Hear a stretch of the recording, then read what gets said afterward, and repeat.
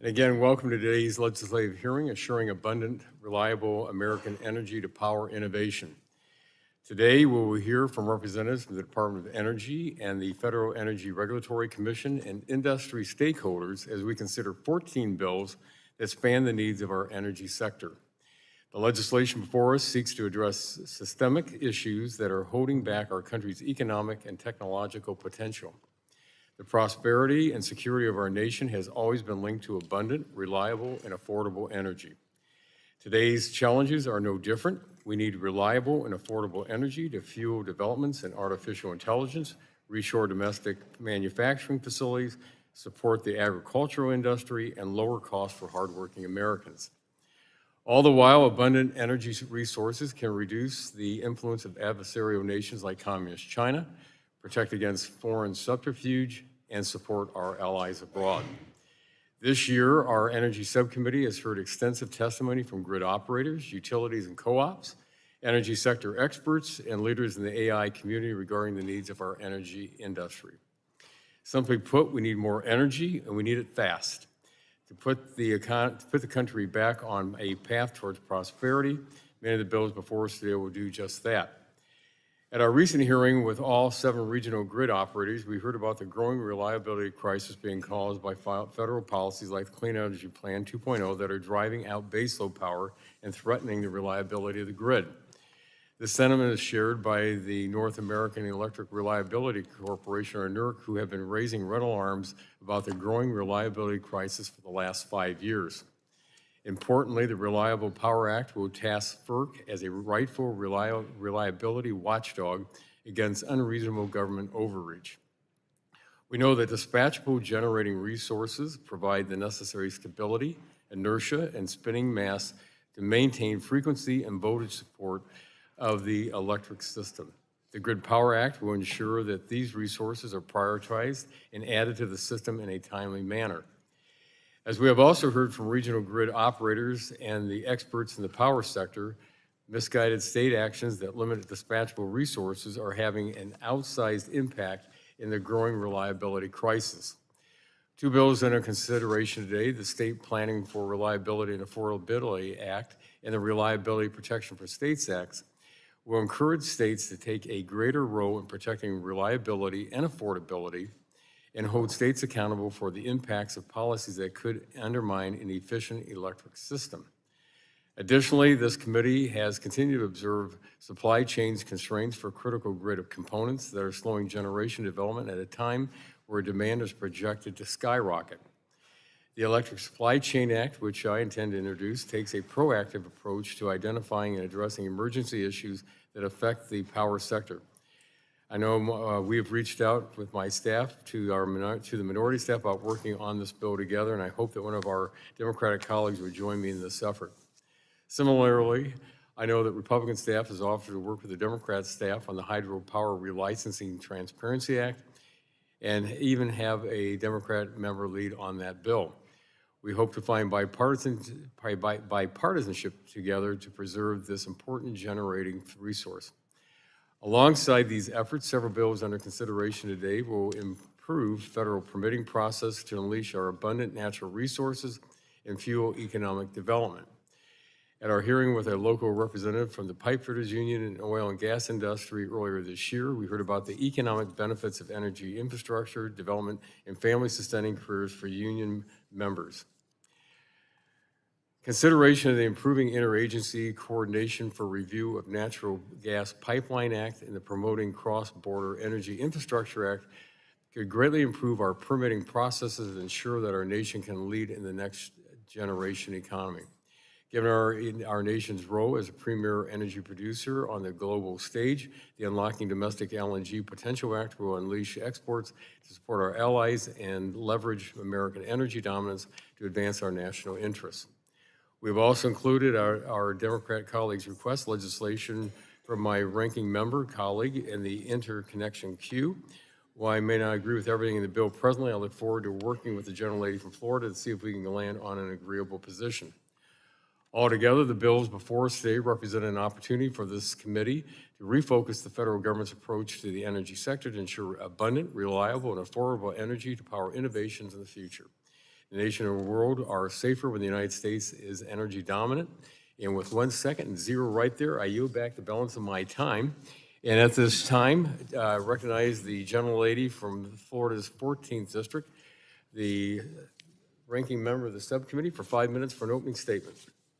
Well, thank you, Chairman Latta. Thank you for calling this hearing. Thank you for including the Expediting Generator Interconnection Procedures Act, a bill to direct FERC to make common sense updates to speed up interconnection and give grid operators more flexibility and proven tools like automation.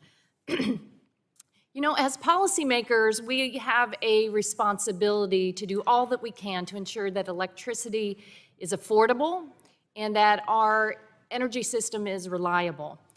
And our challenge is greater now due to rising electricity demand, driven by the economic growth and the manufacturing boom of the past few years, driven by broader electrification in the way we live our lives, and by AI data centers.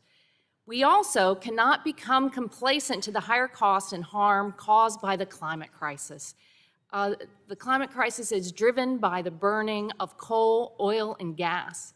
And my neighbors back home in Florida are rebuilding their lives after the worst hurricane season ever, where the hotter temps and hotter ocean waters supercharged Helene and Milton into superstorms. And we're not alone when you look out across America with devastating fires, floods, and other catastrophes that hit everyone's wallets and drive up the cost of insurance and government disaster aid outlays. But we can be encouraged by good news. Cleaner, cheaper energy and the good-paying jobs tied to it are lifting communities and hardworking Americans like never before. In 2022, Democrats advanced policy that unleashed American energy dominance, leading to more than 400,000 new clean energy jobs and over $422 billion in investments. One recent report highlighted the substantial economic benefits, noting that the clean energy tax credits will grow the economy by $1.9 trillion over the next 10 years. And the benefits extend out beyond the energy sector, positively impacting transportation, manufacturing, and more.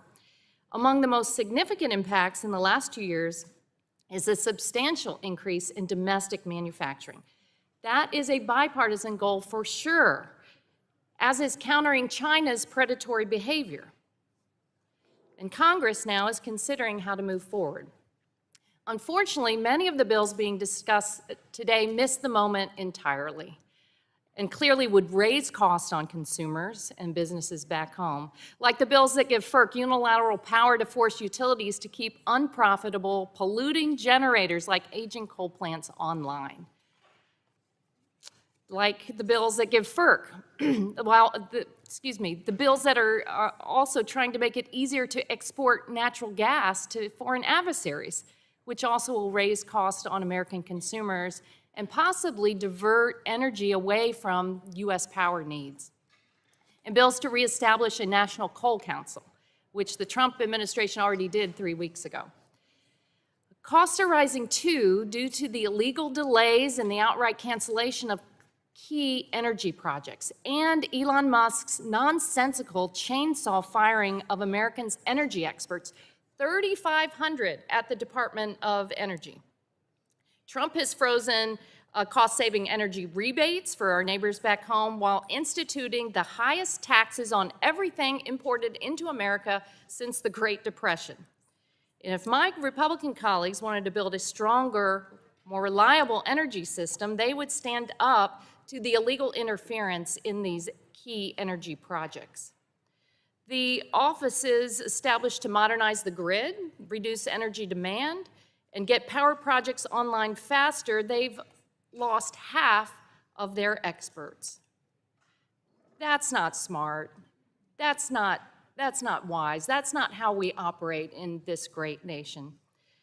Surveys report that 73% of Americans are concerned about rising electricity bills, a problem energy experts say will only be worsened by the Trump administration's policies. Earlier this month, Trump administration officials gutted the Low-Income Home Energy Assistance Initiative, which helps 6 million Americans afford their heating and cooling bills. and I hope my Republican colleagues won't make it worse, businesses large and small are advocating for a Republican reconciliation bill that keeps energy costs low, keeps our domestic manufacturing boom going, so that all Americans can benefit, rather than providing a massive tax cut for the wealthy and well-connected. I believe this committee can work together to advance policies that deliver more affordable energy to our neighbors back home with a modern grid and a reliable system. This requires real solutions that meet the magnitude of the challenges we face today. Thank you, and I yield back.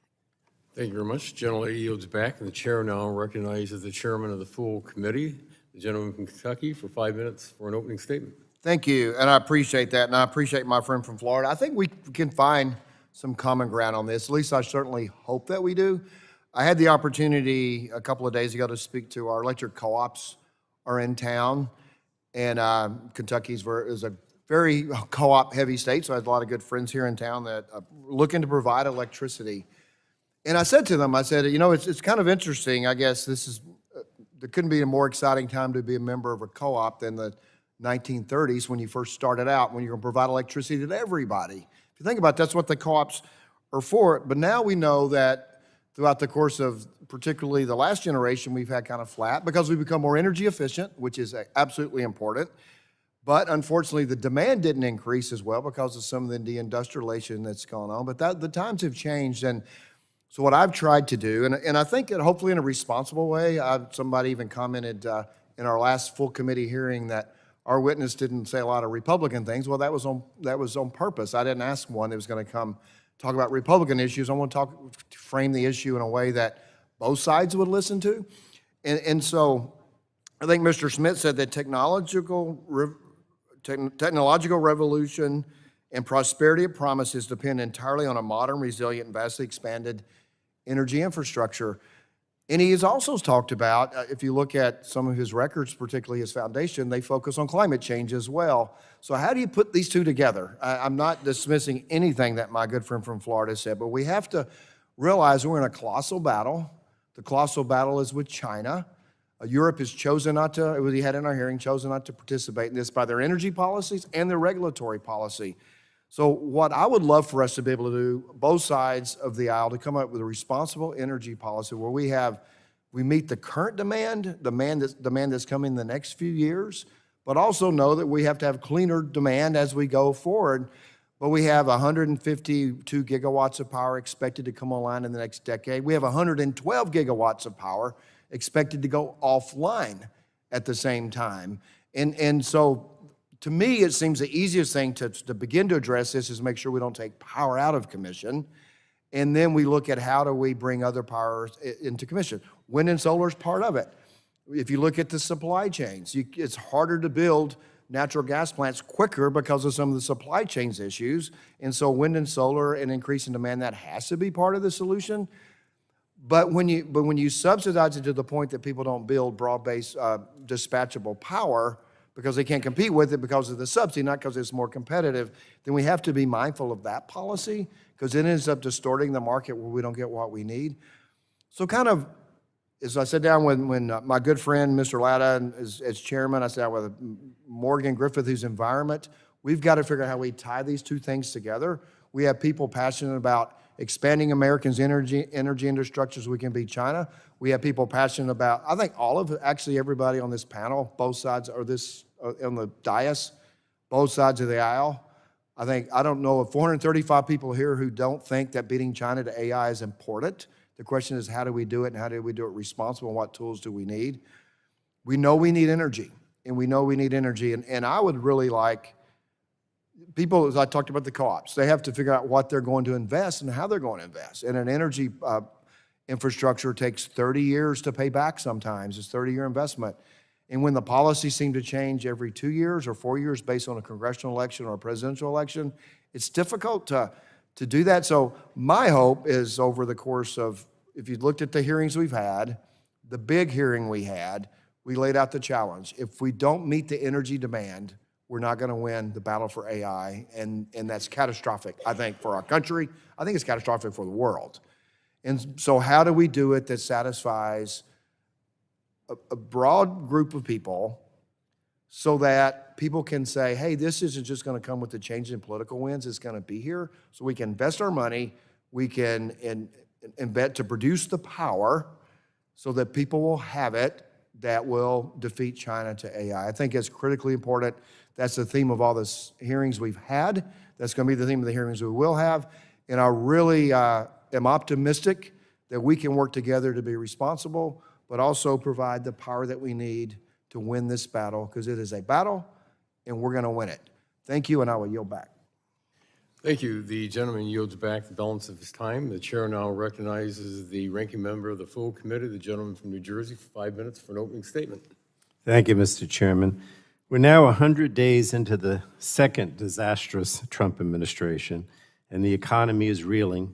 Trump's tariffs will cost American families nearly $5,000 per year. The economy actually contracted the last quarter and continues its downhill path under the president. Yet Republicans in Congress just look the other way, instead focusing on moving legislation that will make America's power grid dirtier, more expensive, and less reliable.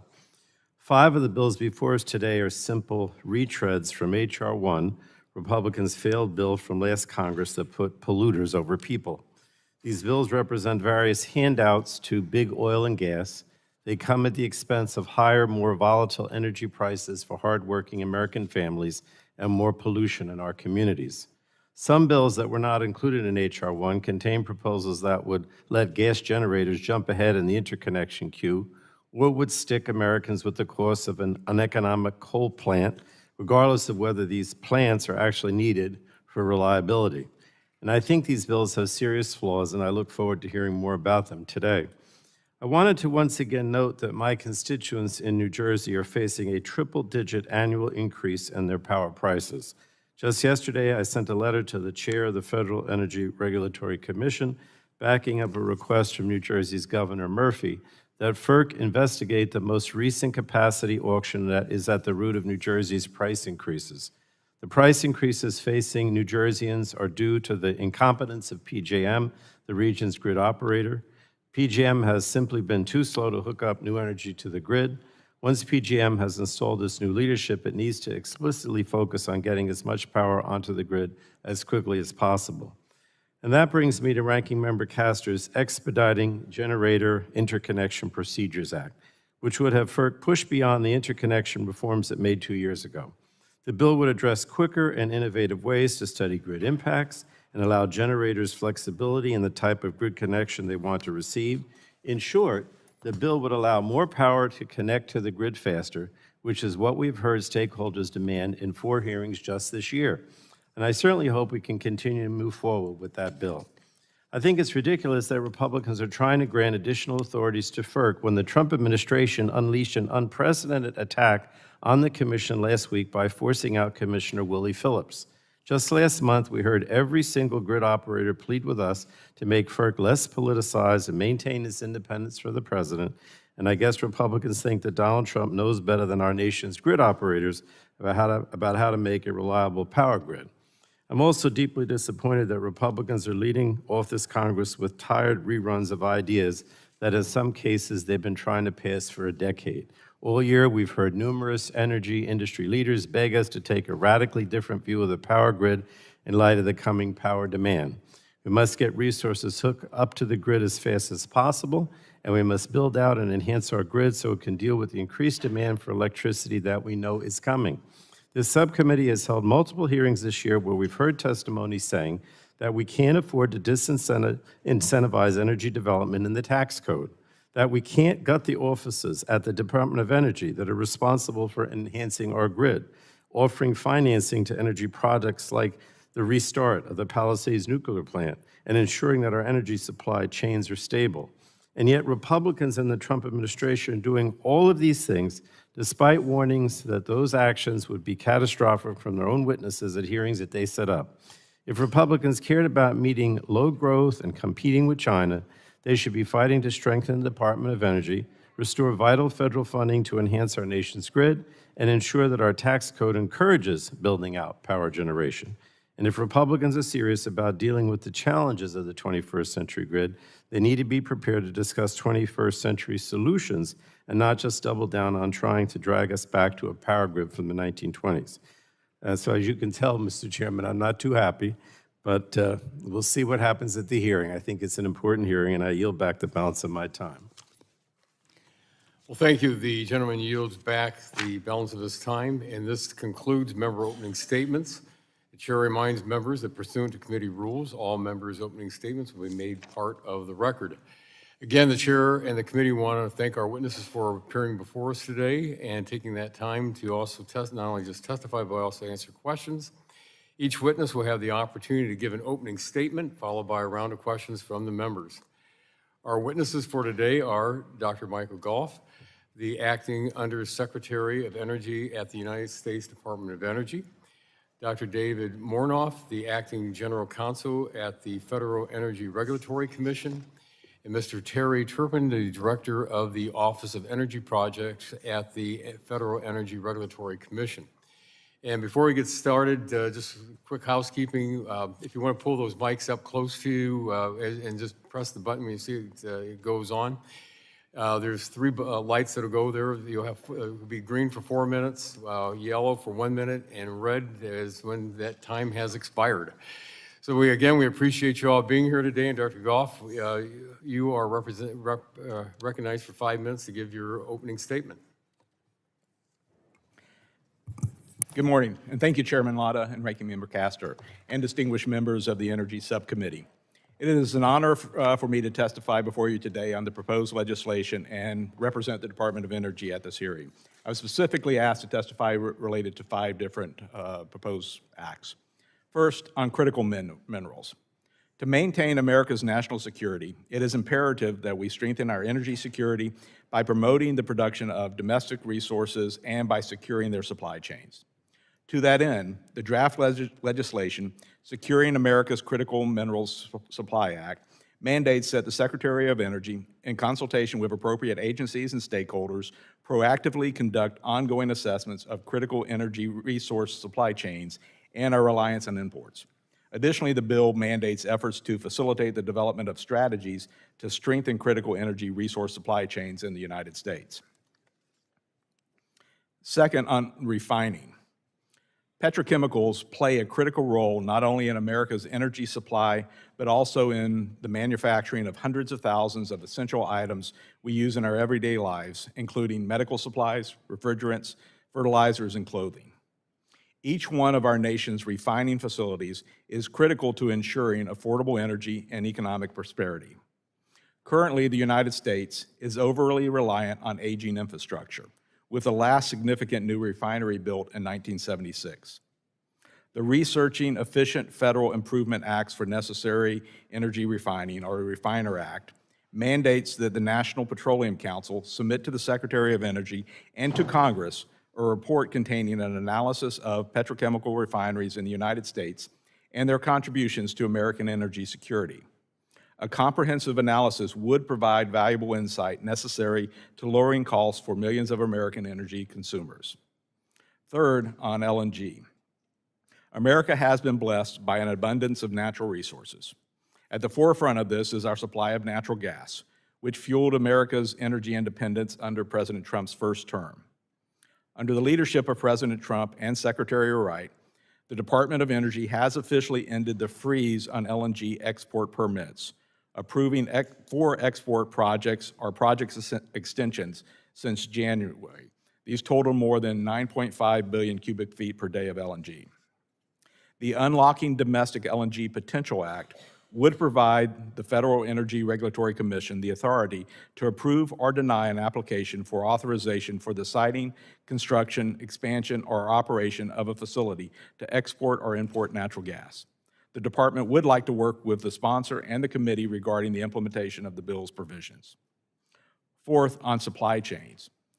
Our energy system is the backbone of our country, and our electrical grid is an essential component. Currently, we rely on other nations for many of our critical energy resources. Shoring up the materials and production of these resources is critical to the security of our energy system. The Electric Supply Chain Act would mandate the Secretary of Energy to conduct regular assessments of the supply chain for the generation and transmission of electricity. This report would provide opportunities for the Secretary to conduct a wholesale assessment of the nation's electric system and to provide recommendations that reduce vulnerabilities. Finally, on the National Coal Council. The National Coal Council, or NCC, was originally established in 1984 as a federal advisory committee to the Secretary of Energy. The purpose was to provide private sector input on policies that would affect the coal industry, as well as to provide scientific and strategic advice on coal production and use.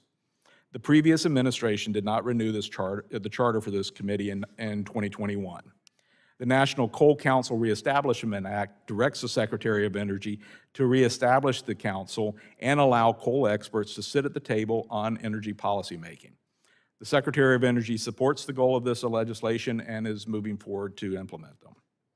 Finally, in conclusions, thank you for the opportunity to appear before the subcommittee today. I am eager to discuss ways we can work together to ensure American energy dominance and lower costs for the hardworking families of our country. I look forward to your questions. Thank you. Well, thank you for your testimony, and Mr. Mornoff, you are recognized for 5 minutes for your opening statement. Good morning, Chairman Latta, Ranking Member Castor, and members of the subcommittee. My name is David Mornoff. I appreciate the opportunity to appear before you today as a member of the staff of the Federal Energy Regulatory Commission. I currently serve as the Commission's Acting General Counsel.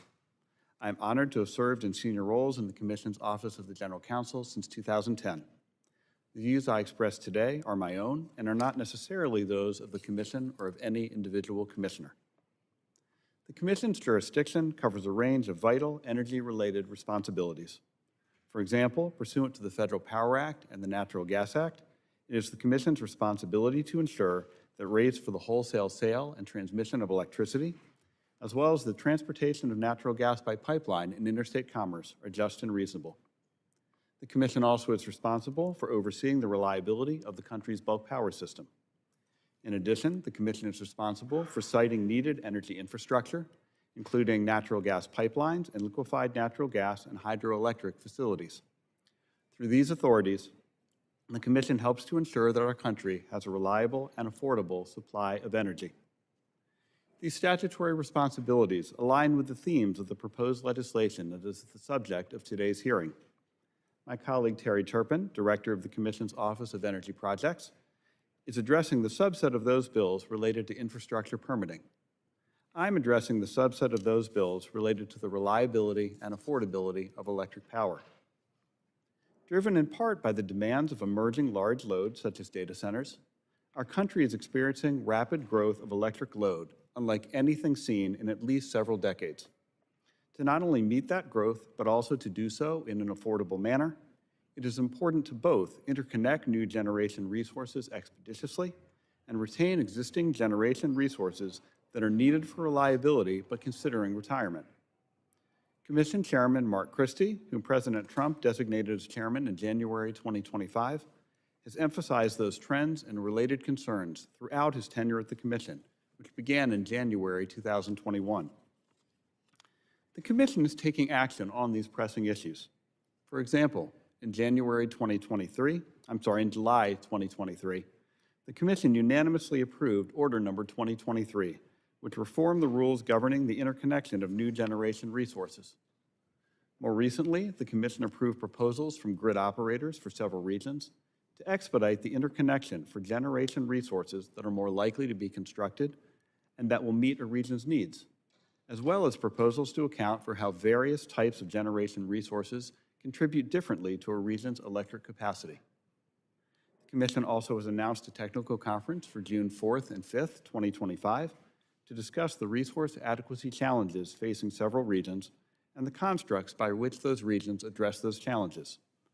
Additionally, the Commission continues to protect the reliability of the bulk power system by fulfilling its statutory obligation to oversee development of and compliance with mandatory reliability standards.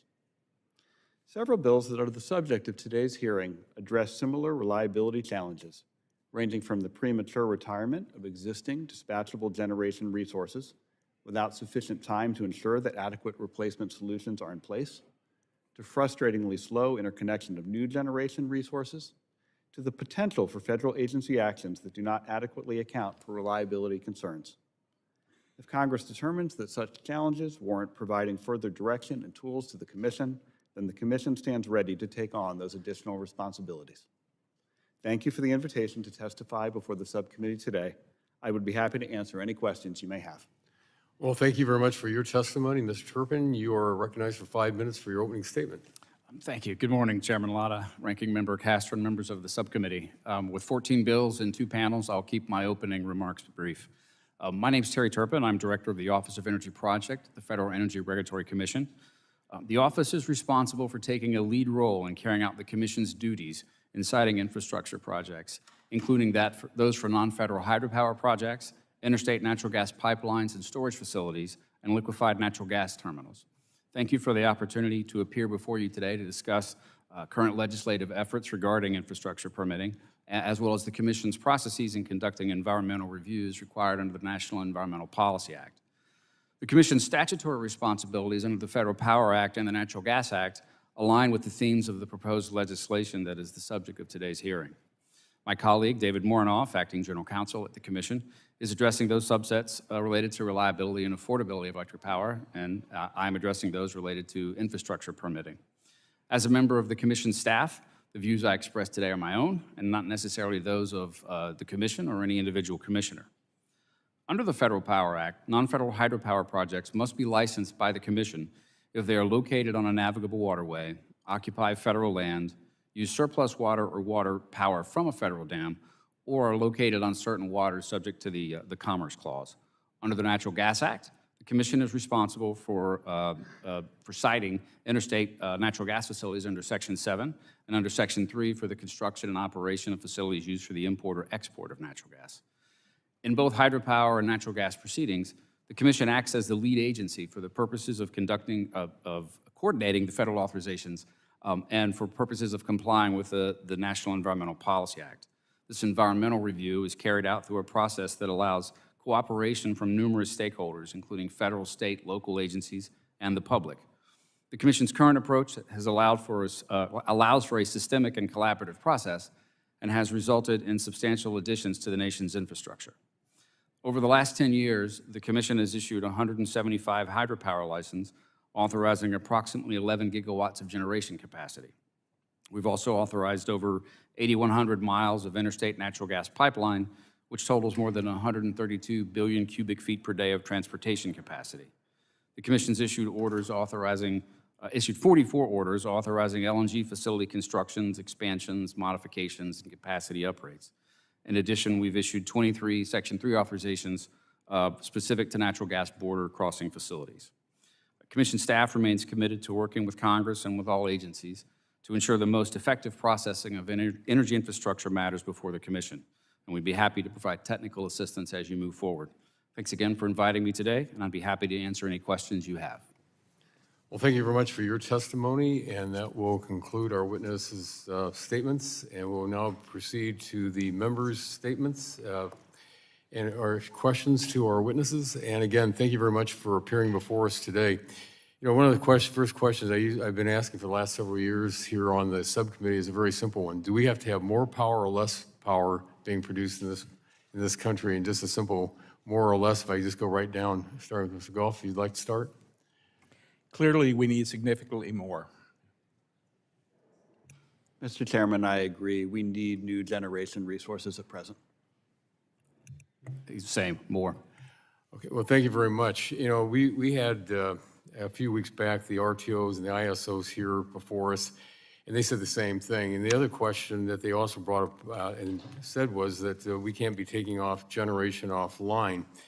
And I know that you mentioned, Mr. Morinoff, in your statement about retaining existing generation resources.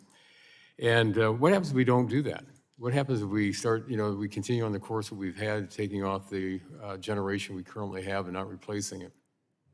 Thank you, Mr. Chairman. As Commission Chairman Christie has stated repeatedly for several years, including before testimony before the subcommittee, there is a pressing need to both be interconnecting new generation resources and to be preventing the retirement of generation that is needed for reliability. And I think he has rightly pointed out that there could be real reliability concerns if we don't hit both sides of that dynamic. And also, you mentioned in your testimony, and I believe also Mr. Goff, you did too, when we were talking about, our base load needs going up, and a huge part of this is because of the data centers coming online. But, you also said, Mr. Mornoff, I just continue real quick on, we have to interconnect new generation expeditiously. How would you define expeditiously? I think expeditiously would be as quickly as we can do so while ensuring we are maintaining the reliability of the system. Well, and Mr. Goff, I could just go to you quickly. Again, certain things we have to have. You said on the critical minerals side, are we doing our part in this country to get the critical minerals here instead of relying on countries like Communist China, who not only have certain critical minerals, but also refining those critical minerals? No, we do need to increase our capabilities in that area to be able to meet a number of demands across a variety of sectors. Well, and you also, you're talking about on the refining side, you mentioned that we haven't, we have an aging infrastructure, which is really, it's true, because when you look at what you mentioned in your testimony, that we have not, constructed a new refinery in this country since 1976. And you also brought out that of the hundreds of thousands of different products that petrochemicals are needed for, what would happen if our refining capability keeps decreasing? And you mentioned that since we've had 600,000 barrels per day less being produced since 2020. Well, we would, on the bill that was put forward, we think that's an important thing to be able to identify what those vulnerabilities would. So get that feedback, that data, and identify what those critical vulnerabilities are, and make sure that then we can take action to make sure that we do have the supply, the supplies and the capabilities we need for the country. Well, and that's one of the reasons I'm going to be reintroducing, we have the Refinery Act, because again, we've got to be getting this done. And so it's very, very important that we don't, because as you mentioned, when we're losing the refining capacity going down, we can't have that happen.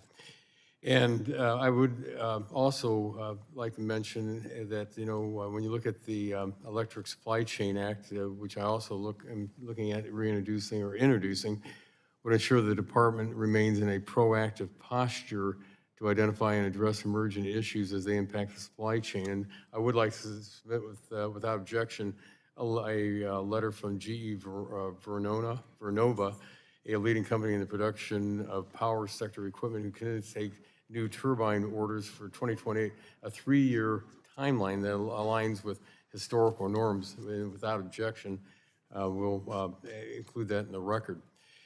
But, we're looking at a lot of different issues out there that we're having a real concern about. And one of the things that we've also been talking about is, when we're looking at that generation needs that we have to have, is making sure that we are retaining that. And you mentioned, Mr. Mornoff, how important that is, because as we've seen the numbers with on the AI and the data centers, looking at 4.5% to 6% to 8% more this year, and it just keeps going up, that we have a great need out there. And my time has expired, and I will submit my other questions for the record, or to our witnesses. So at this time, I would recognize the gentlelady from Florida, the ranking member of the subcommittee, for 5 minutes for questions. Thank you, Mr. Chairman. Thank you to the witnesses for being here today. Mr. Mornoff, you mentioned in your testimony, talked about the implementation of Order 2023. In her concurrence to that order, Commissioner Clements expressed support for more deeply exploring the range of options available to use automation to facilitate more efficient interconnection. More recently, Commissioner Rossner wrote a letter to the ISOs and RTOs highlighting recent successful initial deployment. My Expediting Generator Interconnection Procedures Act would help FERC take those next steps. Can you speak broadly to what FERC is seeing in Order 2023 compliance filings and what opportunities could exist for grid operators to use automation and AI technologies in interconnection? Thank you very much, Ranking Member Castor, for the question. We are both very optimistic about the impact that Order Number 2023, including our processing of compliance filings, will have with respect to the expeditious interconnection of generation, and we very much agree that there is great potential for steps beyond what the Commission has required in Order 2023.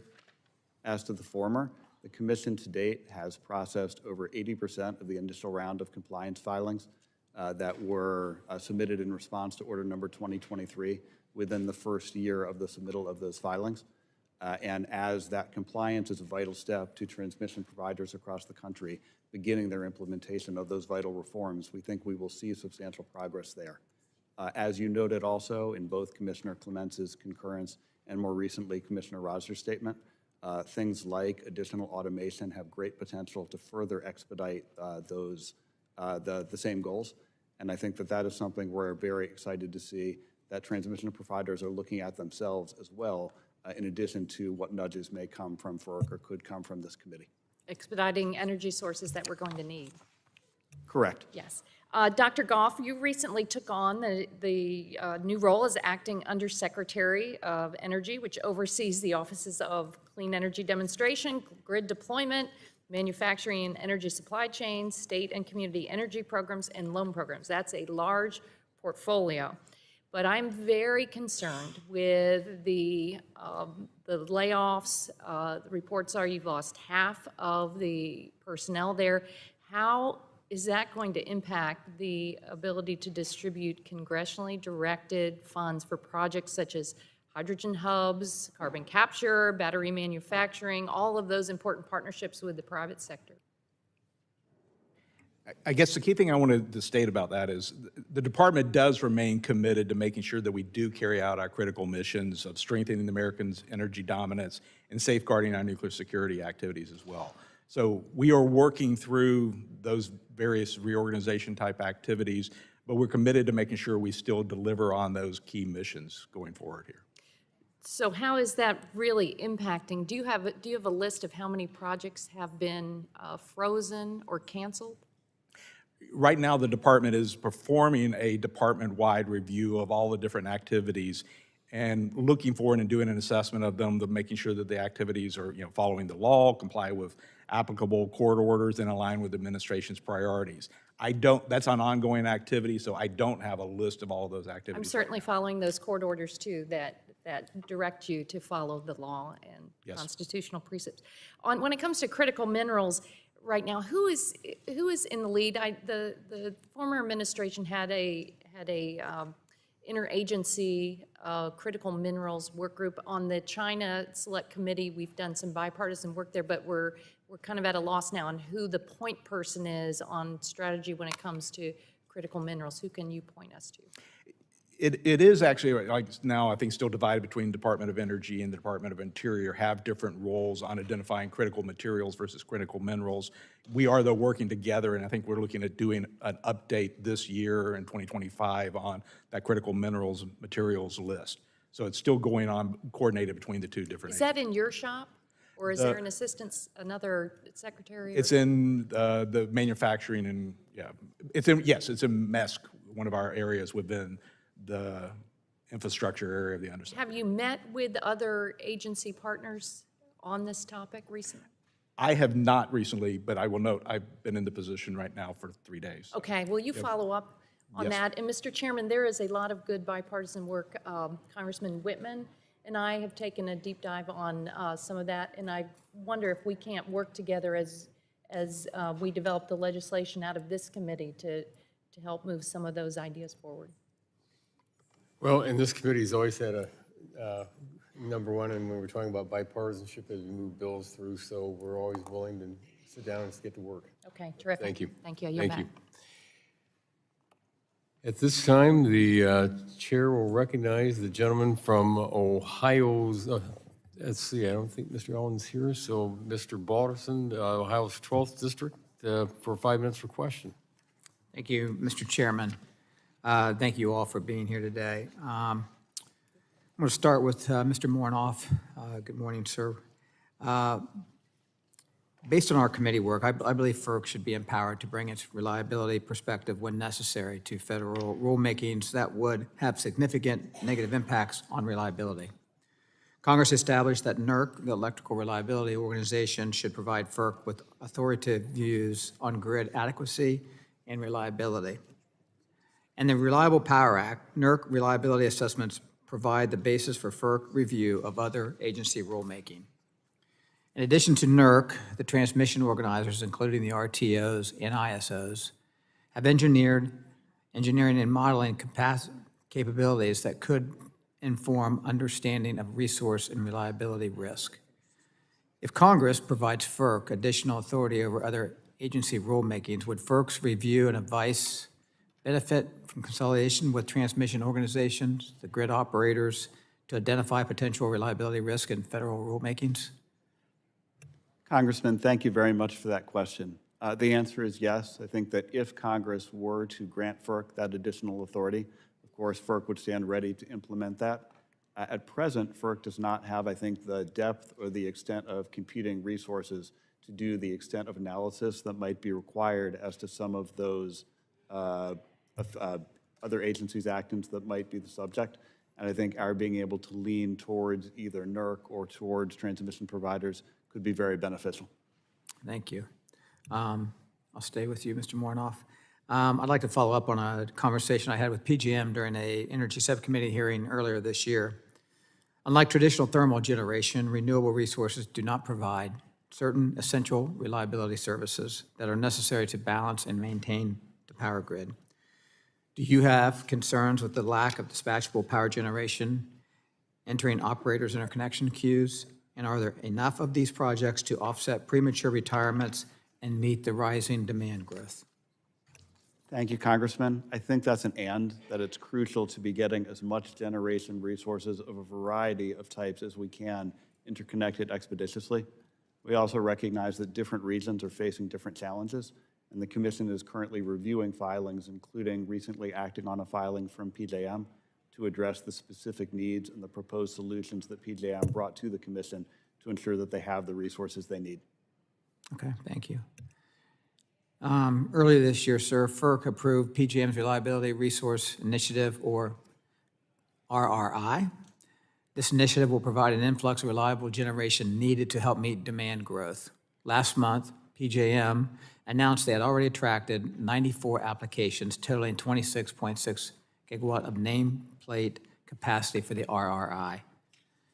Can you discuss FERC's decision to approve PJM's RRI? Congressman, thank you. Yes, I think that the Commission's action on PJM's RRI filing is a good illustration of how the Commission is both taking actions on a generic basis, such as through Order Number 2023, while also recognizing that each region may have its own challenges. And we were pleased that PJM brought a filing to us and that we were able to approve that filing consistent with our governing statutory standards.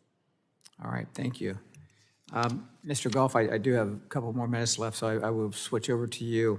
Thank you for being here and the work that you and Secretary Wright and the Department of Energy are doing to unleash the American energy dominance. In your testimony, you discussed the work you're doing to strengthen American supply chain, increase the production of domestic resources, and approve permits for energy projects. As you're working to expand our energy systems, do you think it makes sense that we're also focusing on the reliability of the electric grid to ensure our constituents have access to affordable, reliable, and secure energy to keep the lights on? Yes, it's critical that we maintain the grid to be able to get that power to the different, to the communities, to the people, to the businesses as well. And a lot of those businesses, especially as we talk more and more about AI, are requiring it to be very firm, reliable power, delivered 24/7. So. All right, thank you very much. Mr. Chairman, I yield back.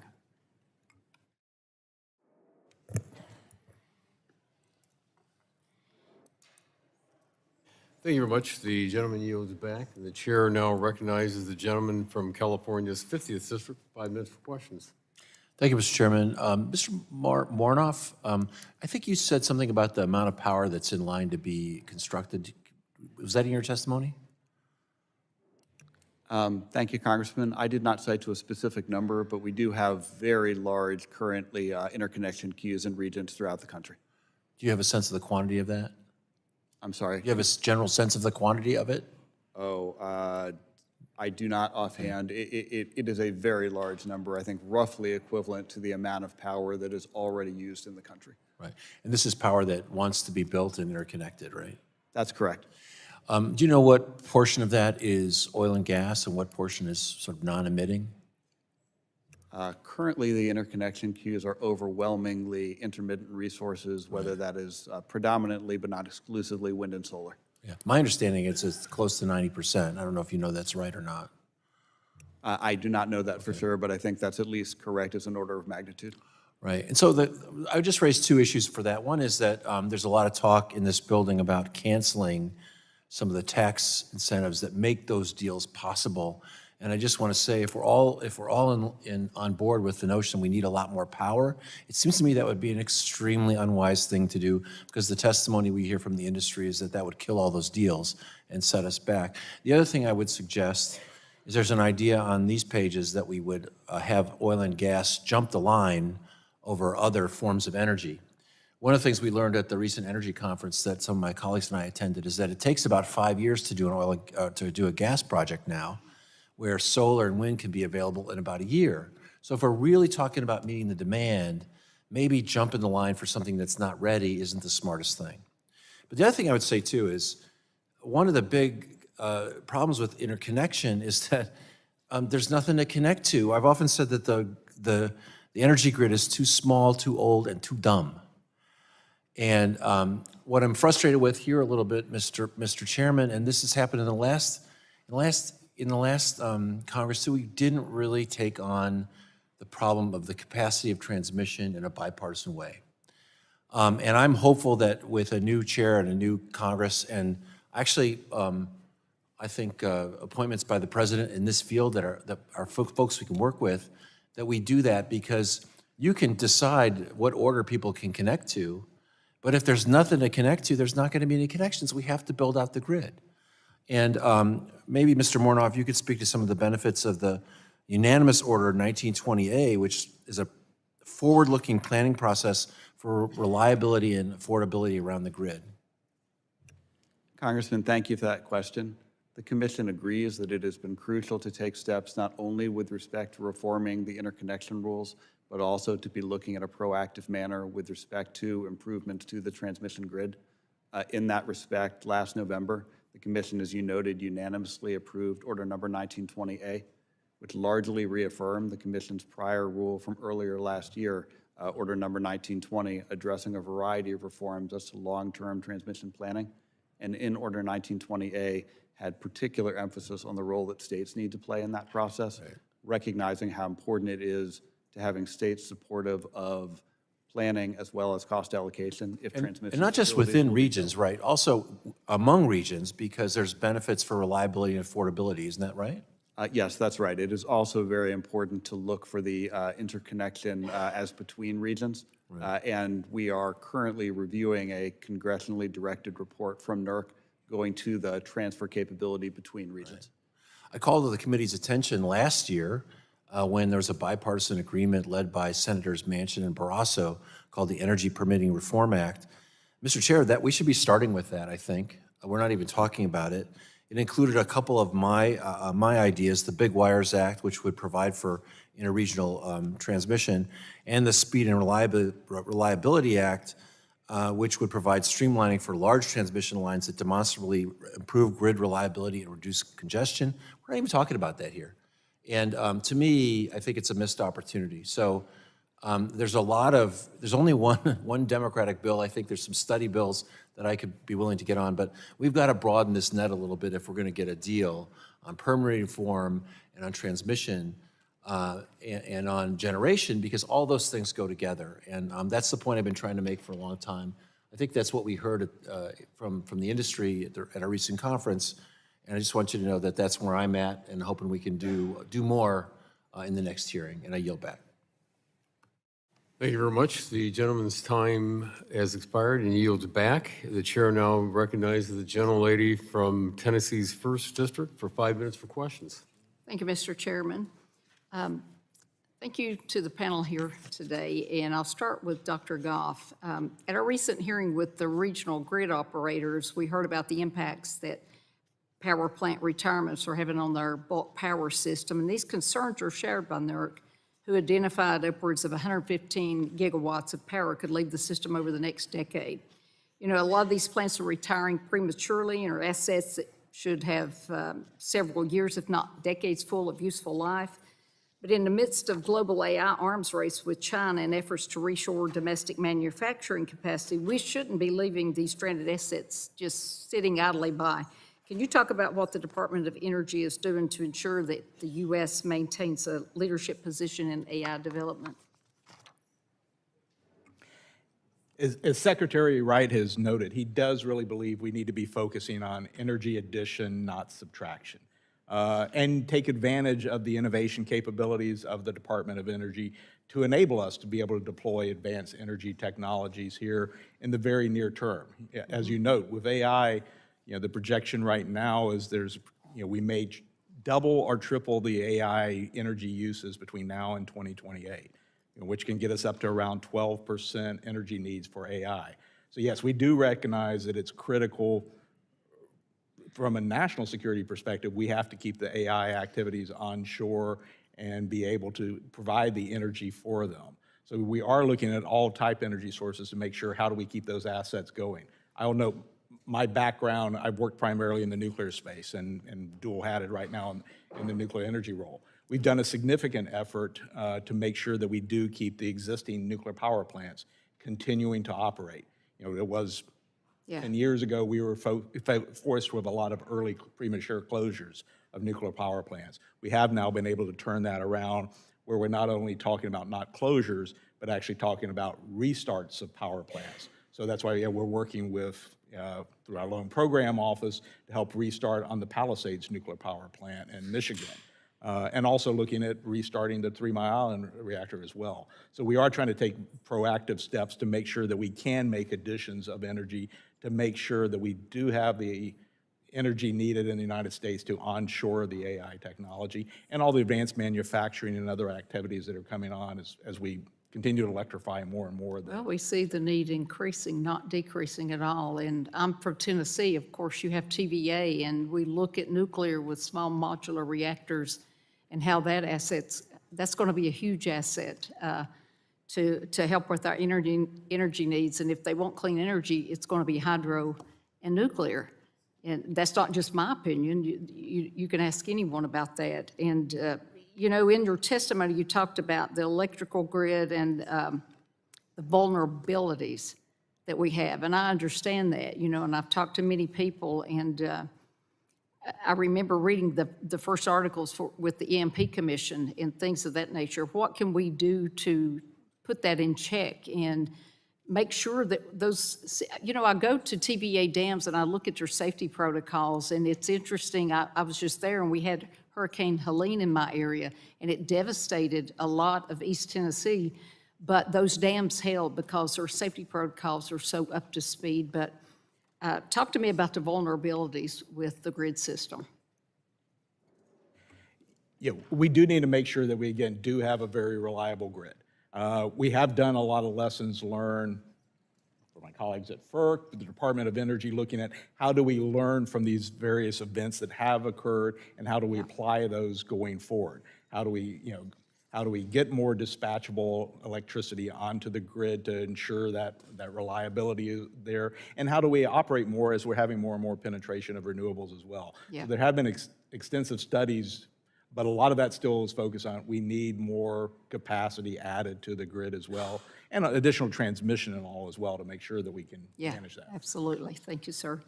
Mr. Mornoff, I'd like to follow up with you on power plants that are retiring prematurely. And over the past year, we've seen a number of closed power plants seeking to reopen to meet the historic projected demands. Your testimony discusses the need to retain existing generation as well as the need to interconnect new sources of generation. Given a time frame of projected demands from critical industries such as AI and manufacturing, how important is it to retain as much dispatchable energy generation as we can and stop the bleeding of premature retirements?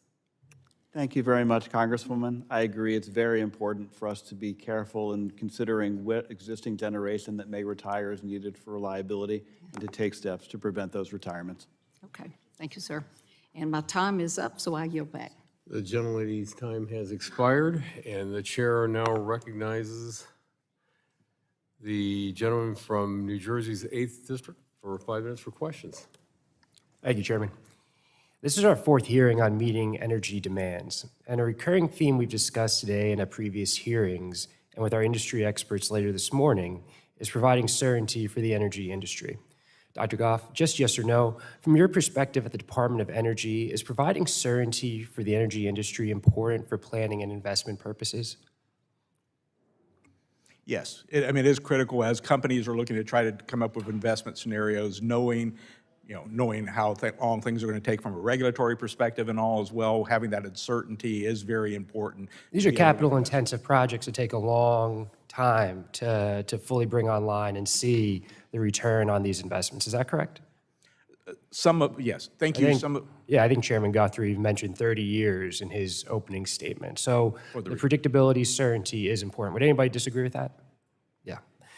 Again, yes or no, Dr. Goff? Does certainty for industry support our ability to plan for meeting future energy needs and demands? Does certainty for industry support our ability to plan for meeting future energy needs and demands? Certainty. Certainty. Having some level of certainty on what your investment plan is and what your return is very important. And federal programs that enable generator energy providers to do so is helpful. Again, yes or no, would you agree that consistent policies and priorities at the federal level help for planning purposes? In general, yes. Assuming they're good, consistent policies, yes, they are. I agree. And I agree that it's important for the energy industry to have consistency and reliability at the federal level for long-term planning purposes. Unfortunately, that is the exact opposite of what we've seen from this administration. Since he took office, President Trump has done nothing but sow chaos for the energy sector. In New Jersey, he's halted offshore wind projects, and he's halted other clean energy projects across the country. And not only are Republicans sitting here and letting it happen, they have made it clear they plan on unwinding the Inflation Reduction Act, our biggest investment in clean energy and the very tools we need to meet increasing demand as quickly as possible. It's been made clear by witnesses, even several of our Republican witnesses, that the Inflation Reduction Act is essential to our future energy reliability. Mr. Mornoff, your testimony states that we need to interconnect new generation sources to meet growth. That includes renewables such as solar, wind, and batteries. Is that correct? Yes, it is, Congressman. Thank you. And our only realistic source of energy growth is solar, wind, and batteries, which is being blatantly ignored by the Trump administration. And we've heard that Trump's pausing of federal permits for renewable projects and imposing tariffs on grid components will hurt our long-term interests. Again, this goes back to the consistency and reliability. The previous administration was focused on clean renewable energy sources. That's something we should continue to promote, because there are additional sources of capacity. Does anybody disagree with that? All right. Most of the bills we're discussing here today are in the exact same vein. They should focus away from long-term reliability and prioritize gas projects despite their unreliability in extreme weather events and in complete disregard of state laws that seek to prioritize clean energy projects. I guarantee you when I go back home, our constituents are looking for clean, renewable sources of energy because they've had to live with the harm of previous sources of energy. All the while, we already have the means to meet growing energy needs through clean, renewable sources, and we should be encouraging grid operators to clear the interconnection backlog, which primarily consists of clean energy projects and building on IRA investments.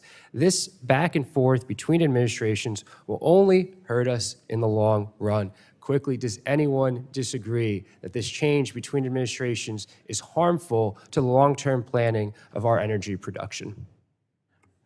I think it is critical that we look at the conditions that we're in right now. We're right now facing a time of very high growth in electricity, which we really didn't have 5 years ago. This is a change in dynamics right now. We do need more electricity now than we thought we did 5 years ago. And so we need energy from all different sources, is that correct? Oh, I agree. We do need all sources of electricity, but that does include some of the dispatchable systems that we have online now. So if I grant you that, would you say it's ill-advised to unwind some of the progress that we've made on clean renewable energy under the Inflation Reduction Act? I think, again, we need to make sure that we have all type of energy sources out there and making additions. including clean renewable energy. And will we should have- utilize existing legislation that encourages the development of clean renewable energy, That encourages the development of all types energy sources. including clean renewable energy. All yes or type no? All type energy sources. That would be a type in there as well. I'll take The that. nuclear I'll take that energy- as a yes, sir, because I have to yield back. The gentleman's time's expired. The chair now recognizes Representative Allen for 5 minutes for any questions he may have. Thank you, Chair Lady, and I want to thank Chair Latta for holding this important legislative hearing. I want to thank the witnesses for your testimony, your expert testimony in this first panel.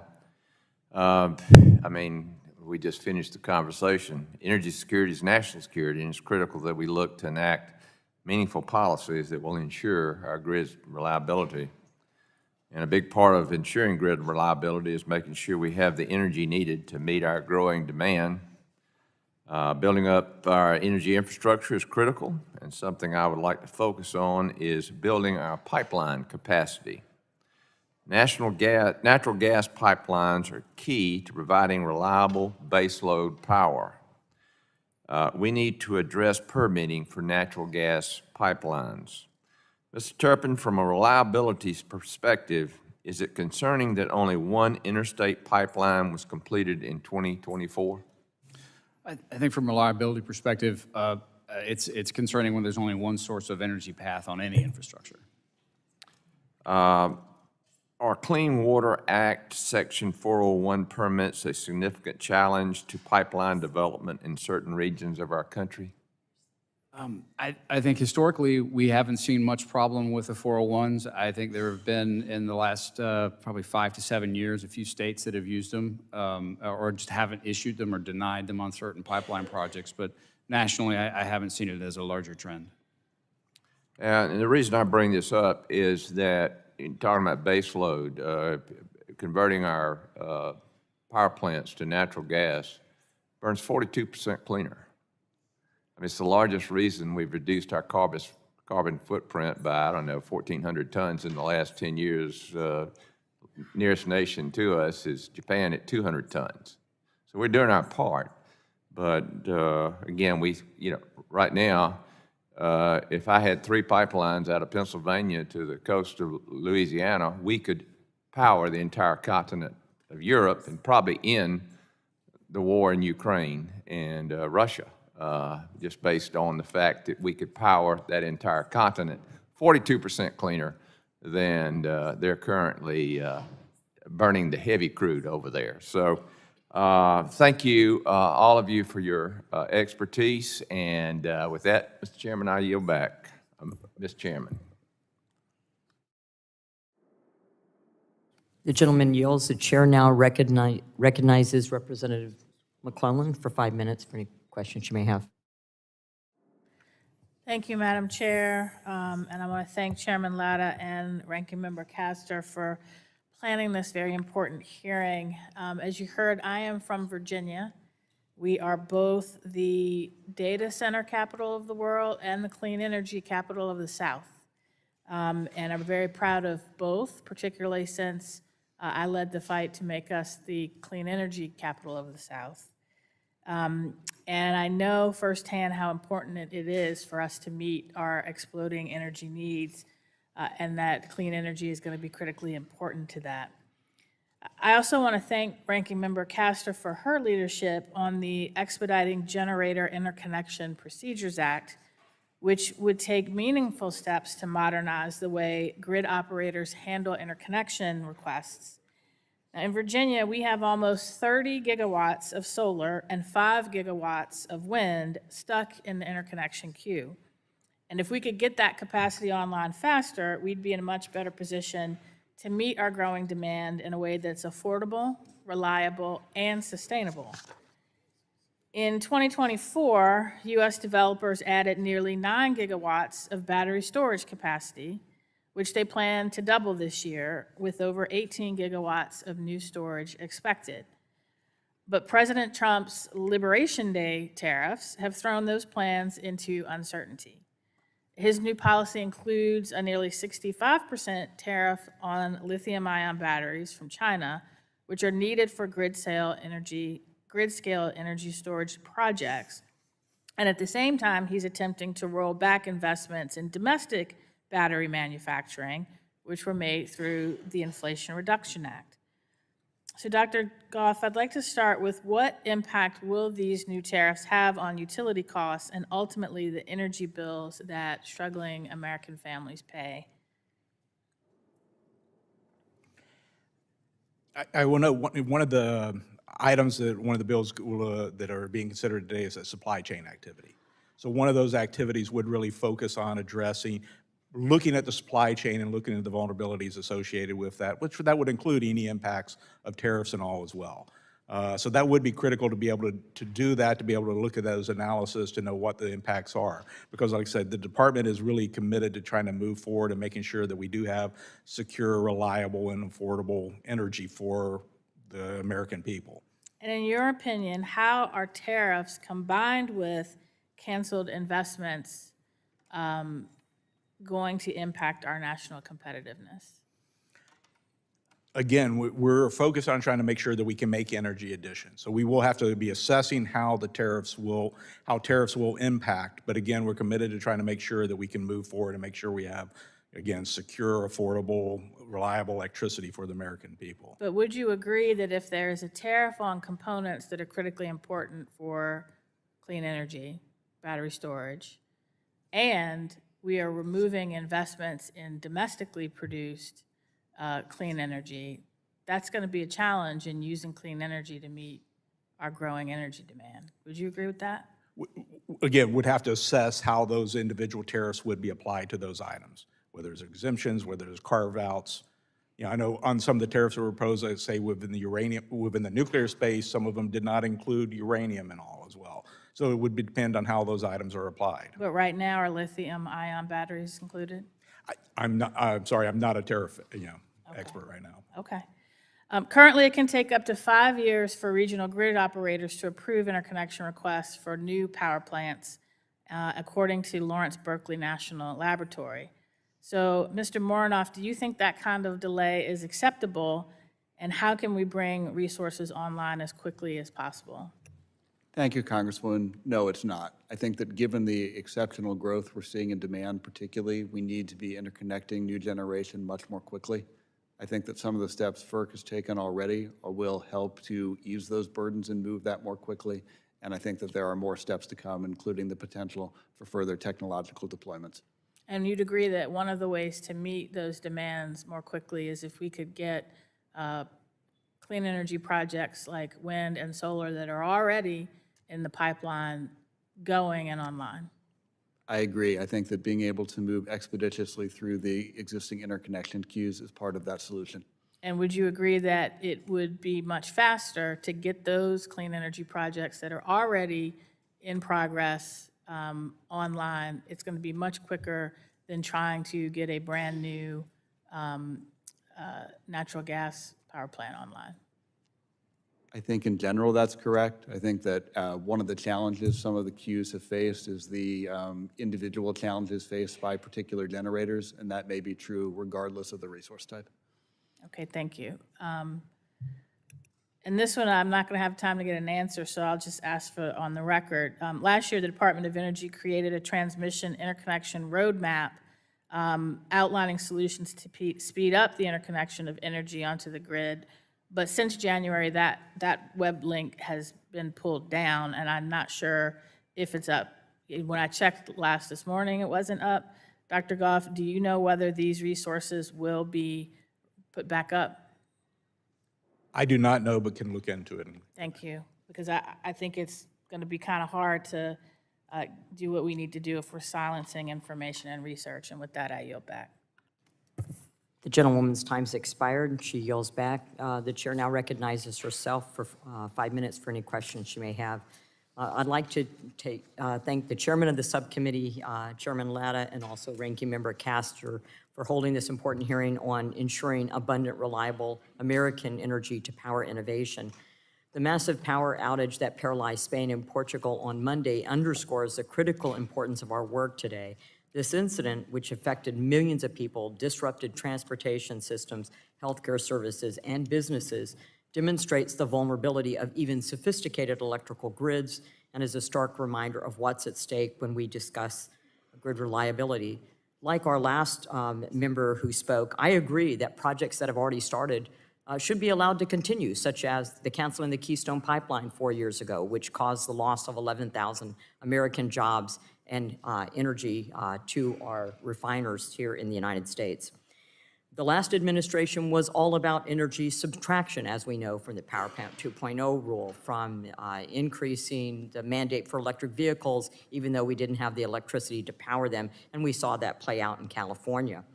We are facing unprecedented growth in electricity demand, and this administration is all about energy addition and homegrown energy addition. And it's driven largely, as we've said, by AI, data centers, and advanced manufacturing. We must ensure that our policies support a diverse and resilient portfolio that maintains reliability while fostering innovation. In my district, we've seen firsthand the benefits of an any-of-the-above energy approach. Wind energy generates 59% of our electricity, significantly reducing our dependence on coal, while maintaining some of the lowest electricity rates in the nation. However, this success has been achieved by complementing all of our renewable sources, our carbon-based fuels, our liquid fuels, with flexible natural gas generation, and our historic hydroelectric facilities that power essential reliability services. The loss of our only nuclear plant at Duane Arnold was a 22% decrease in the share of coal in the last 5 years highlights a concerning trend nationwide. We're retiring dispatchable baseload generation even as demand accelerates. NERC's recent assessment found that over the next decade, 115 gigawatts of dispatchable generation is scheduled for retirement, while demand may increase up to 151 gigawatts. As we confront these challenges, we must ensure our policies ensure and enable adequate supply and distribution of all energy resources that provide abundant power. Carbon-based fuels such as natural gas, coal, hydroelectric, wind, solar, biofuels, biomass, compressed renewable natural gas, most of which we actually have in Iowa, while continuing to promote the innovation that has made the American energy the most sophisticated and efficient in the world. And most importantly, we have to pass thoughtful legislation that prioritizes affordability, abundance, reliability, and security. Mr. Goff, the Securing America's Critical Mineral Supply Act builds on DOE's current efforts. Could you elaborate on the landscape of critical minerals for the committee, which resources are most critical to energy supply, and who supplies them, and what actions the DOE is taking to secure these supply chains? Well, first, I think the President bill looking at the supply chain for critical minerals is a good step. It's doing an assessment, looking at vulnerabilities, and looking at how we need to move forward. We do have, like I say, working with the Department of Interior, we are looking this year at doing an update on the critical minerals and critical materials list, which again identifies which items we should be focusing on. So like I say, we hope to be updating that this year, which again will identify additional focus. Because a large fraction of these we do not produce domestically and need to look at how can we onshore that or ensure that we have reliable allies providing those type materials. The loss of nuclear plants like Duane Arnold in my district represents a significant challenge for maintaining carbon-free baseload generation. What is DOE's assessment of the potential for restarting recently closed nuclear facilities, and what supply chain factors might affect these efforts? We are very excited about the potential restarts. I said we're excited in looking at Palisades in Michigan, moving forward on a restart, and have moved forward with the Loan Program Office loan going to that plant for its restart. Similarly, excited about the 3 Mile Island restart with Constellation and moving forward on that. Here, rumbling still with Duane Arnold and look about some potential, but we'll look forward to seeing what kind of options there are. As far as supply chain, the supply chain's not a major issue in that. It's mainly just making sure that we have maintenance updated and the fuel set up for those that plan as well. So really excited about those options to get that firm power back online. Thank you. My time's expired. I'll submit some questions for the record. The chair now recognizes the ranking member of the full committee, Representative Pallone, for 5 minutes for any questions you may have. Thank you, Madam Chair. Mr. Goff, yesterday the White House called Amazon's plan to display the impact of Trump's tariffs on prices a, quote, hostile and political act. Mr. Goff, if a gas station in the Midwest or the Northeast decided to display the price impact of Trump's tariffs on gasoline, would you consider that a hostile and political act? If they displayed the impacts, like I say, that's not my area of expertise to decide what the hostile act would be considered, I guess. All right. Well, I think it's clear, because we see a lot of this going on now. It's clear that Trump and Republicans are scared of Americans understanding the impact of their disastrous policies, and they're trying to hide the impact that the tariffs are having on American families from, you know, Home Depot, whether it's Home Depot, Amazon, or the local gas station. But turning to some of the bills before us today, let me go to Mr. Turpin.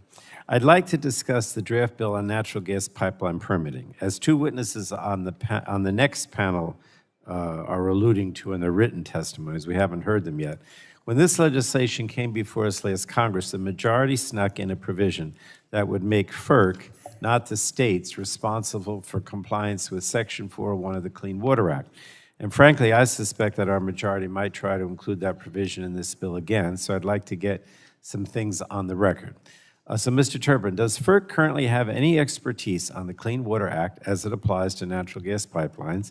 And if the language from the earlier iteration of this bill becomes law, would FERC become legally liable for ensuring that its pipeline certificates and the conditions in them complied with the Clean Water Act, if you will? Thank you, Congressman.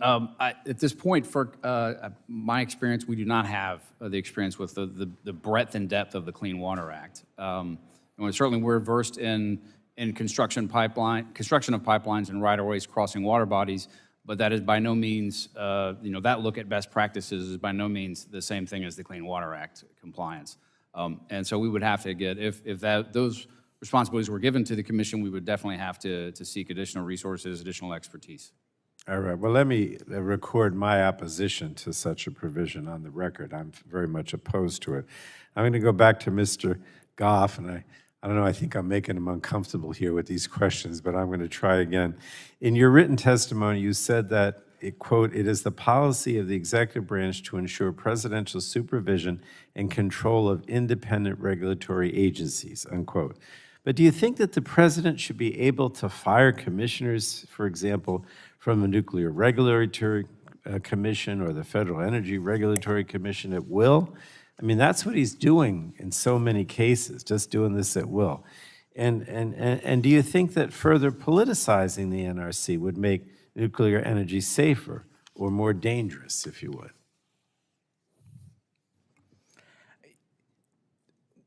Well, that's, again, not my expertise. I knew you were going to say that. But I think the administration is still committed to, as far as the regulatory agencies, making sure that they can function to do, the things that they're tasked to do.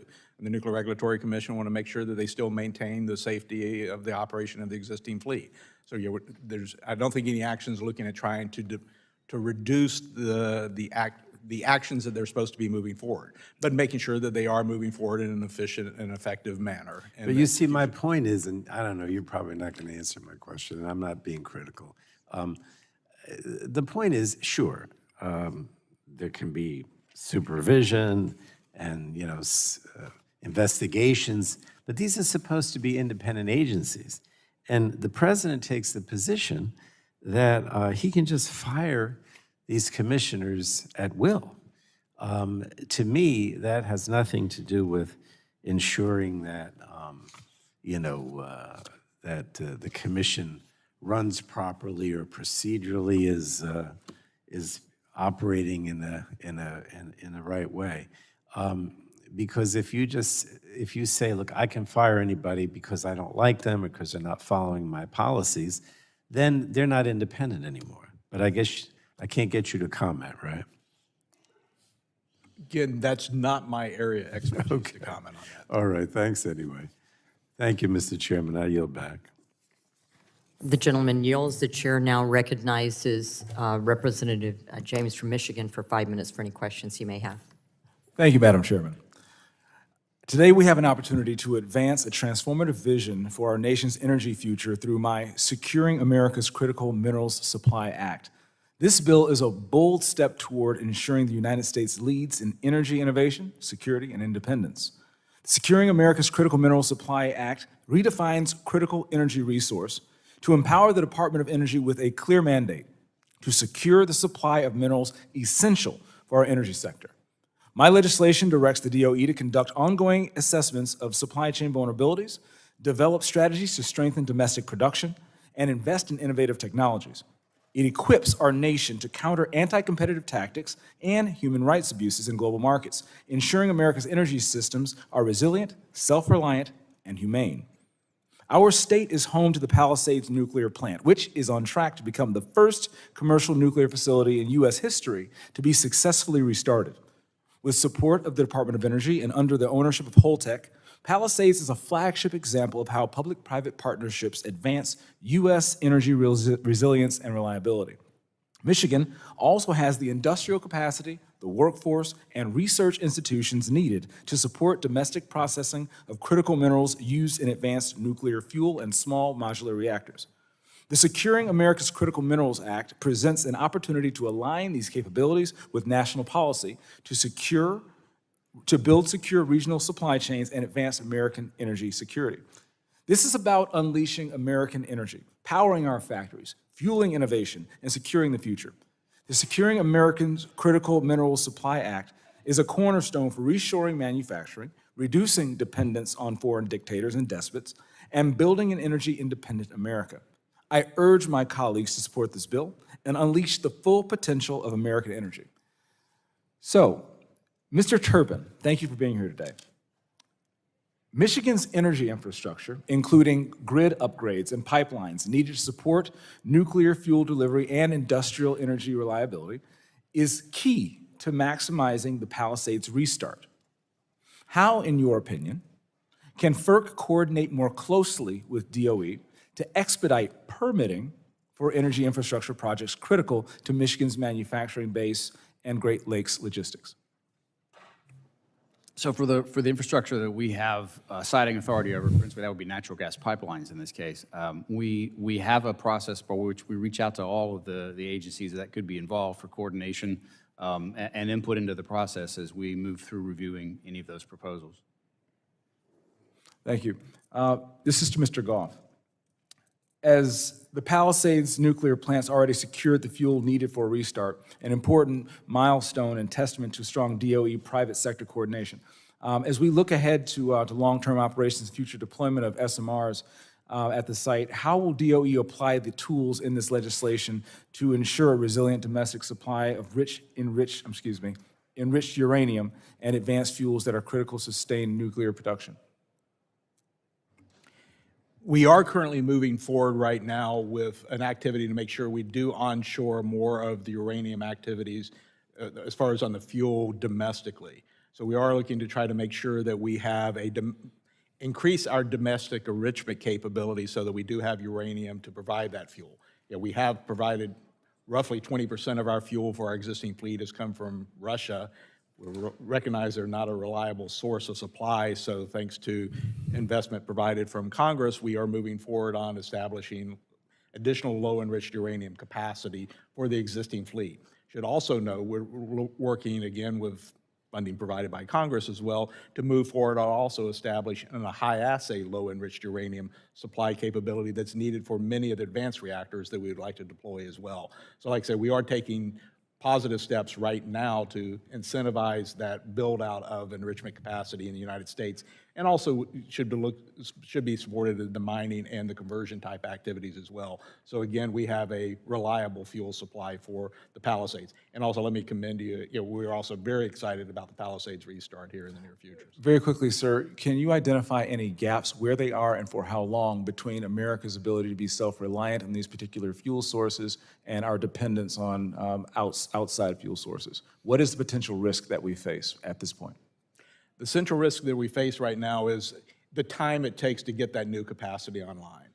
which we expect that to be somewhere in the order of 3 to 4 years to get that new capacity. Congress did pass a ban on the importation of Russian-enriched uranium. We can have waivers up until through 2027, so that should be able to get us to the point where we can continue to move forward. And I should stress, on those waivers, we want to make sure we're only using waivers when they're needed to make sure a plant continues to operate. We don't want any existing fleet to shut down because we can't get fuel. So it's critical that we manage that supply of material until we can get that new capacity online. Thank you, sir. Madam Chairwoman, thank you for your patience. I yield. Gentleman yields. The chair now recognizes Representative Tonko for 5 minutes for any questions you may have. Well, thank you, Madam Chair. I appreciate you and the ranking member hosting this hearing. Mr. Mornoff, I start by asking you to give us a bit of history, of a history lesson, given your many years of service at the Commission. Do you recall in 2017, when during the first Trump administration, the Department of Energy submitted a notice of proposed rulemaking to FERC on grid reliability and resilience pricing? Yes, that's correct, Congressman. And am I correct that the gist of that proposal, in simplified terms, was that coal and nuclear generation facilities, on the basis of having a 90-day on-site fuel supply, would have received additional payments under the presumption that these facilities were critical to maintaining grid reliability? Yes, Congressman, that's correct. Thank you. And this turned out to be quite a controversial proposal.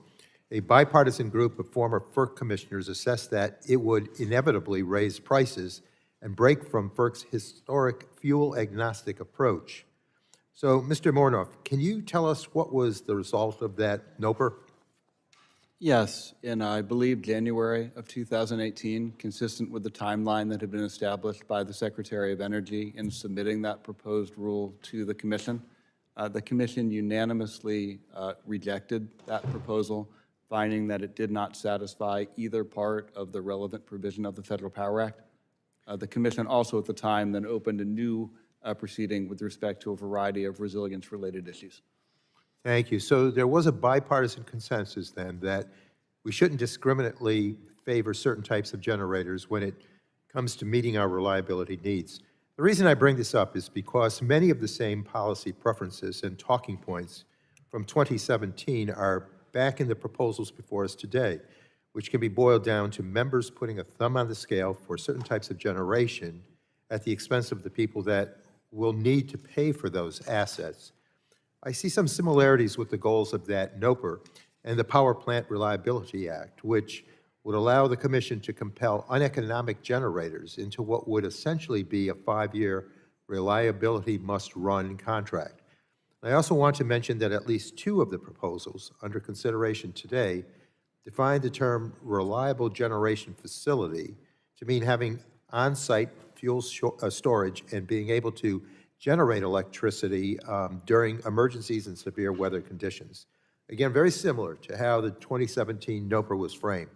Now, I recall during the polar vortex a decade ago that there were reports of coal piles freezing, rendering those units useless. And in November of 2021, in the aftermath of Winter Storm Uri in Texas, FERC issued a staff report that identified a litany of reasons that generators failed, including freezing issues, mechanical issues, and fuel issues. Mr. Mornoff, hopefully you can recall that review.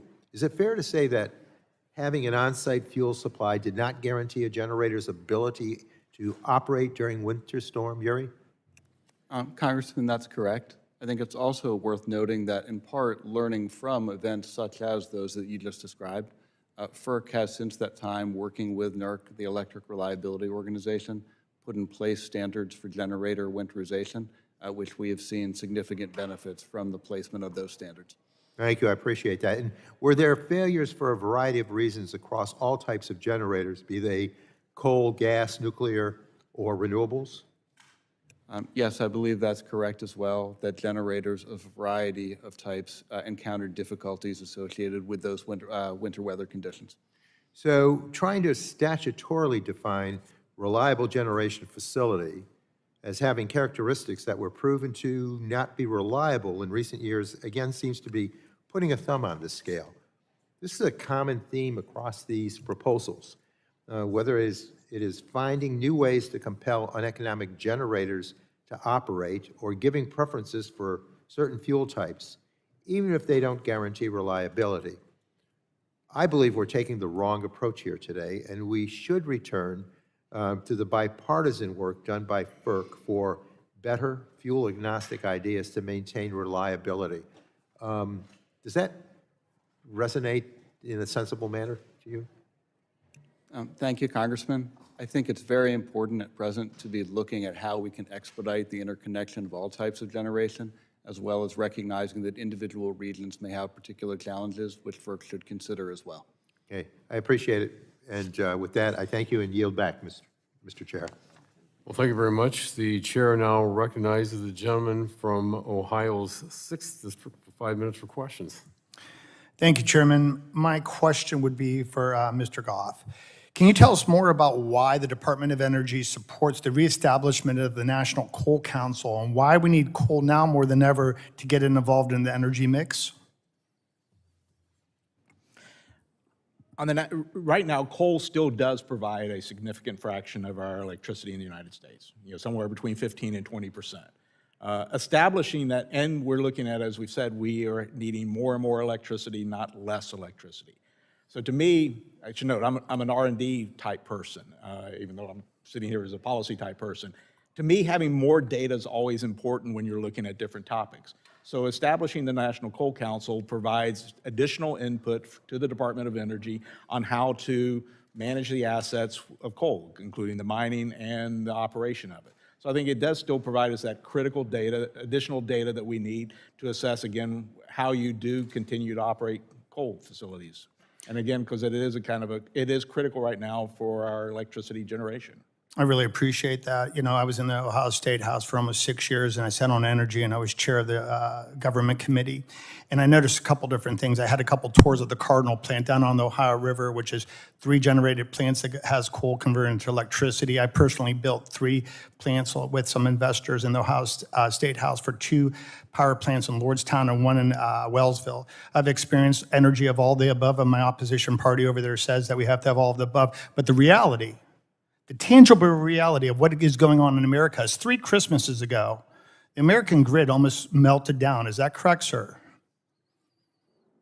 We have had challenges in different winter events, yes. All generated plants in this country were told to go at full capacity, and we were within 3 hours of turning into a third world nation where we didn't have power to support the Americans that we represent. So let's go into the depth right now when we have an opposition party that allowed under the Biden administration this celebration of brand new coal plants being built in China, being built in Germany, and Russia and India. When in America, we're closing our plants. I had a plant, the Samus plant, which actually sits in my district. It sits right across the street from Raleigh Moore's district in West Virginia, and we saw this plant, which was perfectly good, of putting energy back onto the grid, dismantled for no good reason. When the administration that ordered their removal and their complete destruction celebrated these countries that are playing with dirty coal, with coal development that is not done under the standards of the American system. So we saw that, and we saw the jeopardizing of the American grid. China uses 7 to 8 times more coal than us. Oftentimes, American coal is the only coal that you could actually sort of support for this country and for the world. Coal is still burning really strong right now in China as we speak, and they're literally laughing at us because they're building multiple different generated coal plants per year as we're shutting ours down. Now, I don't think anyone on my side of the aisle says we want to make solar or wind extinct, but right now Greenpeace is fighting with the wind industry because actually we have whales on Cape Cod that are washing up on the shore, and we have to support the whales, and then we have solar plants that are being at basically a civil war with the agricultural department right now because we're taking good tillable land and we're putting solar panels on it. It's sort of a proven fact right now, a solar panel after 25 years of use is almost as toxic as a nuclear barrel of waste. So we have all these different aspects. We should actually, if we're going to have solar, we should have incentives where we take stripped out mine lands throughout Ohio and this country. We could put the solar fields on there so we have a path forward. But the path forward right now is definitely natural gas and coal. So, I want your thoughts on this. Using American coal for the American energy supports high-paying jobs, increased energy supply for the grid that we're worried is going to go down, cuts down on electric cost of Joe Bag of Donuts, blue-collar worker. So what are we here for? The populist movement of the Republican Party is here for the blue-collar worker, the mom and dad who cannot pay their bills every single month. And we're going to explore solar panels that'll never run a jumbo jet, a train, a Mack truck. Supporting American coal just makes sense to me. I'm a proud sponsor of H.R. 3015, which reestablishes the National Coal Council. And what I'm understanding from my coal friends right now, there's a vaporizing process. That's a new process of harvesting this energy that's inside coal, which is so much cleaner than even new coal. So with all those thoughts I threw at you, I would love your response to that. Well, you have to do it in 4 seconds. But if we could, if the gentleman would want to direct his questions in writing to the witness, that'd be great. So thank you. Our gentleman's time has expired, and the chair now recognizes the gentleman from Texas's 33rd District for 5 minutes for questions. Thank you, Mr. Chairman. Dr. Goff, Maine, I ain't trying to mess with your ends. And I know you got a job that you have to do, and you have to be very careful about things, right? So I'm not trying to knock that. But, one of the things that frustrates me about how we talk about energy on this committee is that it turns into this whole versus deal, right? We've created this versus universe here on Capitol Hill. So instead of us being able to have real discussions about energy security, affordability, how we make energy cleaner, all of those things, it turns into the Cowboys versus the Eagles, which is not healthy, right? Because I'm always going to root for the Cowboys. So if that's the way how we're going to frame it, then we're not going to actually be able to come up with energy solutions. And I just want to know, and if you can't answer it, I get it, man. But why was it so hard for you to answer Mr. Menendez's question? Because that's what makes this discussion so hard to have on Capitol Hill. He was just asking you a simple question, and you wouldn't answer it because you thought that you weren't towing the line for your team. Why didn't you just answer his question? Well, thank you for your question, and maybe I didn't understand his question, but let me make sure I was clear. I think we need all energy sources out there. Including the renewables that he was asking you about. Okay, that's all he was asking you. And when we don't answer questions like that, that's when this conversation turns into this really black and white, where we deduce this down to something simple, and there's nothing simple about our energy security, the affordability, the reliability, and the cleanliness of it, because all of it takes sacrifices, all of it, if you take one from the other, then it's going to make it harder. Like, none of this is easy. There is no easy solution. I had a kid tell me that we could be 100% renewable today if we wanted to, but the energy companies aren't letting us do it. And I was like, that's not true. We can't be 100% renewable today. That's a lie. And so when people come to me, even if they're on my own side, I'll say, no, that's a lie. And so we need to hear the truth from you. And so I just want to ask you, can you speak to the impact of the recent losses at DOE, particularly in offices responsible for clean energy deployment and community programs, and how this may affect grid reliability, transmission modernization, and energy access? Can you touch on that? I do not have numbers on losses or anything like that as far as with the deferred resignation program. So I can't speak to how those things are, the numbers of people or anything like that. I don't have those type numbers. What the department, though, is committed to do is to be able to still move forward and execute our energy mission, to again make sure that we have affordable, reliable, and secure energy for the American people. So we will be looking at, as far as what the structure should be for doing that. Yeah. So we're committed to still moving forward on those actions. Yeah, because we need to know that. I mean, in Texas, we have the 3 largest wind projects in the world. Everybody thinks, oh, Texas oil and gas state. We have the 3 largest wind farms in the world, just west of me, in Texas. And so these are things that we need to know. So have y'all conducted any internal analysis of how repealing the IRA's clean energy tax incentives would affect power prices and reliability in fast-growing states like mine? There's not been any analysis looking at how any repeal would be done as far as I'm aware of at this point. Okay. Do you have concerns that the politically motivated attacks on FERC, such as the recent attempts to sunset all of its rules, could destabilize long-term investment in reliable power infrastructure? I am not aware of what the political, attacks were on FERC right now. So I would have to be more up to speed on what that particular attack was. I'm sorry. Right. As you know, right now, if you look at the price of WTI, the Trump tariff taxes are roiling the energy market. So there's been a lot of disruption in the energy market. And if the price goes much further, it's going to disrupt future investment in oil and gas production in the Permian Basin. And I wanted to ask you, have you all started to do any reports on how high the price of oil will go up, which would make our gas prices a lot higher if they have to ramp back up all of a sudden because the economy picks back up? Have y'all looked at how that could really make prices sky high for consumers? I'm not aware of any work that's been done on that at this point in time. I'm not aware of any. Okay. Thank you. Mr. Chairman, I yield back. Well, thank you very much. The gentleman yields back. The chair now recognizes the gentleman from Colorado's 8th District, 5 minutes for questions. Thank you, Chairman. Thank you, Ranking Member. Thank you, of course, to our witnesses for coming today. I think we've all heard the statistics that we need more power, not less, just growing demands on the grid and all of those uses. And so with that baseline understanding in mind, my first question will be to Dr. Goff.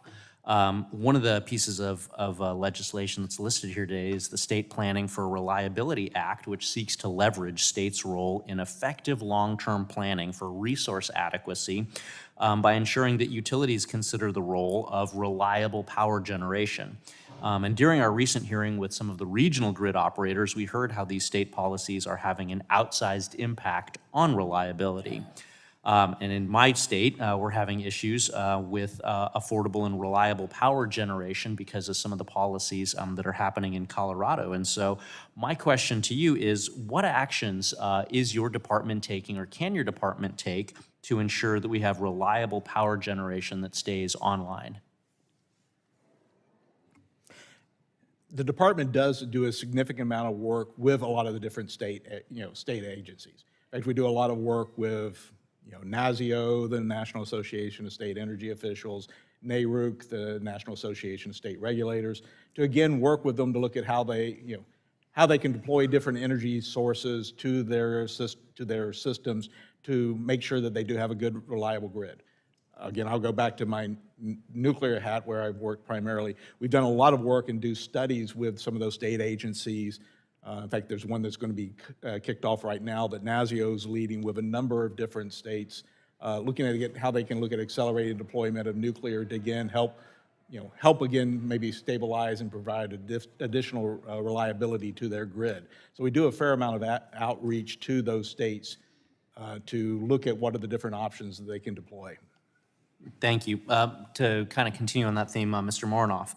As I mentioned, during some of our recent hearings with regional grid operators, we heard some concerns about the rate of politically motivated premature retirements and the impact that the retirements of those energy sources are having on reliability.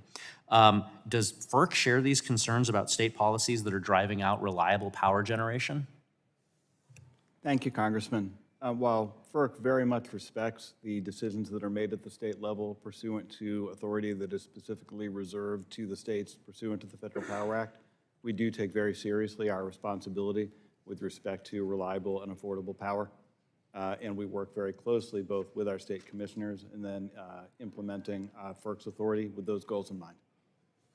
And just following up on that, how important is long-term planning when it comes to making sure that we have reliability and affordability for ratepayers? Kind of going back to what you mentioned there, we know that the states do have some leeway to be able to set that resource mix, but how important is that long-term planning for reliability, for an affordability, and how can those states make sure that they're working with regulators like FERC to make sure that we're meeting goals around reliability and affordability? Thank you, Congressman. I agree that long-term planning is very important, and there are different ways that different regions of the country approach that. In some regions of the country where there is an organized market structure that is subject to FERC regulations, there are different capacity constructs that seek to address that issue.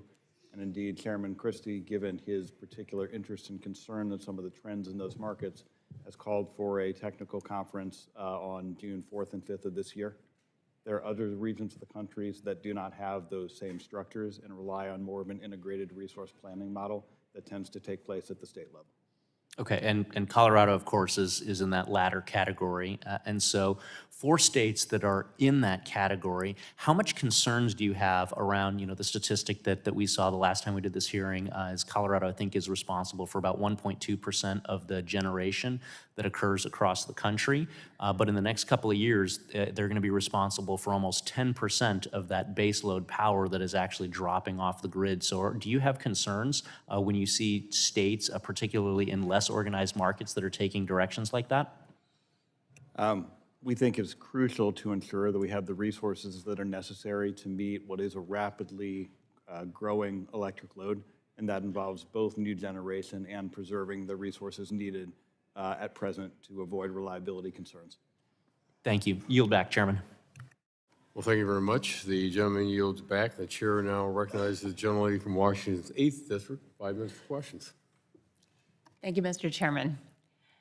Thank you to our witnesses. I want to emphasize the importance of making sure we can provide affordable and abundant energy as demand increases. I also really want to express my appreciation to the committee for the interest in improving our interconnection queues around the country. In the Northwest, the bulk of transmission is managed by Bonneville, a self-funded government agency under the Department of Energy that operates and maintains the region's grid. Representative Benz in this committee, my colleague from Oregon, and I are well aware of the interconnection queue backlog that Bonneville is trying to address, which currently totals 186 gigawatts over 272 projects, and that's a really long line. And just to give you a sense of scale, the entire state of Washington has a summer capacity of roughly 31 gigawatts. And while we've seen this exponential growth, not all these gigawatts are expected to actually come to fruition. Some projects are definitely more viable than others, and some serious reforms are needed to really put the potential ones to the front of the line. So that's why, among many reasons, any depletion of the already understaffed workforce at Bonneville really kneecaps the agency's ability to process this backlog, build out transmission, and keep energy reliable and affordable as demand spikes. Undersecretary Dr. Goff, I would just like to get you on the record here on behalf of my constituents and the entire Northwest. I have been reassured that BPA would be exempt from reduction in force plans at the Department of Energy. Will employees of this agency that is not dependent on tax dollars be subject to another round of layoffs in the RIF plan? I'm not aware of anything on another round. As far as with the deferred resignation that's come in right now, the department does reserve the right to be able to tell people if they're in a critical, public safety, national emergency, be able to not allow them to take the deferred resignation program. And we did look at those critical needs as far as with the power administration authorities like BPA to make sure that BPA is still well-staffed going forward. I'm not aware of any plans in the future that they would be impacted by as well as far as with BPA going forward. Yeah, that's really interesting. It's like another one of this administration's, hack away and then oops, right? They just sent out another letter offering early retirement, early resignation all across Bonneville. Mm-hmm. And now you're saying you can actually rescind that offer, but who's most likely to take that offer? It's people who are close to retirement, who have the most experience, who've already built up their pension, who can get other jobs elsewhere, who are now experiencing an increased workload because other people have been laid off or taken retirement.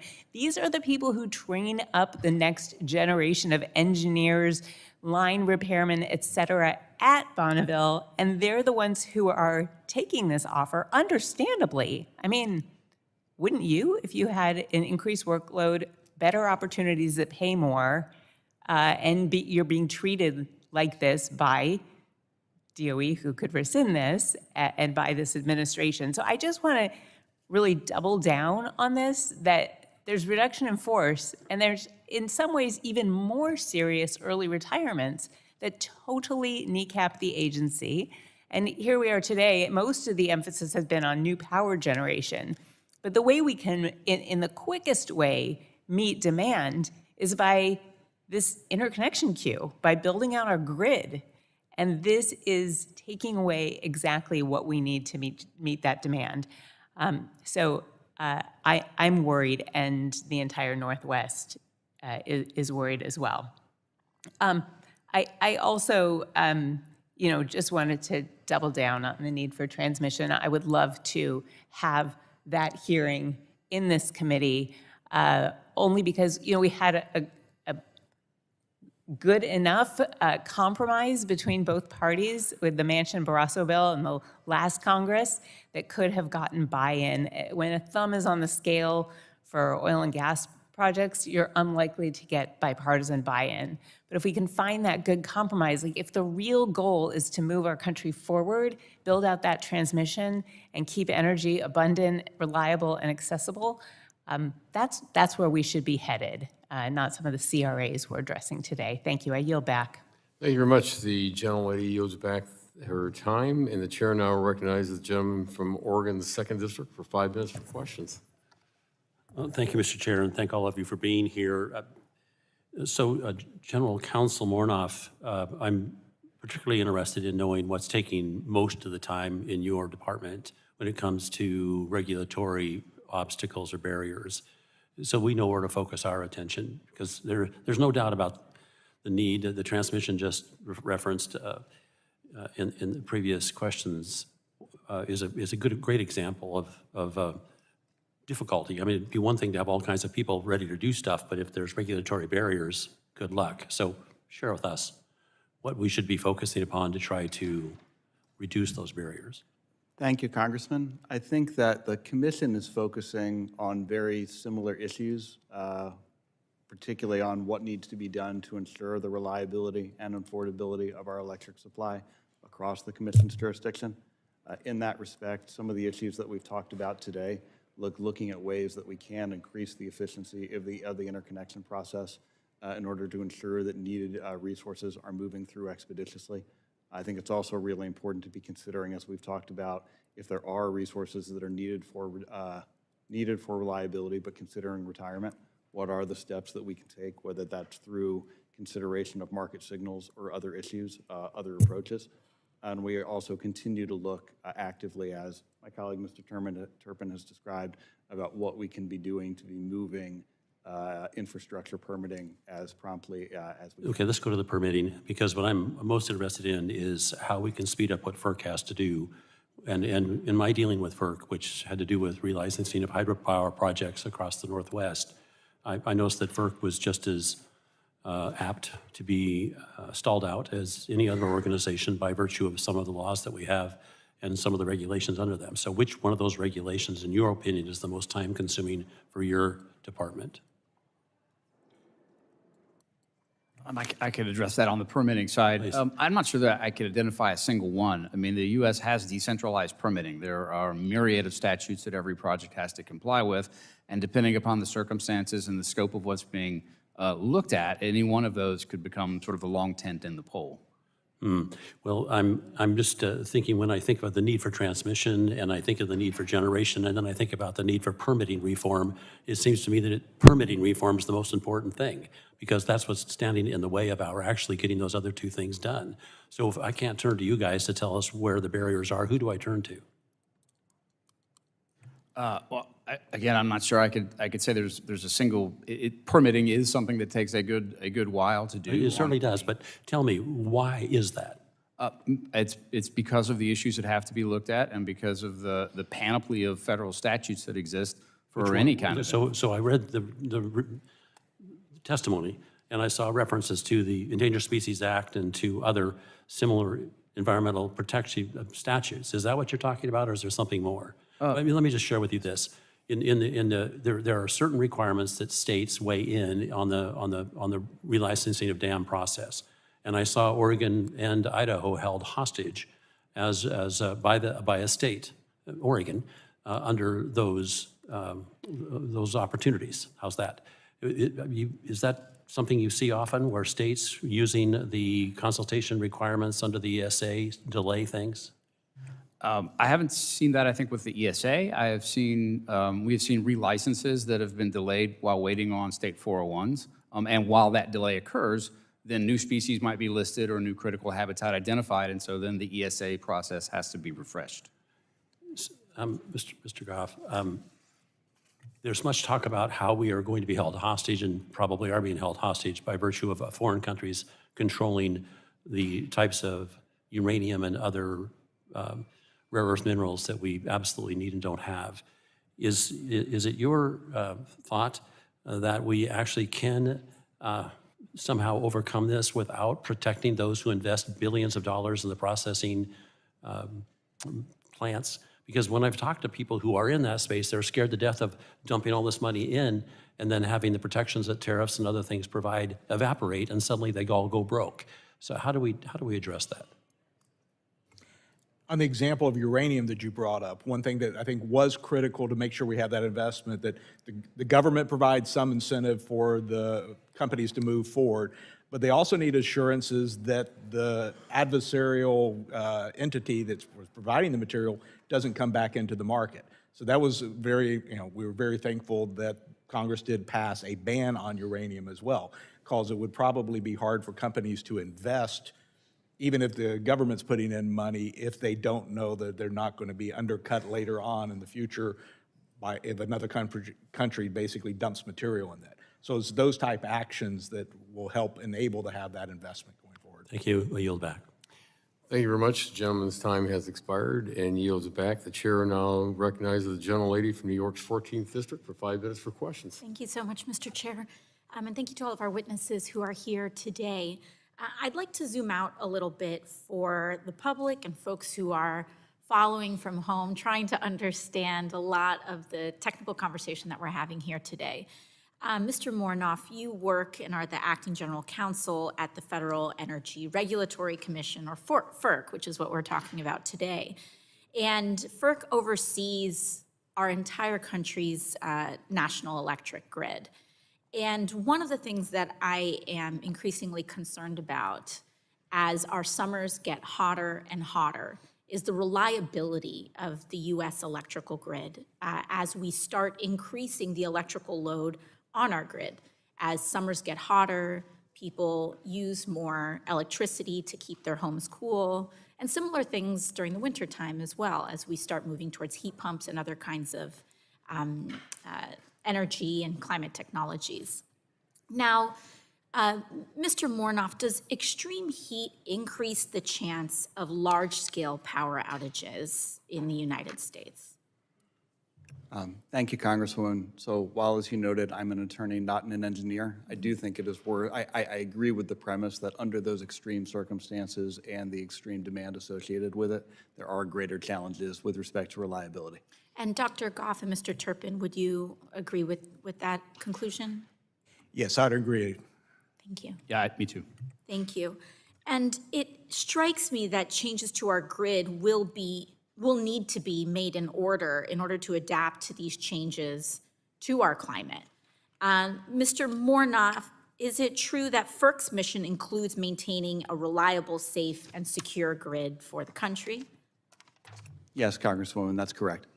And I think it's important for us to delve into some of the real human consequences of this too. When the power goes out on especially on a large scale, we've seen this in Texas, we've seen this, although Texas has a separate grid issue, but we've seen this, in Puerto Rico and in other places across the country. When the power goes out because of a grid outage, say due to heat, we have seniors who are reliant on electricity-dependent medical equipment. We have people with disabilities who rely on oxygen and other kinds of medical devices. We have people that require refrigerated medicines.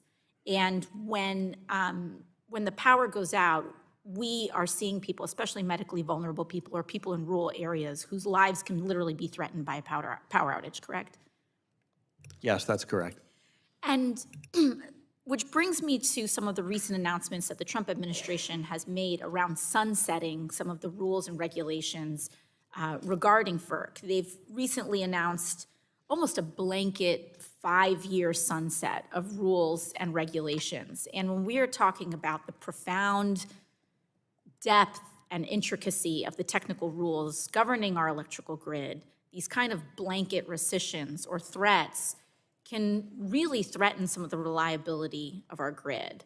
I wanted to ask about some of the specific rules. There is one in particular, Order 1920. It was approved last year in May, which adopted specific requirements for transmission providers to develop 20-year transmission plans. And this was actually the first time that FERC has addressed the need for regional planning in over a decade. Would Order 1920 be subject to one of these sunset type of provisions? So we are still in the process of reviewing the executive order to which you referred to ensure that we have an understanding of the proper scope of what would be covered. But I think, yes, potentially Order 1920 could fall within the covered regulations.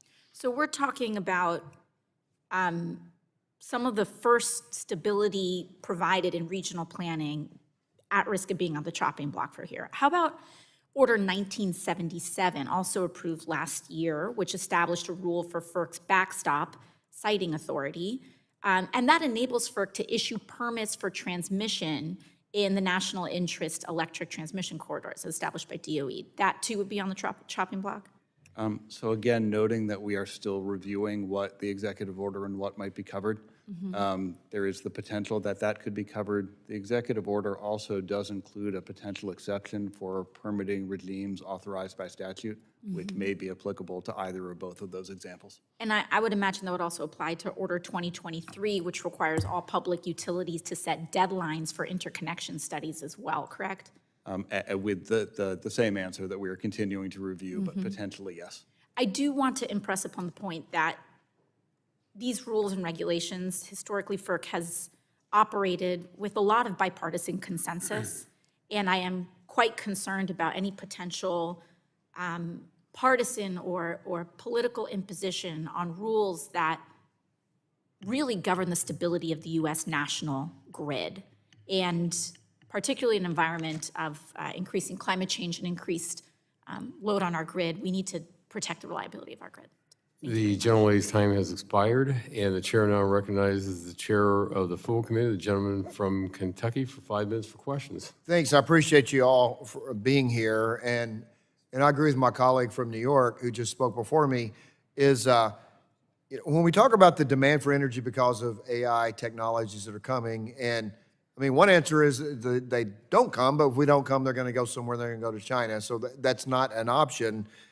But if they come on and demand energy, it competes with energy that's available for the people in their homes and seniors in their homes and things. So we have to expand our energy resources. So Dr. Goff, does the Department of Energy, do you recognize this unprecedented, demand since, as I said in my opening statement, since probably the 1930s, demand just to have it, this unprecedented demand, historic demand, does the Department of Energy, they recognize this urgency of this and what it takes to expand our grid? Yes, we definitely recognize the urgency of this. And that's why the Secretary has really focused on, again, needing energy addition as opposed to subtraction. We need to make sure that we can get all the energy sources available onto the grid as efficiently as we can. So there is that major focus on how do we move forward on that. So would you see congressional clarification on DOE's role to spotlight what inhibits energy expansion and critical resources or regulations useful? Yes, yeah. Do you mind repeating that again? Yeah, so would you see congressional clarification on DOE's role? What do you want from Congress? guess I'll make it simple. To help you with this expansion in terms of regulations and clarification of what we need to do for you. I think just continue recognizing the urgency of it as we're moving forward. Again, try to set up various programs to incentivize the deployment of new capacity. Looking at, again, how we can look at streamlining reform, permitting reform, how we can make sure that we continue to move forward on the innovation technology work that we're doing to, again, help enable these new technologies. The continued support for those type actions, I think, are very critical as we move forward. Because the thing is, I guess that just what I see, the demand, as I said, we have Mr. Schmidt here. I've had Bill Gates say that a Microsoft data center can consume as much power as the city of Seattle. So if you build a Microsoft data center next to the city of Seattle, you have to double the power. It's essentially what they're saying. And so if you don't double the power, it competes with people living in those areas. And so I just want to make sure we all, I think we do here on our side of the dais, we're going to figure out how to work together on some maybe differences in getting there, but I think we're absolutely united in beating China. And so, flipping over to Mr. Mornoff, does FERC recognize this growth in demand, and what are you guys doing to get ready for? I mean, I guess one of the point is, it's not the next 10 years, it's the next 3 to 5 years is where we absolutely have to have increased demand. And so just keeping power from coming offline and then putting new power online, that's quick to do, and it has to be all the above. That's why I think we can find some common ground, because it has to be all the above to get it to make it work, to get what we need. And so, Mr. Mornoff, is FERC positioned for this and ready to? Chairman, thank you. Yes, I think FERC is intending and already using all of our authorities that we can that may be relevant to that set of issues. I think that goes to the issues with respect to ensuring expeditious interconnection of needed resources. That also goes to addressing what may be retirements that would cause reliability issues. And I think more broadly, some of the FERC structures that send market signals with respect to resources that may be needed in trying to attract new entry are of particular interest to Chairman Christie, and that's why he has called for a technical conference in early June to address that very issue. All right, thanks. So I got a minute left. I should ask at the beginning of the 5 minutes, just this being my question. So around the panel, let me dive in with you, Mr. Turpin. I'll do that. Knowing the energy demand we need in the next 3 to 5 years, what concerns you the most? What do you need the most to meet the demand? So for my role at the commission, it's reviewing what I understand from industry to be an enormous amount of pipeline work coming our way. And so having the talented and expertise staff to do that is what concerns me the most. Okay, thank you. Mr. Mornoff? I would echo Mr. Turpin's answer. I think we are doing a lot, and we need to preserve the staff in order to be able to continue those efforts. Do you have the statutory authority to, what concerns you about, if you had the staff in place that prevents pipelines from being built? Is there something you would like to see? Or I guess we can go to Dr. No, I guess Mr. Turpin on the pipeline. Well, I'm about out of time, but what I'd like for you to answer is what are your big concerns? I know we need the right staff, and that's a fair point, but we also need, what limits can Congress do besides providing you more staff, money for more staff, what do we need to fix so you can get things done? Thanks, I appreciate it. I yield back. Thank you very much. The gentleman yields back, and the chair now recognizes the gentleman from Massachusetts 4th District for 5 minutes for questions. Thank you, Mr. Chair. And in continuation of the chairman of the full committee's remarks on a bipartisan path forward for energy deployment that outcompetes China, that secures reliable, low-cost energy for the grid and for consumers, I want to focus on nuclear deployment, which really should be an area of bipartisan momentum. It's clean, it's reliable, it's safe, but we're not very good at building it in this country, and we got to get a lot better, a lot faster. Dr. Goff, this administration actually has professed to agree with that statement, but President Trump and DOJ's approach to efficiency is threatening lower cost energy through nuclear, and particularly with their approach to the Loan Programs Office. And the chairman had mentioned that we need staffing to accommodate this. Well, the LPO is facing, according to the Washington Examiner, a 60% reduction to its workforce. These are very technically skilled financial and programmatic analysts who help make loans that have basically crowded in every single nuclear deployment that we've had in this country in the last 25 years. And I've got here a letter from really the public policy, finance, and industrial leaders across the landscape of American nuclear power saying that's a really bad idea, to summarize, and I'm happy to introduce it to the record. So what is the current staffing? I'm sorry, Jim, you see you want that in the record? Yes, please. Okay, without objection, so ordered. Thank you. So Dr. Goff, what's the current status of staffing at Loan Programs Office? And how does the administration plan to ensure that LPO has sufficient resources to continue its work in advancing nuclear power in the United States? Thank you very much for the question. Thank you very much for the support for nuclear as well. It's something I share very much with you. With respect to the Loan Program Office, I do not have current staffing numbers, after the deferred resignation program. But I should note, the administration is very committed to moving forward on nuclear. In fact, Dr. Goff, it's not committed to moving forward on nuclear. You can say one thing, but if you fire all the people who have been responsible for mobilizing nuclear power over the last 25 years, you're not committed. So when can we get answers about what the current staffing levels is and how this affects our ability to deploy nuclear? With respect to the Loan Program Office, the one thing that I will point out that's occurring currently, the current administration has moved forward on the third payment for the Palisades restart. So the Loan Program Office is continuing to function and execute on the loans related to nuclear. That's executing an already due diligenced work. I'm talking about new work. If we've got to build 5 Hoover dams worth of nuclear power by 2030, which I think we do, small, modular, micro, large, I'll let the markets and the experts decide. But if we got to build a lot, 10 gigawatts by 2030, we need to make new loans for construction financing. Is the LPO equipped right now, after being massacred by DOGE, to do that? As far as I'm aware, yes, they are able to continue moving forward on But you just said you don't have numbers about their staffing.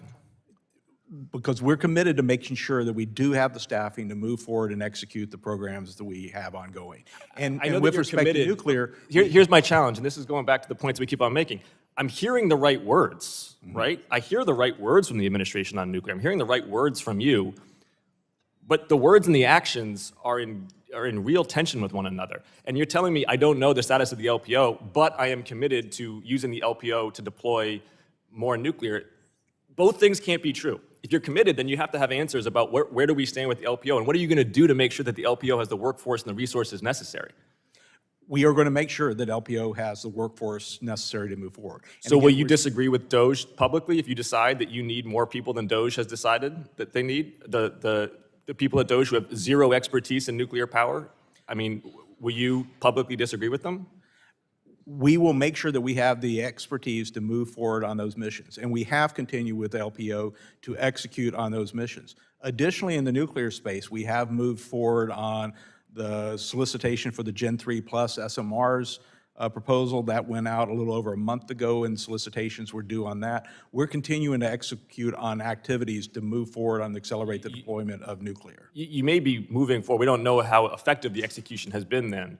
When can we expect answers from you, Dr. Goff, about the current status of LPO and how that task organization meets to its mandate? We can work to get back with you answers on that. But when? Well, the deferred resignation program still is ongoing right now to some extent, but we could probably, in the very near, we'll get back with you expeditiously. Expeditiously. I'll yield back. Thank you. The gentleman yields back. The chair now recognizes the gentleman from New York's 23rd District for 5 minutes for questions. Thank you very much, Mr. Chairman. Mr. Mornoff, at our recent hearing with the grid operators, we heard about the impact state policies are having on reliability of the bulk power systems. This concern is shared by NERC, who has cited state policies as a reason for a growing reliability crisis.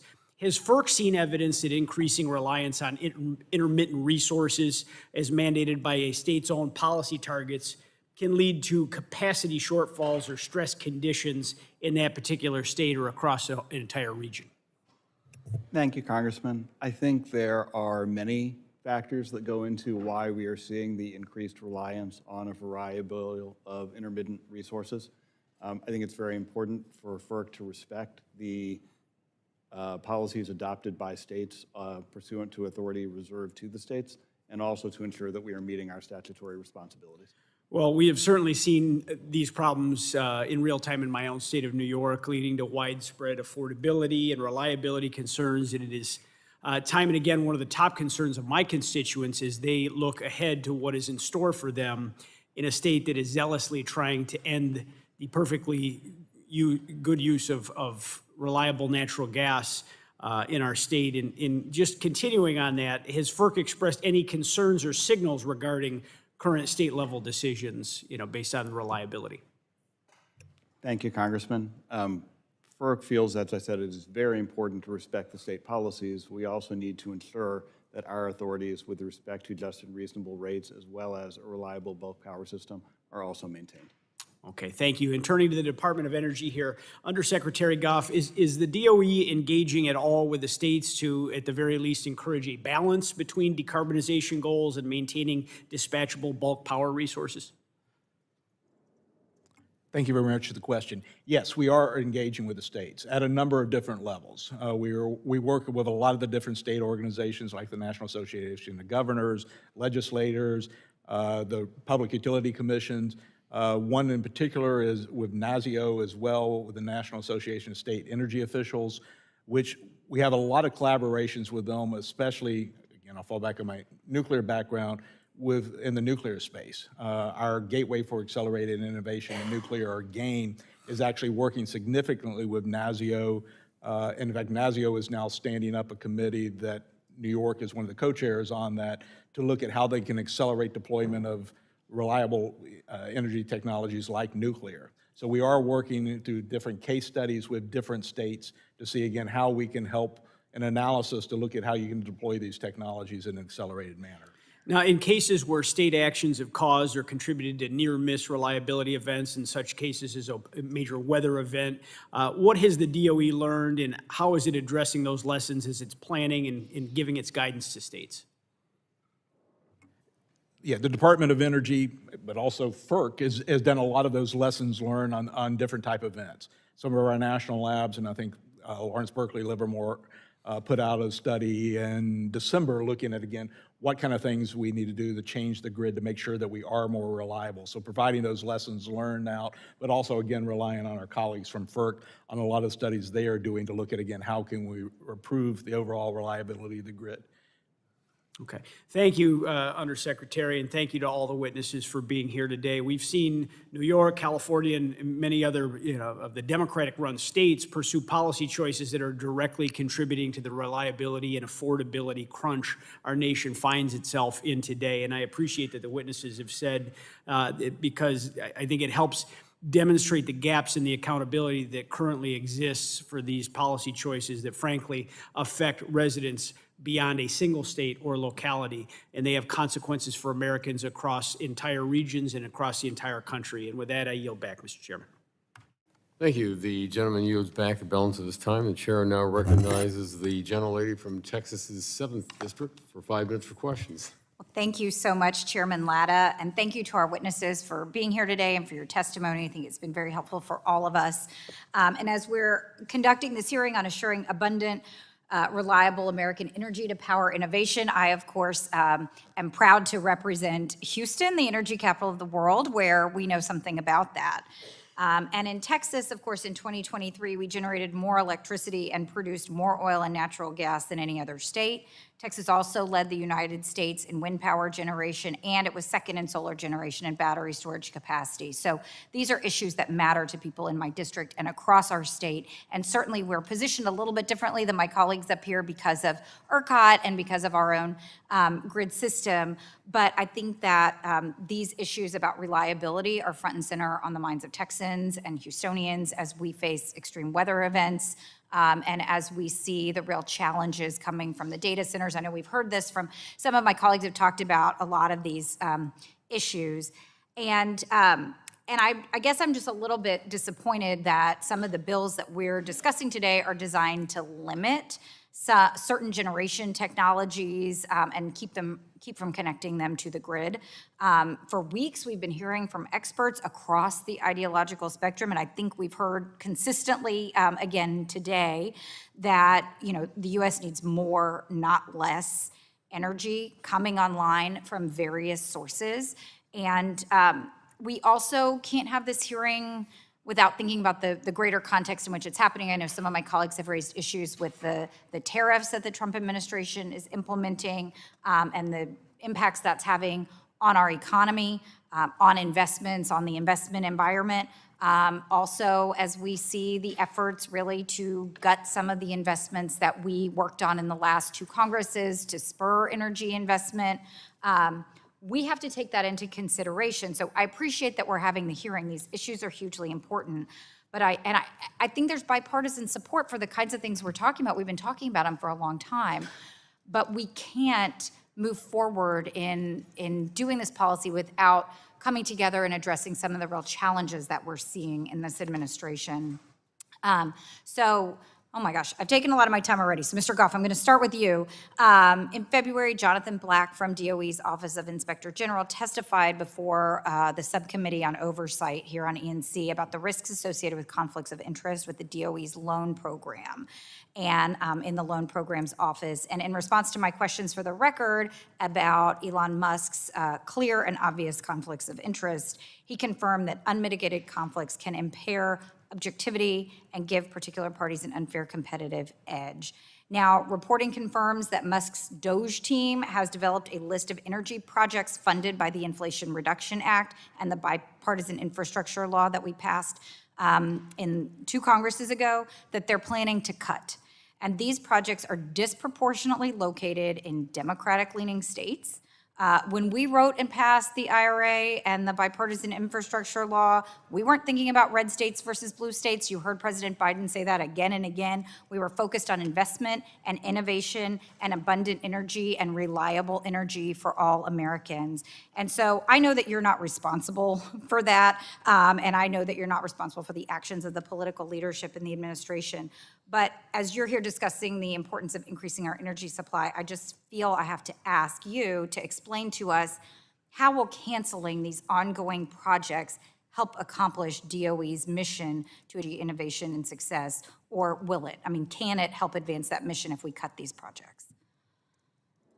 I should note, I'm not aware of any cancellation of those projects. I mean, right now the department is doing an agency-wide review of all the various programs to look at it, and assess them, make sure that they're, consistent with the law, consistent with court rulings, consistent with our mission to move forward on affordable, reliable, and secure energy. So I'm not aware of any, blanket cancellations like that at this point in time. Well, I think there are reports that the DOGE group, as opposed to the department, is identifying those projects. And certainly, we have a lot of concerns here about the potential conflicts of interest and other things. So I hope that we can continue to have an ongoing dialogue about those. I'm going to run out of time, so I'm going to have to submit my questions for y'all for the record, and I'm sorry, but I've got 18 seconds left. And I just want to raise this. I don't think I missed it, but as I'm sure you're aware, DOE has lost 3,500 civil servants because of DOGE's efforts. And that's leaving a lot of divisions like the Office of Clean Energy Deployment with a tiny fraction of staff. Now, we're excited about the programs we authorize, like the hydrogen hubs. Does DOE have the staff to implement these huge new programs with these staffing cuts?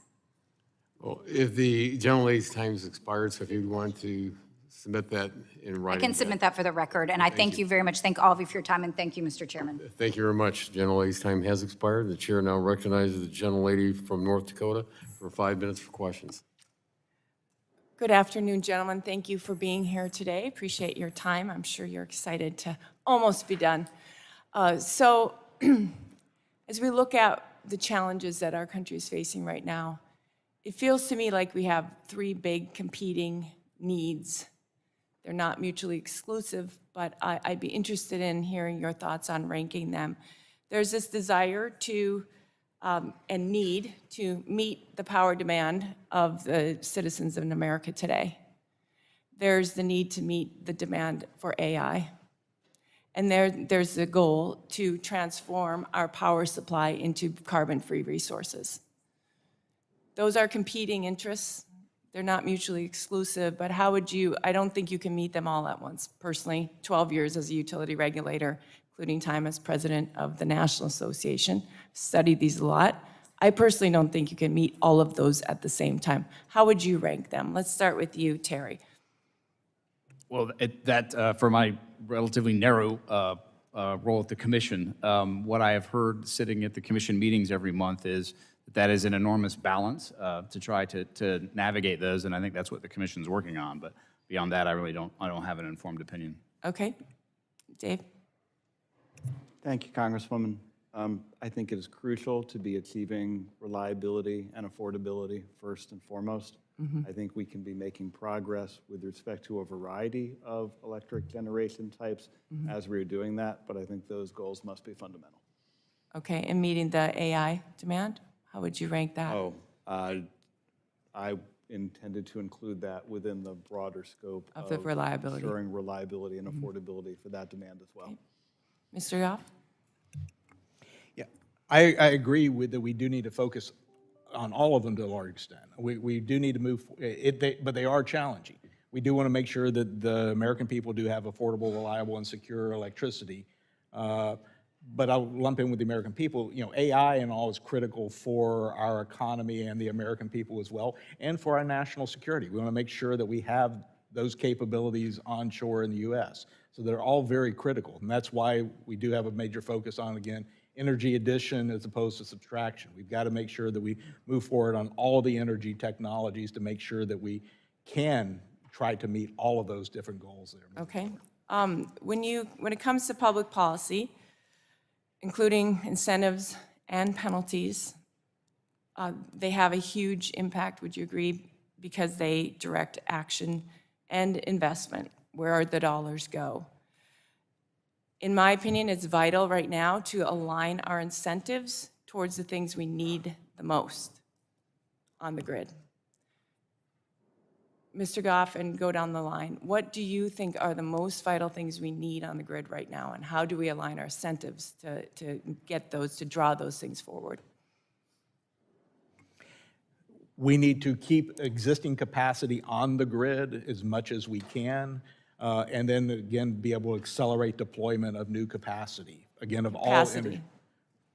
Capacity. Capacity, yes. You mean that term, not energy, right? Capacity? Excuse me, what? You mean capacity, Yes. not energy. No, excuse me, new energy, if you want, yeah. Okay, We have there's new a big difference. I was hoping you were as far saying as capacity. fact, we need the addition of new energy, new generation capabilities on the grid. We can look at what the capacity factors are and all like that, but we need the addition. So we need the policies that will incentivize both of those, making sure we can keep existing assets running, but also accelerate either through, incentives or permitting reform as well to be able to move forward on deployment of new generating capacity on the. Great. All right, Dave, how about you? Same thing? Thank you. The point that I would add is to say that I think it's important that FERC right now is looking at whether structures that we had developed in what frankly is a different type of environment, and particularly with respect to the great increase in demand, are still serving their purposes towards those crucial goals. And I think that with respect to looking at those resource adequacy and capacity constructs, it's important to be considering whether further changes may be warranted. Okay, very good. Just in my remaining 30 seconds, I just want to make a comment. As it relates to the need for new transmission, I would make a plug and extend my arm across to my Democrat friends as it relates to permitting reform and building new transmission. We also desperately need new pipeline infrastructure. So, and that is to help support the deployment of renewables. If that's your goal, we have to have more gas to back that up. And so we could make a lot of progress there if the focus isn't only on power lines, but if it's combined, power lines and pipelines together, that's the bipartisan way that we're going to get this done. But you can't exclude one and one. You can't have one without the other. It has to be both, both for reliability and for politically just being able to get it done. So I hope to work with my colleagues to that end. Thank you. Thank you. The gentleman's time has expired, and the chair now recognizes the vice chair of the subcommittee, the gentleman from Texas, for 5 minutes for questions. Thank you, Mr. Chairman. Mr. Goff, I'm going to come to you. I know you haven't gotten enough questions yet today. My district along the Texas Gulf Coast is the home to some of the largest refineries in the United States. In fact, the 3 largest refineries in the U.S. are located in my district, and they boast a combined nameplate capacity of 1,866,024 barrels a day.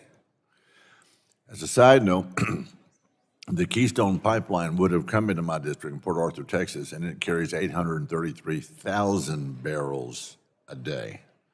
So we could have increased the capacity coming out of Southeast Texas. What would that be? 1/3, 1/2, or whatever it is. It's a bunch. So I just want you to know what kind of district I'm from. I cannot tell you first how important it is, firsthand, that not only for Texas, but for U.S. global energy dominance. What we do is extremely important. You know what they say, you can always tell a Texan, you just can't tell him much. So we're going to brag on Texas, but can you speak to how a study, such as the one directed by the Refiner Act, and I'm sorry I got here late, I was actually in another energy, I'm chair of Subcommittee on Energy and Science, Space, and Technology, speak to how the Refiner Act may benefit the United States' energy security and dominance. Yes, as I mentioned probably on one other question, and again, thank you for your question and your comments on Texas and all as well, but I'm a research and development guy. As far as the Refiner Act, tasking the National Petroleum Council to look at the vulnerabilities that we have with respect to refining is pretty critical, because we do, as we acknowledge in my testimony, our assets are aging assets out there. And petroleum, for both an energy source but also for commodities, is still very critical for our energy and our economics and our energy security. So, and would you add trade around the world to that as well? Oh, yes, around the world as well, yes. So I think having those studies done to really truly identify what vulnerabilities do we have and how we need to address them is an important thing to do, to look at what the future is and what actions we need to be taking from the Department of Energy or the U.S. government as a whole, because that report would go to Congress and to the Secretary of Energy. That type of analytics is very important as we look at our energy future. Thank you for that. I'm going to stay with you for a minute. H.R. 1949 will unleash American LNG to our allies across the world. In my Gulf Coast district of Texas, I start at the Louisiana border, that other foreign country, and I come down the curve of the Gulf Coast of Texas, 4 counties.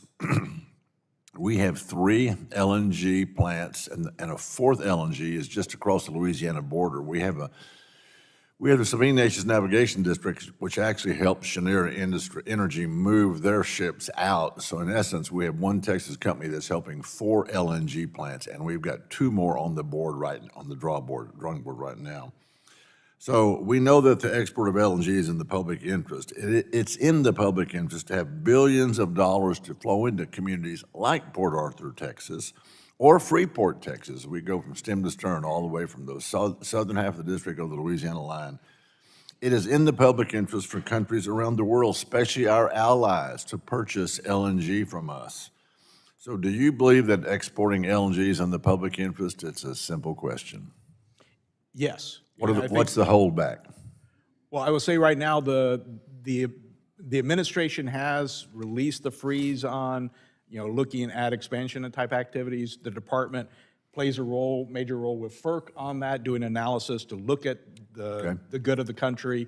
We have approved 4 of those actions already, so we are in the department moving forward. Well, let's keep them rolling. I appreciate that.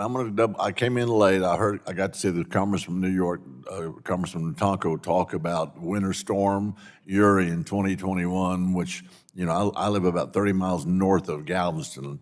I've never seen Galveston Beach be 18 degrees. It was that February of 2021. But he also made a comment. He said, they had a bunch of energy on board, but it didn't really help those plants. Well, look, it takes a lot more than just the source of energy to run a plant. You got to have transmission. You got to be able to move the products like having a car. You can have a full tank of gas, but if your belts are off the car, the motor's not going to go. Mr. Chairman, I yield back. Well, thank you very much. Gentleman yields back. The chair now recognizes the gentleman from Pennsylvania's 13th District for 5 minutes for questions. Thank you, Chairman Latta and Ranking Member Castor, for holding this important hearing, and to our panel for testifying. The legislation that is under review today represents a strong slate of common sense improvements to federal regulations in the energy sector. Because of the wealth of natural resources in the U.S., we are well positioned not just to deliver reliable and affordable power to the American people, but to the world.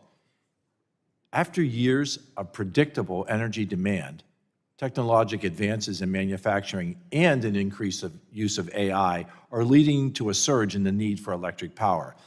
By the end of the decade, the data centers necessary for this AI could consume almost 10% of all electricity in the U.S.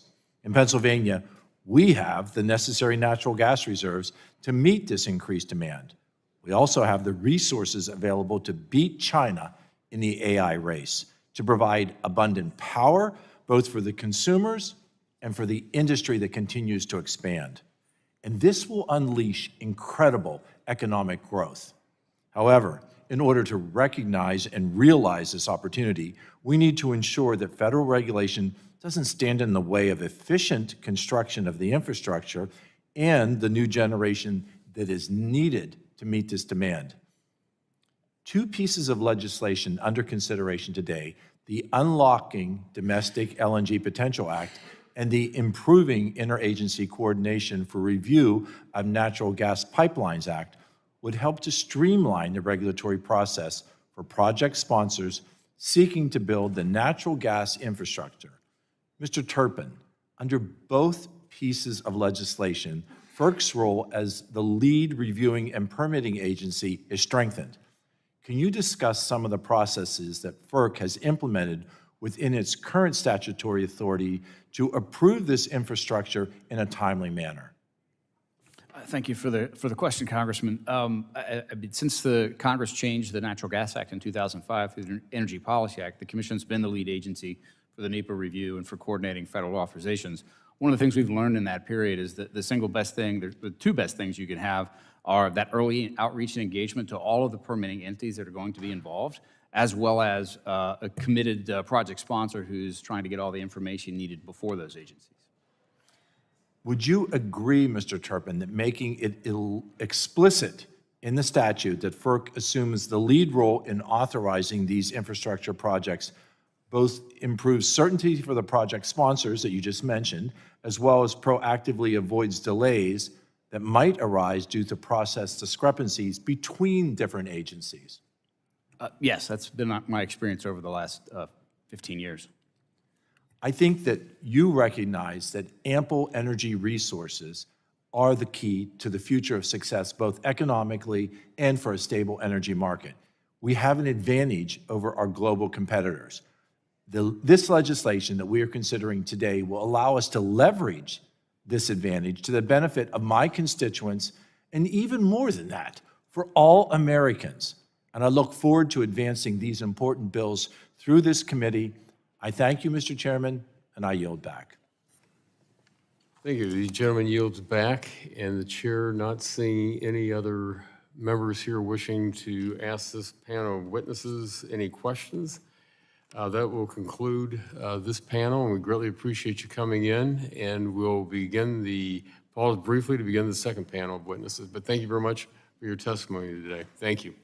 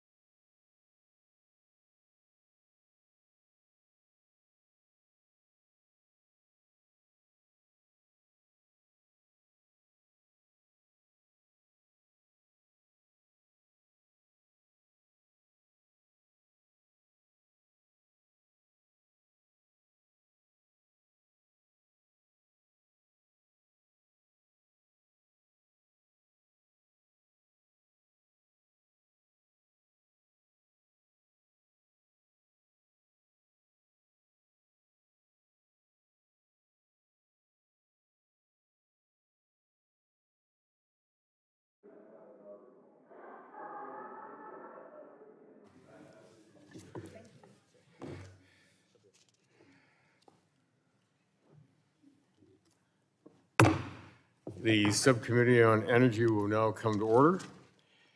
And once again, the chair wants to thank our witnesses for appearing and testifying before us today. And as each witness will have an opportunity to give an opening statement, followed by a round of questions from our members. And just once again, quick housekeeping, if you pull the mic as close to you as possible. And the lights, you will see you have 4 minutes when they're green, 1 minute yellow, and red is when you're out of time. So for our witnesses who are appearing on our second panel today, the Honorable Jim Matheson, who is the Chief Executive Officer of the National Rural Electric Cooperative Association, and also an alumni of this committee. So welcome back to our committee. We greatly appreciate seeing you here today. Ms. Amy Andryshak, the President and Chief Executive Officer at the Interstate Natural Gas Association of America. Ms. Kim Samasniak, did I get that right? Samasniak, who is a partner at Roselle LLP, and Mr. Todd Schnitzler, who is the President and Chief Executive Officer at the Electric Power Supply Association. So again, we appreciate you all being with us today, and at this time, I will recognize the Honorable Jim Matheson for 5 minutes for your opening statement. And again, thanks for being with us today. Okay, well, thank you, Mr. Chairman, and I also want to thank Ranking Member Castor, and I'm going to make all the members of the subcommittee for the opportunity to testify today. As the CEO of the National Rural Electric Cooperative Association, and you'll hear me refer to that by the letters NRECA at times, I have the privilege of representing nearly 900 not-for-profit electric cooperatives across the country, and they are owned and governed by the people that they serve. Across the country, we know electric demand is surging. It's driven by a number of things: growing communities, electrification of the economy, power-hungry data centers, and new manufacturing plants. And according to the North American Electric Reliability Corporation, electric demand growth is the highest it's been in over 2 decades. And over the next 10 years, peak power needs are expected to rise by over 18%. And there seems like there's a new data center being announced every day. That's going to drive that number higher. And at the same time, critical, always available generation is being retired faster than it can be reliably replaced. As stated in the committee memo for this hearing, over 115,000 megawatts of baseload coal, natural gas, and nuclear capacity are slated for retirement over the next decade. So let's be clear, our nation really is at this interesting energy crossroads. Demand's growing and supply isn't keeping up. And the electric grid's reliability is what's hanging in the balance. Your leadership in our nation's energy policy is as critical as it's ever been. And as you consider legislation that is going to affect the electric sector, I urge you to keep 3 key things in mind. First, electric reliability really is non-negotiable. A resilient, reliable, and affordable electric grid is the mission of every electric cooperative, but it's also the cornerstone of our nation's economy and energy security. A diverse energy portfolio, but one that is anchored by always available power generation, is essential to this commitment and critical to meet skyrocketing electricity demand. Second, critical generation resources are being retired faster than they can be reliably replaced, and that threatens reliability. Now, among the biggest drivers of this is the power plant rule that the EPA finalized last year. This rule targeting coal and natural gas power plants is going to reduce available electricity at the same time demand is rising.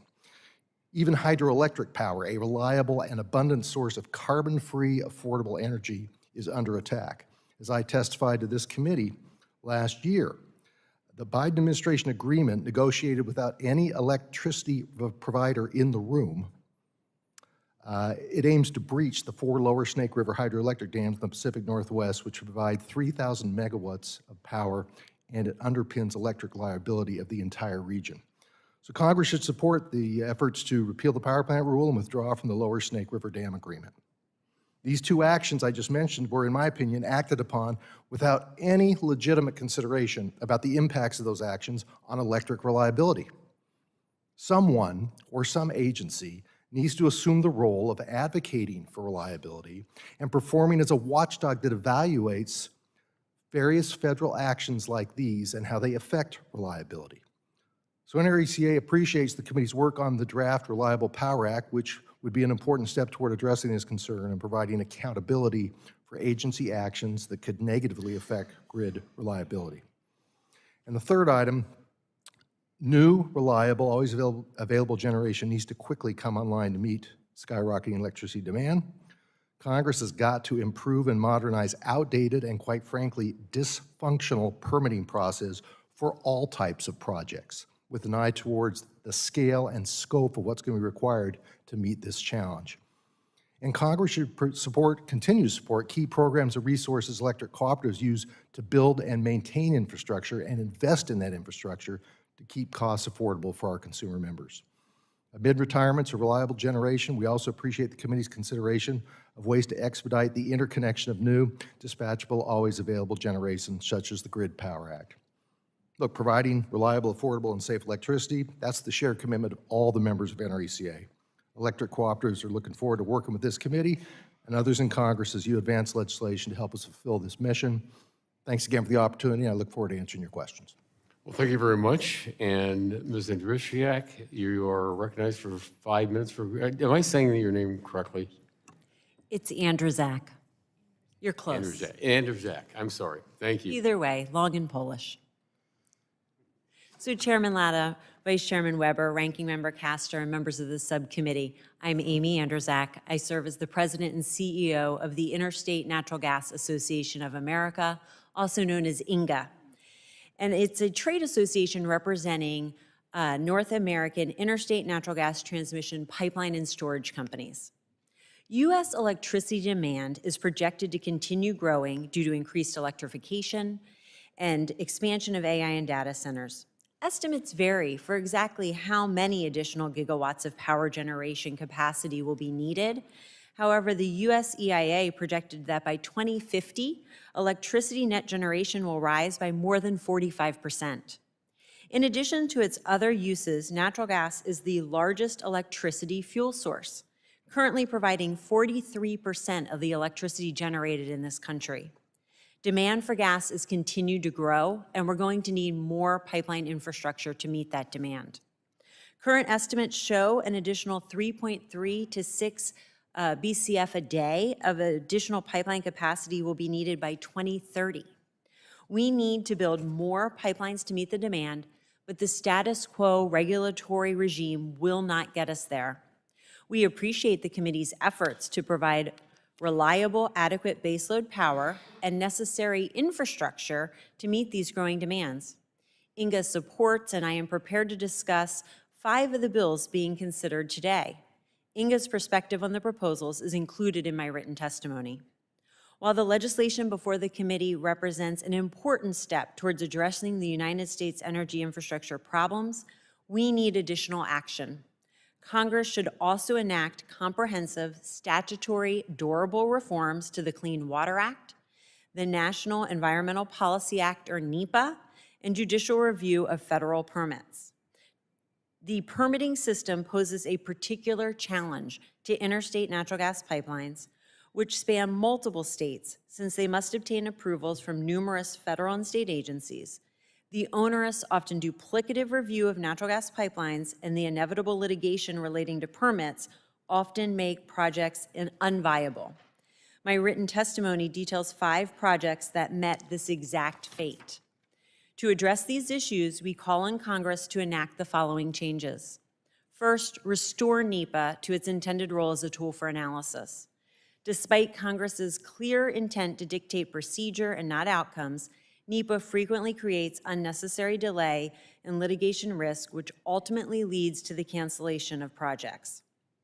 Second, establish reasonable guardrails against misuse of Clean Water Act Section 401. The cooperative federalism framework created by Clean Water Act 401 works well in most states, but some states have misused Section 401 to frustrate, suspend, or outright veto critical energy infrastructure projects, especially interstate natural gas pipelines.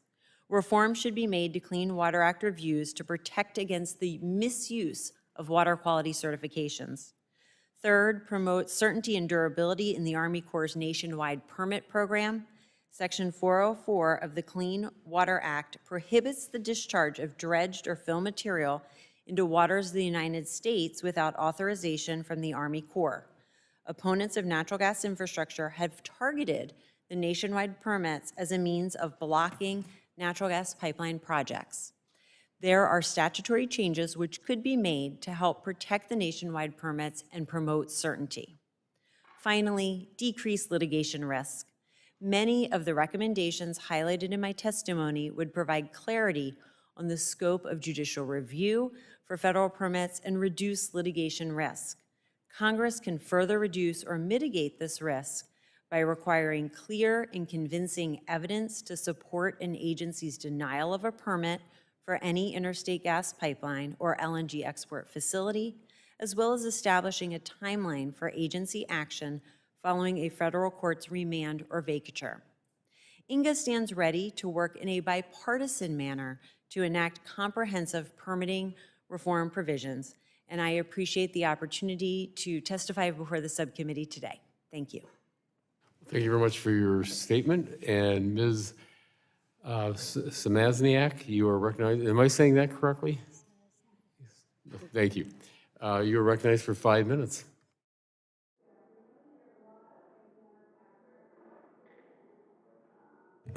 Very good, thank you. Esteemed members of the subcommittee, thank you for the opportunity to testify today on this critical topic. My name is Kim Smazniak. I'm a partner of the newly formed boutique energy law Roselle, but I'm here in my personal capacity, not on behalf of my firm or any client. Prior to founding Roselle, I served as special counsel in the Office of General Counsel of the Federal Energy Regulatory Commission, where I worked on, among other issues, FERC's reforms of the interconnection process. And I'm going to start there with the critical importance of the interconnection process to reliable, abundant, and I would emphasize affordable energy. At a time where we face tremendous growth for demand for electricity, we need all the generation and storage we can to move through the interconnection queue to deployment. But our interconnection queues are clogged. A project built in 2008 spent on average 2 years to get through the queue, but by 2015 that rose to 3 years. And now by 2023, the project lingered in the queue for 5 years. It doesn't take an engineer to tell you that math doesn't add up. We can't afford to wait half a decade for the electric infrastructure to power data centers, manufacturing plants, and electrification. Now, FERC took an important step forward to fix the queues with Order Number 2023. I am proud of my role in supporting that work and believe it will speed up the interconnection process. But it is not enough. To meet the moment, we need further innovation. I applaud PJM, the grid operator serving 13 mid-Atlantic states in the District of Columbia, for recently announcing it will use AI tools to streamline its interconnection process.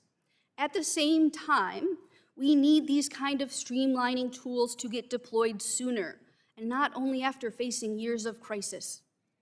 FERC must do more through its power to convene the industry, and ultimately through rulemaking, as the Expediting Generator Interconnection Procedures Act of 2025 would require. But it would be a terrible mistake to only fix the interconnection process for certain types of generators, rather than advance broad-based solutions that benefit all commercially viable projects seeking to interconnect. A technology-neutral and fuel-neutral interconnection process is the foundation to the competition and innovation that keeps energy abundant, reliable, and affordable. If we put the federal government in the position of picking winners and losers, we threaten all three. I am particularly concerned by the approach offered by the Grid Power Act to move dispatchable generation only to the front of the interconnection queue. It is unnecessary, may well exacerbate reliability concerns, and puts energy affordability at risk. First, FERC already has the power to approve changes to the interconnection process that would prioritize some generators over others, but it must do so subject to the constraints of the Federal Power Act, which means the discriminatory treatment of other projects in the queue must be justified. The Grid Power Act lowers the bar for such discriminatory treatment. Second, moving generators to the front of the line that cannot be built quickly because of supply constraints will not improve reliability. According to reports by some of the nation's largest independent power producers, gas turbines and other equipment face constraints that will impact the ability to deploy new gas plants prior to 2030. But even if these resources could be constructed more quickly than projected, more dispatchable resources are not a one-size-fits-all solution to threats to grid reliability. Diverse and region-specific solutions are needed. Third, this approach undercuts energy affordability. We need an abundance of projects to efficiently move through the interconnection queue, not just a subset. But by picking the winners, we also make all the other projects in the queue losers. These projects face additional costs and uncertainty, especially if the dispatchable resources linger long in the queue. And then those costs are ultimately passed on to the energy bills of American families and businesses. I'll stop there, and I look forward to questions. And thank you very much for your testimony. Mrs. Snitchler, you are recognized for 5 minutes for your opening statement. Good afternoon, Chairman and Ranking Member Castor. Thank you for the opportunity to appear before the subcommittee this afternoon. My name is Todd Snitchler, and I'm the President and CEO of the Electric Power Supply Association, or EPSA. EPSA is the national trade association that represents America's competitive power suppliers that compete every day in regions of the country that operate competitive wholesale power markets. I'd like to note that my testimony represents the position of EPSA, but not necessarily the views of any particular member of the organization. Our members own and operate approximately 175 gigawatts of generating assets, both dispatchable and intermittent, and storage resources, which account for roughly 20% of the nation's installed capacity. While our members own a variety of assets in different regions of the country, our members share a deep commitment to electric grid reliability. I'd like to highlight 4 aspects of my written testimony. First, as the subcommittee has discussed at several hearings now, we expect to see substantial increases in electricity demand in the coming years. That seems to be universally accepted. We have a good idea also of the underlying drivers of that electricity demand, including data centers and artificial intelligence. But when and how broadly that demand will show up becomes less clear as forecasts extend into the next decade. What we know for sure is that we will need more electricity and more power plants to produce that electricity. Second, competitive power markets remain the most efficient vehicle to meet reliability needs while protecting ratepayers from unnecessary or imprudent investment. As I outlined in my written testimony, competitive markets have proven to be the most efficient and transparent way to meet our nation's electricity needs at the lowest cost while fostering innovation and reducing emissions. However, competitive markets also serve as a vital protection for electricity customers from inefficient investment. If the variables underpinning expected electricity demand growth don't evolve as expected, competitive markets do not expose captive ratepayers to unavoidable charges. Markets put the risk for investment on investors like our members and not electricity customers, which helps to mitigate their costs. Third, several of the bills before the subcommittee today share a common thread of recognize the importance of dispatchable resources. We don't see the possible solution as an either-or. EPSA's members believe in the both-and approach to solutions to achieve the optimal way to meet present and future electric demand. However, dispatchable resources, capacity that can respond to dispatch instruction and run between economic minimum and economic maximum, today play a particularly important role. Grid operators value resources that can ramp up and down quickly and whenever the weather is not conducive to electricity generation. Because these resources are so important, Congressman Balderson's GRID Act is appropriately targeted in an effort to provide flexibility and bring dispatchable resources online faster when system operators require it. As the connection queue process evolves in various regions, the need for dispatchable resources continues to grow, and the GRID Act appropriately creates the insurance policy that will prevent queue backlogs from adversely affecting reliability. As the subcommittee works through several bills assessing the appropriate quantity of certain capacity resources, we would urge members to be very specific about the definition of the resource that you are trying to incentivize or encourage. And while I'm on the subject of reliability, the 118th Congress, we endorsed legislation that would have, under certain circumstances, empowered the nation's Electric Reliability Organization to assess possible impacts of proposed federal rulemaking on grid reliability.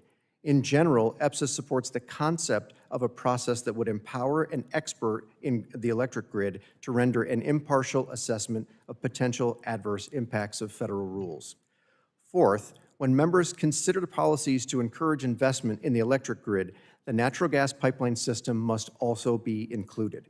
Power generators are now the largest customer of natural gas in the United States, and natural gas generation accounts for roughly 2/5 of the electricity produced in the country. We consider the natural gas supply network in many ways to be an extension of the bulk power system, and EPSA would urge members to remember that the reliability of the electric grid will largely depend on a robust natural gas supply network. EPSA and our members maintain a strong commitment to reliability, and we stand ready to help the nation meet its reliability goals in the growing electricity environment. And we appreciate the committee's focus on this critical issue, especially now. Thank you again for the opportunity to be here today, and I look forward to your questions. Well, thank you very much for your testimony, and that will conclude our witnesses' opening statements, which will now bring us to our members' our questions to our panel. And I recognize myself for 5 minutes for questions, and I'm going to start with my standard question for everyone. Do we have to have more power or less power being produced in this country? We need more. We need more. More. More. Thank you. And the other question that's always coming right behind it is always on the permitting question. And do we need to have permitting reform in this country? Absolutely. Absolutely. Yes. Without question. Okay, well, thank you very much. Mr. Fisher, if I could start my other questions. The Electric Supply Chain Act, which I'm going to introduce, will leverage the Trump administration's work to secure our supply chains and ensure DOE remains at the forefront of emerging developments affecting the power sector. As I mentioned during the first panel, GE Vernova, a leading producer of natural gas turbines, continues taking orders for the 2028, a 3-year timeline that aligns with historical norms. Mr. Minister, how can DOE leverage industry expertise from companies such as those you represent as required by my legislation, and how can that better inform policy decisions to keep the lights on while fueling innovation? Thank you for the question, Mr. Chairman. I think at the fundamental level, we need to remember a couple of things. First of which is the supply chain issues that are trying to be addressed are systemic and are not unique to the restructured market portions of the country. They're true for our vertically integrated. The public power and the co-ops as well are facing many of the same issues. How we address that, however, is critically important because we want to make sure that we can deliver the appropriate amount of energy and capacity when it's needed. And I think we need to be careful about how we are approaching this for 2 reasons. One, right now we have a capacity shortfall, but we have energy to meet the needs of the system. So we need to be looking at how DOE can help identify technologies and opportunities that will allow us to meet the short-term time horizon of 1 to 5 years, let's call it, to keep the system reliable, while at the same time working with manufacturers and others to deliver the equipment that will be needed for the 5 to 10 to 15-year period where we will need both energy and capacity to power the system going forward. So I think our members are committed to try and address both the short and the medium and longer term opportunities that will exist. And I think DOE's ability to leverage the power of the national labs and other innovative technologies that can be deployed on the system, I think are fundamental to helping us get there in a reliable fashion that will allow us to both achieve the national security objectives we have, but really the system reliability concerns that this committee is here to talk about. Oh, thank you very much. Mr. Matheson, we've been talking about baseload and dispatchable resources and the challenges that we're having on the federal and state policies that drive of that reliable and affordable energy. In your opinion, are we meeting our needs for the future right now? Can we meet, if you see what's happening out there today, can we meet the needs that we're going to have in the future when it comes to power? There's no question we face a challenge because this, the last couple of decades, we haven't seen significant electric growth in this country, and now we are. And so we know it's right in front of us. And it's going to take some real effort to build the infrastructure to meet these needs. And when I say infrastructure, it's not just generation. As the first panel also did, we need to enhance our transmission system as well to better move electrons around the country. That increases reliability. There's going to have to be investment at the distribution level in terms of more substation infrastructure as well. So there's a significant investment needed in terms of meeting this new demand that we're facing. What we shouldn't do is dig ourselves in a deeper hole by shutting down already existing plants when they're still economically viable and we don't have reliable replacement. We need to take a portfolio approach. This is not an all or none thing. I thought Congressman Vesey did a good job in the first panel talking about that. There's a portfolio approach to how we should do this in terms of the type of resources that are going to contribute to reliability in this country, but this is an all-hands-on-deck situation in terms of the demand we're facing right now. Well, thank you. You know, and the pretty much same question, Ms. Andruszak.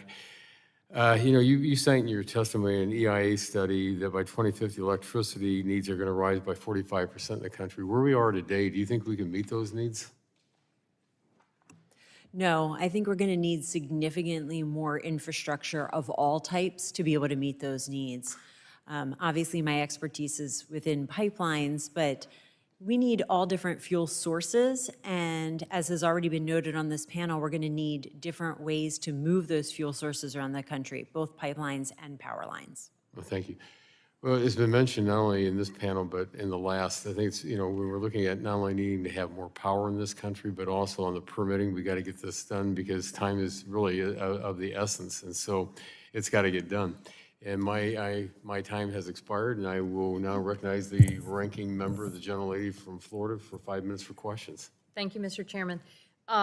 Ms. Masniak, I so appreciated you starting off with emphasizing affordability, because when I talk to my neighbors back home, the cost of living is it's just knocking them backwards. And it looked like the economy was coming for a soft landing after we had been through this inflationary period. And now it's just, gosh, soft with tariffs, like these import taxes that are causing additional chaos and raising costs. And then the Trump administration freezes the important rebates for many neighbors to afford their electric bills, and even going after LIHEAP, that for working class people just afford their AC bills or their heating bills.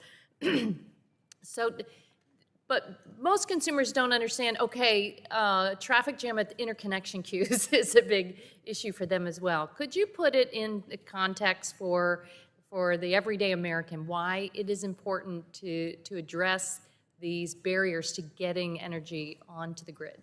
Yeah, absolutely. And I think of my parents as the audience, who are the everyday American retirees struggling to pay their bills. And the simple answer is you need to be able to build very quickly and without an extra expense the supplies that you need. If you don't have the supplies, you know, if you don't have enough eggs, they cost more. It's the same thing when you build generators. And we have a process that has layers of complexity because we haven't invested in transmission infrastructure. So that's fundamentally, we have a shortage in the ability to interconnect power plants very quickly and in a way that's clear what those costs will be. And that lack of clarity over the costs and that lack of access to the infrastructure makes it more expensive and take longer. And if you're a project developer, the longer that you have to wait in that line, the more expensive it is. You have a lot of costs to carry. So all of that contributes to the problem that we face. And as long as we're not able to build those resources, things are going to be more expensive at the other end. So I've learned a little bit in Congress over time on energy, and that's why I put together the Expediting Generator Interconnection Bill that I hope we can move forward. How will that help smooth the addition of energy resources onto the grid?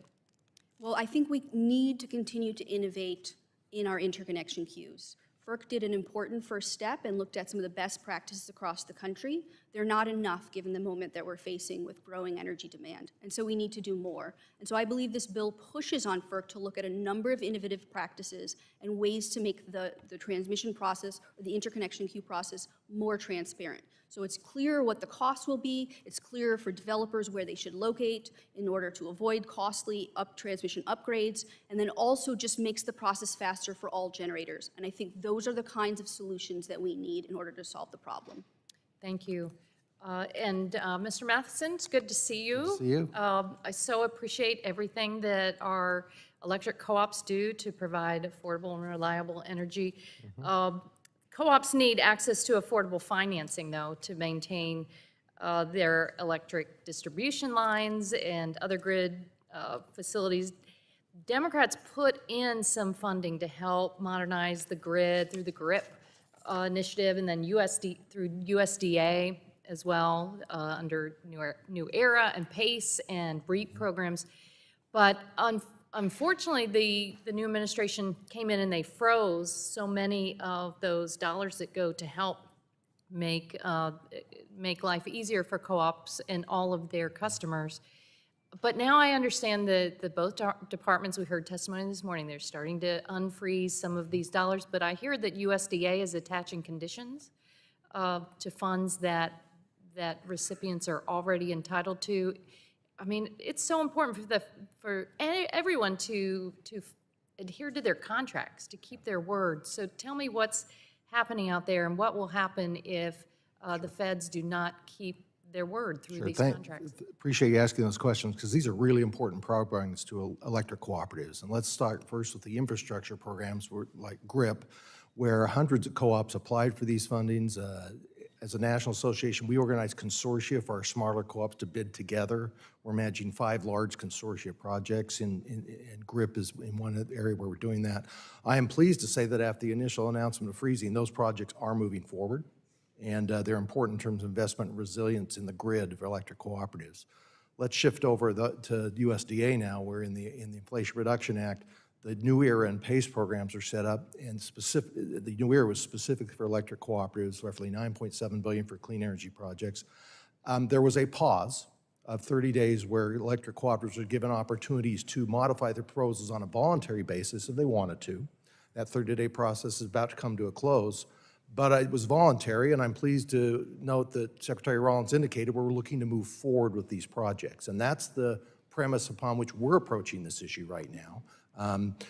Because those are important investments that people have made a decision for their own local communities back home. Since you mentioned the Inflation Reduction Act, I got to mention one more thing. It included elective pay, which gives access for both municipal utilities and electric cooperatives to have access to the tax incentives that promote investment for for-profit companies. That's very important for us as well. I agree. Thank you so much. Thank you. The gentlelady's time has expired, and the chair now recognizes the gentleman from Ohio's 12th District for 5 minutes for questions. Thank you, Mr. Chairman.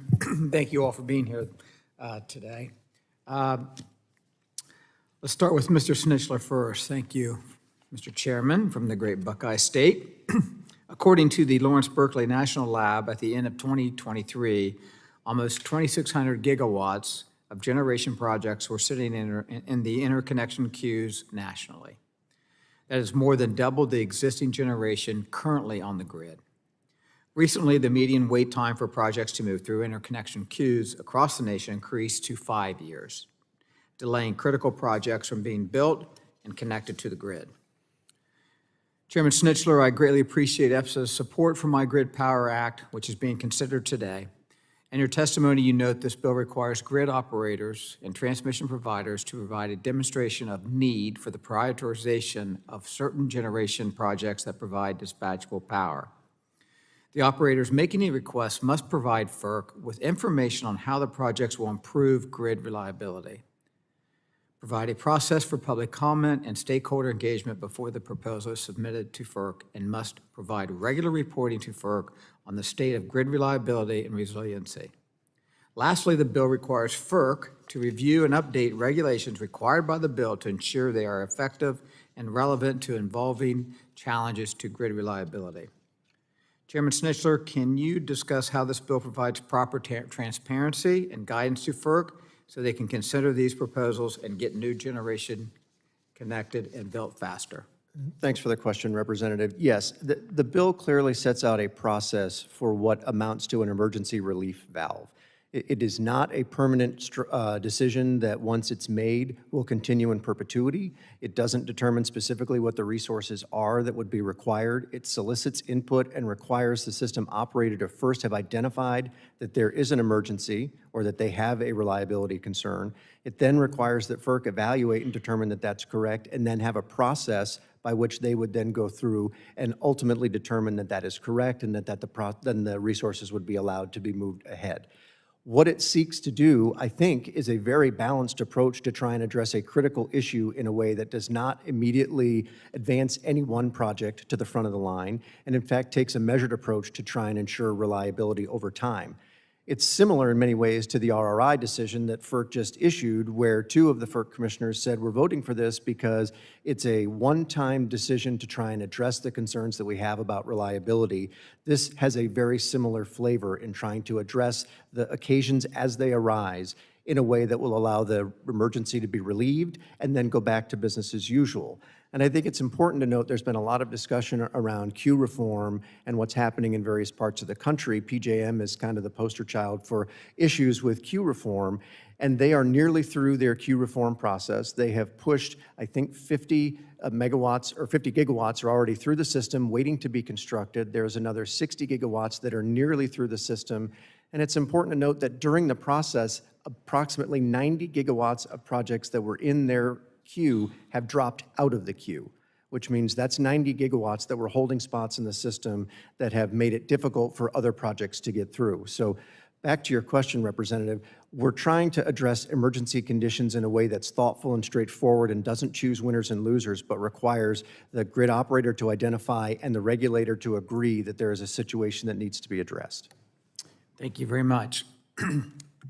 Moving on, Congressman, great to see you here this morning. My next questions are for you, and you and I have discussed the Biden EPA's Clean Power Plan 2.0 in the past, and I agree with your organization's strong concerns with that role. And I'm extremely grateful for Administrator Zeldin announcing last month that the EPA is reconsidering that role, which would force our most reliable power plants into early retirement.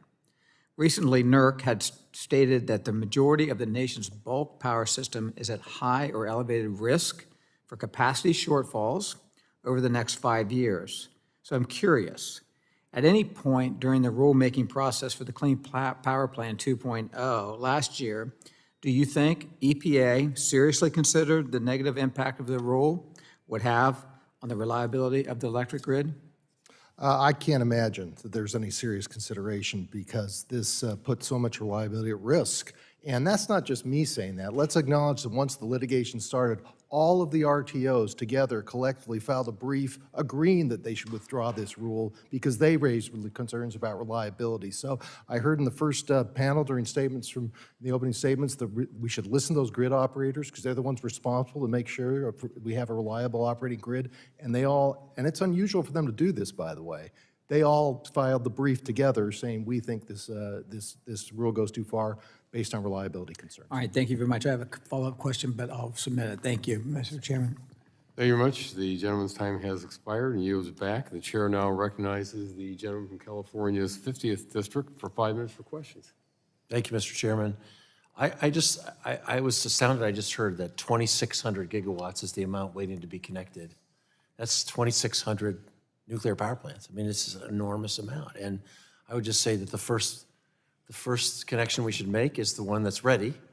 And I'm prepared to help do that. I certainly support Ms. Castor's bill, but I would reiterate again that the grid is too small, too old, and too dumb. And we've got to make investments because it's not really a matter of the order of hooking it up or anything like that if you can't hook it up to something that's going to transmit electrons. So a big obstacle for that is obviously permitting reform. And I was hoping to ask Ms. Smazniak and Ms. Andrzak, whose names rhyme, which is kind of funny, about a linear infrastructure. So we talk a lot about natural gas projects and transmission as projects that go across long distances to move electricity or power. Maybe you could tell me a little bit about how they're permitted differently. What are some of the common permitting barriers that we can learn from? And maybe we'll start with you, Ms. Andrzak. Thank you, Congressman. Certainly appreciate that question. We face a number of challenges in the construction of interstate natural gas pipelines because of the permitting challenges.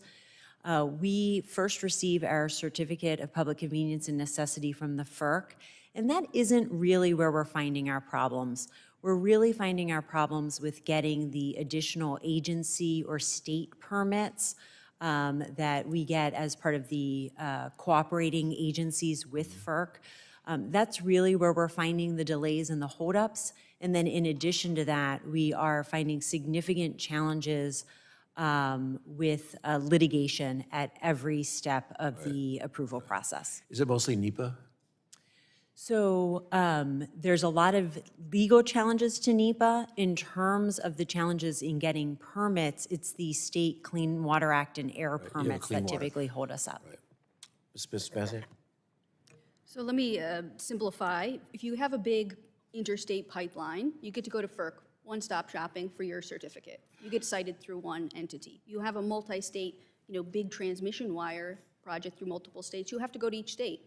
And each of them have different requirements, each of them going to have different potential environmental clearances and so on. And so there's tremendous complexity to that. And any one of those say no, your project can die. And so you have one very immediate difference in those efficiencies. Now, when it comes to some of the permitting challenges, you always are going to need an agency that's staffed up and has the resources. One of the reasons FERC's so good at what it does is it does this over and over again, and it has the concentration of specialized staff that you need. You may not get that in the state agency that you're going to if you're building a transmission wire. So you see some of the big differences, and yet at the end of the day, you do need some streamlining. You need those environmental reviews to happen efficiently so we get to an answer and we know, can we build the project? Because no one wants to wait around and have that uncertainty hanging over your project. Would you think for high voltage interregional transmission, sort of a one-stop shop model like FERC would be helpful for that? Is that right? I think big high voltage transmission, it's a national priority. We need it for the reliability of the grid. It is absurd that we do not have federal authority to be able to cite those. Right, and for costs. I mean, obviously, you can move a lot of electrons to respond to consumer cost issues as well if you have a better network, right? That's right. Mr. Matheson, thanks so much for coming back. It's great to see you in this building again. Maybe just in the last minute, you worked in this committee. If you were sitting up here, what do you think you would do to sort of help us build out a transmission network that meets the challenges that we face today as a country? Well, I think it's one of those great issues that shouldn't fall on party lines. For crying out loud, we all can agree we need more transmission in this country, and we can all agree the current process doesn't work. And we can talk about this agency isn't doing this or that agency isn't doing that, but Congress, it's been a long time since Congress has taken a look in a holistic way at various environmental statutes in terms of how permitting takes place. And I'd like to think that in the moment we're in, especially when it's hard to permit anything. You talked about transmission, but whether it's a solar project or gas project, it's hard to permit these days. Mm-hmm. So I think we're developing a momentum right now where we ought to have a candid conversation about what's a way to make it practical, predictable. We're not getting rid of environmental review, but let's make it where it's transparent, predictable, and we can have a thumbs up or thumbs down and move on. Right. Well, I think that's what a lot of us are interested in doing, and I really appreciate you all being here today and look forward to continuing to work. And again, Mr. Loud, I hope we can bring in some more of those transmission discussions as part of this effort going forward. Thank you. Well, thank you very much. The gentleman yields back, and the chair now recognizes the gentleman from Georgia for 5 minutes for questions. Thank you, Chairman Latta, for holding this important legislative hearing. I want to thank the witnesses on our second panel for giving us your expertise on this important subject. I mentioned in the first panel how critical it is to utilize all energy resources to meet our growing energy needs. We need to make sure we have more power on the grid, and certainly not less. Natural gas is key in that building up our natural gas pipeline infrastructure is critical. Mrs. Andrusak, in previous hearings that subcommittee held this year, we heard concerns of natural gas availability for energy demand growth given pipeline infrastructure constraints. What are some of the biggest statutory hurdles to interstate pipeline development? So the biggest hurdles we face are securing all of the necessary permits from state and additional agencies. That goes along with the overall FERC certification process. So it's securing those, and then it's the fact that we face legal challenges, litigation at every stage of the permitting process. Mr. Snitchler, in your testimony, you mentioned how market signals incentivize generational development. However, in regions like the Northeast that lack critical gas transmission infrastructure, is the market able to even respond to those supply demands due to a lack of pipelines? Representative, thanks for the question. The short answer is yes, but the longer answer is it's very difficult. So if you're not able to access the resource that you think you need, you're forced to look at other alternatives. And the issue of affordability or cost effectiveness has been raised a number of times today, and that does have an impact on the ultimate cost that consumers pay. And that's true, again, whether it's a restructured market or it's a vertically integrated portion of the country, that if you have a restricted access to the commodity that is the least expensive, most viable alternative to produce electricity at the time and for the foreseeable future, yes, that becomes a problem for planning and for investment decisions because you need the appropriate market signals in order to drive that 30 or 40-year investment. Would additional pipeline capacity lower prices for consumers during the peak seasons in these tight markets? Can you explain how that would be done? Sure, thank you for the question. I think it's clear that if there is a greater access to the commodity, which is typically available at lower cost, when you look at where the constraints in supply are, specifically in Northeast Pennsylvania, there remains a large volume of gas that could find a home in the Northeast. That would allow generators who utilize that resource, as well as other customers on the pipeline system, to be able to have lower cost of gas, which means that in turn reduces overall power prices, which then goes into your ultimate retail bill at a lower rate than it would if you've got higher prices that you're having to address. So it's kind of a linear function of the access and the price. Plus, it burns 42% cleaner, which is a big reason why we've reduced our carbon footprint. Mr. Matheson, you mentioned in your testimony the need for reliable baseload power to meet the growing energy demand. Plans to take away natural gas and coal, I believe, will harm availability. Can you share with the characteristics of natural gas and coal, or why the characteristics are so critical to reliability and what the harms would be to having some of this generation retire? Well, I think it's in the term of dispatchable, or the term I like to say is always available. It works great in a portfolio. If you're going to have renewables, having it anchored by always available makes the value of the renewables more so as well. And it could be natural gas, it could be coal, but it could be nuclear, and it could be hydro. But they're always available. That's key in terms of maintaining reliability over a 24/7, 365 calendar. Look, for 340 days of the year, this country's got plenty of capacity. It's those 25, right? Right. And you can take a look at the great example, I'll give you one with hydro in the Pacific Northwest, where 2 Januaries ago we had record cold, and the wind production went from over 100 gigawatts down to nothing. And the hydroelectric dams out there in the Pacific Northwest kept the heat on in bitter cold for hundreds of thousands of people. So having that always available generation matters in terms of those crisis situations. Good, thank you. Yes, thank you so much for sharing your expertise with us. And Mr. Chairman, I yield back. Thank you. The gentleman yields back. The chair now recognizes the gentleman from New Jersey's 8th District for 5 minutes for questions. Thank you, Mr. Chairman. First, I want to second Ranking Member Pallone's frustrations with what's happening back in New Jersey. It is unacceptable that PJM's inability to add generation to its grid will increase prices on New Jerseyans. And this issue isn't unique to PJM. Mid-Continent Independent System Operator, MISO, which services the Midwest, revealed earlier this week that its recent capacity auction saw prices explode as well. And one thing I want to emphasize is that we want to get projects on the grid. The interconnection process is absolutely a part of that, and a natural one given FERC and Congress's immediate jurisdiction. But getting projects on the grid also includes financing, local permitting, and supply chain issues that all must be addressed as well. Ms. Masniak, according to a recent MISO filing, supply chain shortages and a lack of transmission are preventing projects from connecting to the grid, even once they've gone through the interconnection queue and signed agreements. Would allowing projects that are facing supply chain issues to jump the queue actually get them online? No, that would not help. If you can't have the equipment to build the plant, it's not going to help to move it to the front of the line. I agree.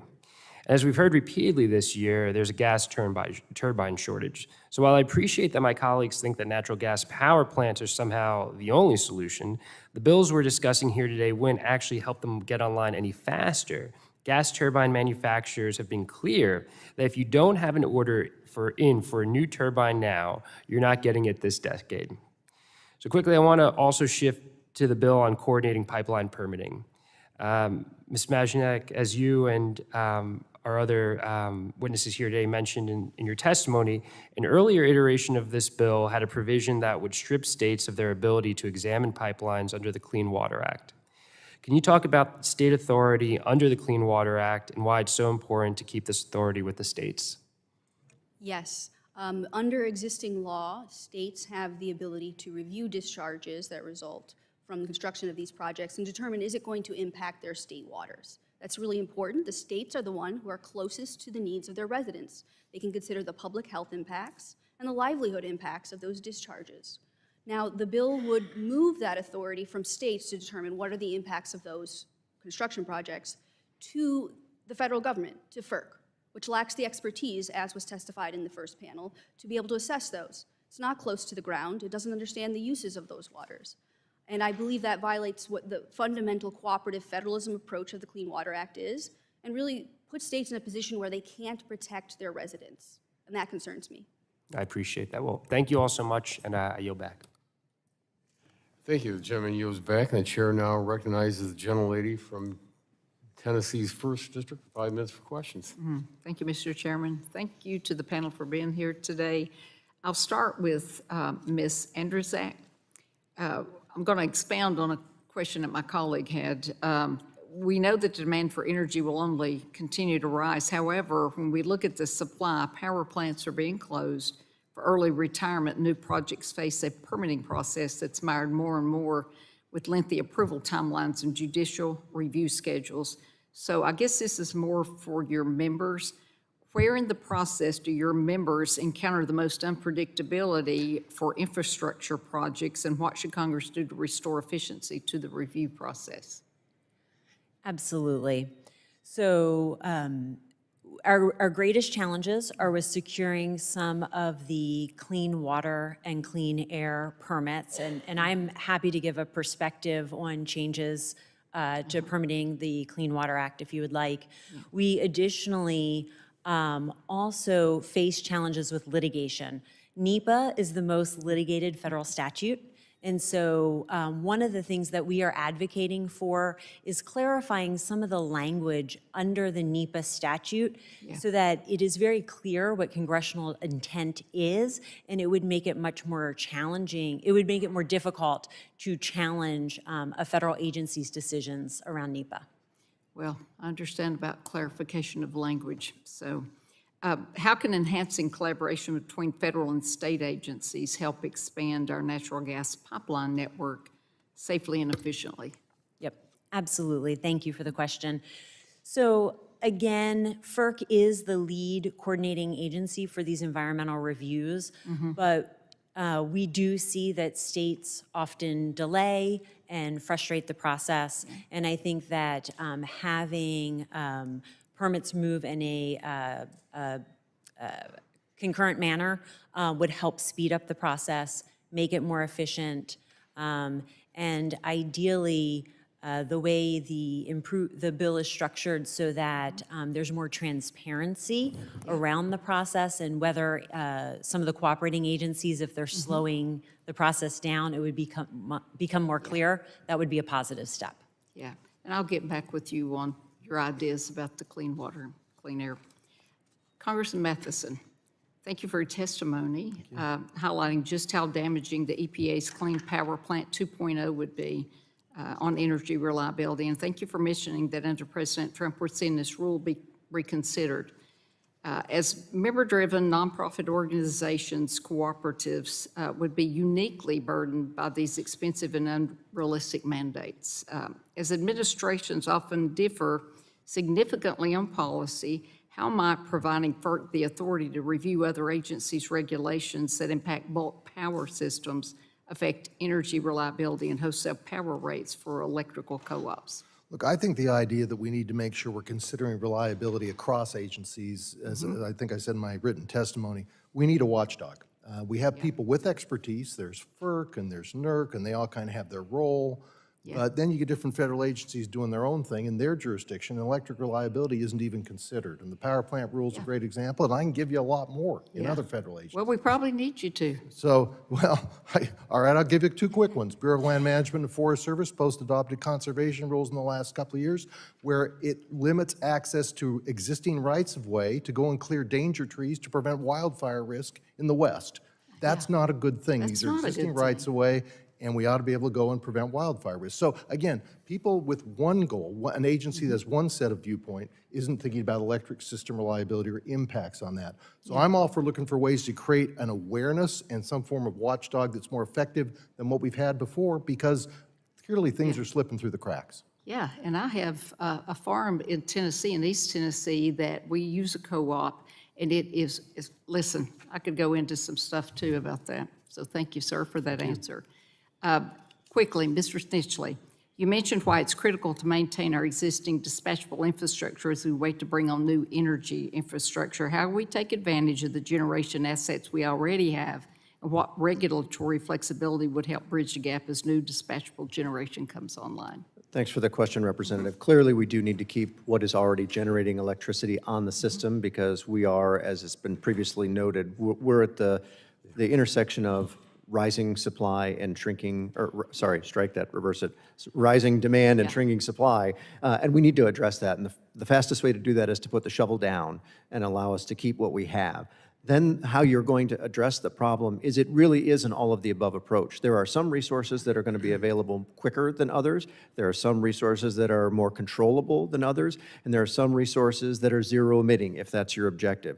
All of them are on different time horizons. All of them have different costs associated with them.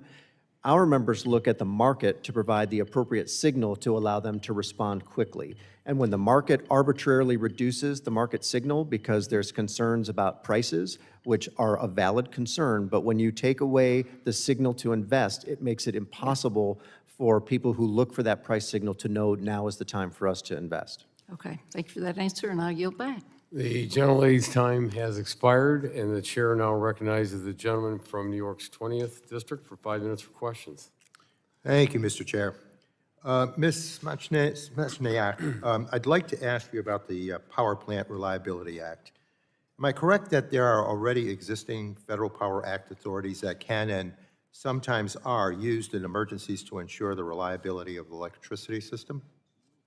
That is correct. We have numerous authorities under the Federal Power Act that address the reliability, and they are layered under each other. And so there are emergency ones. We have the Department of Energy that has Section 202C authority when there's a temporary need to keep a plant running.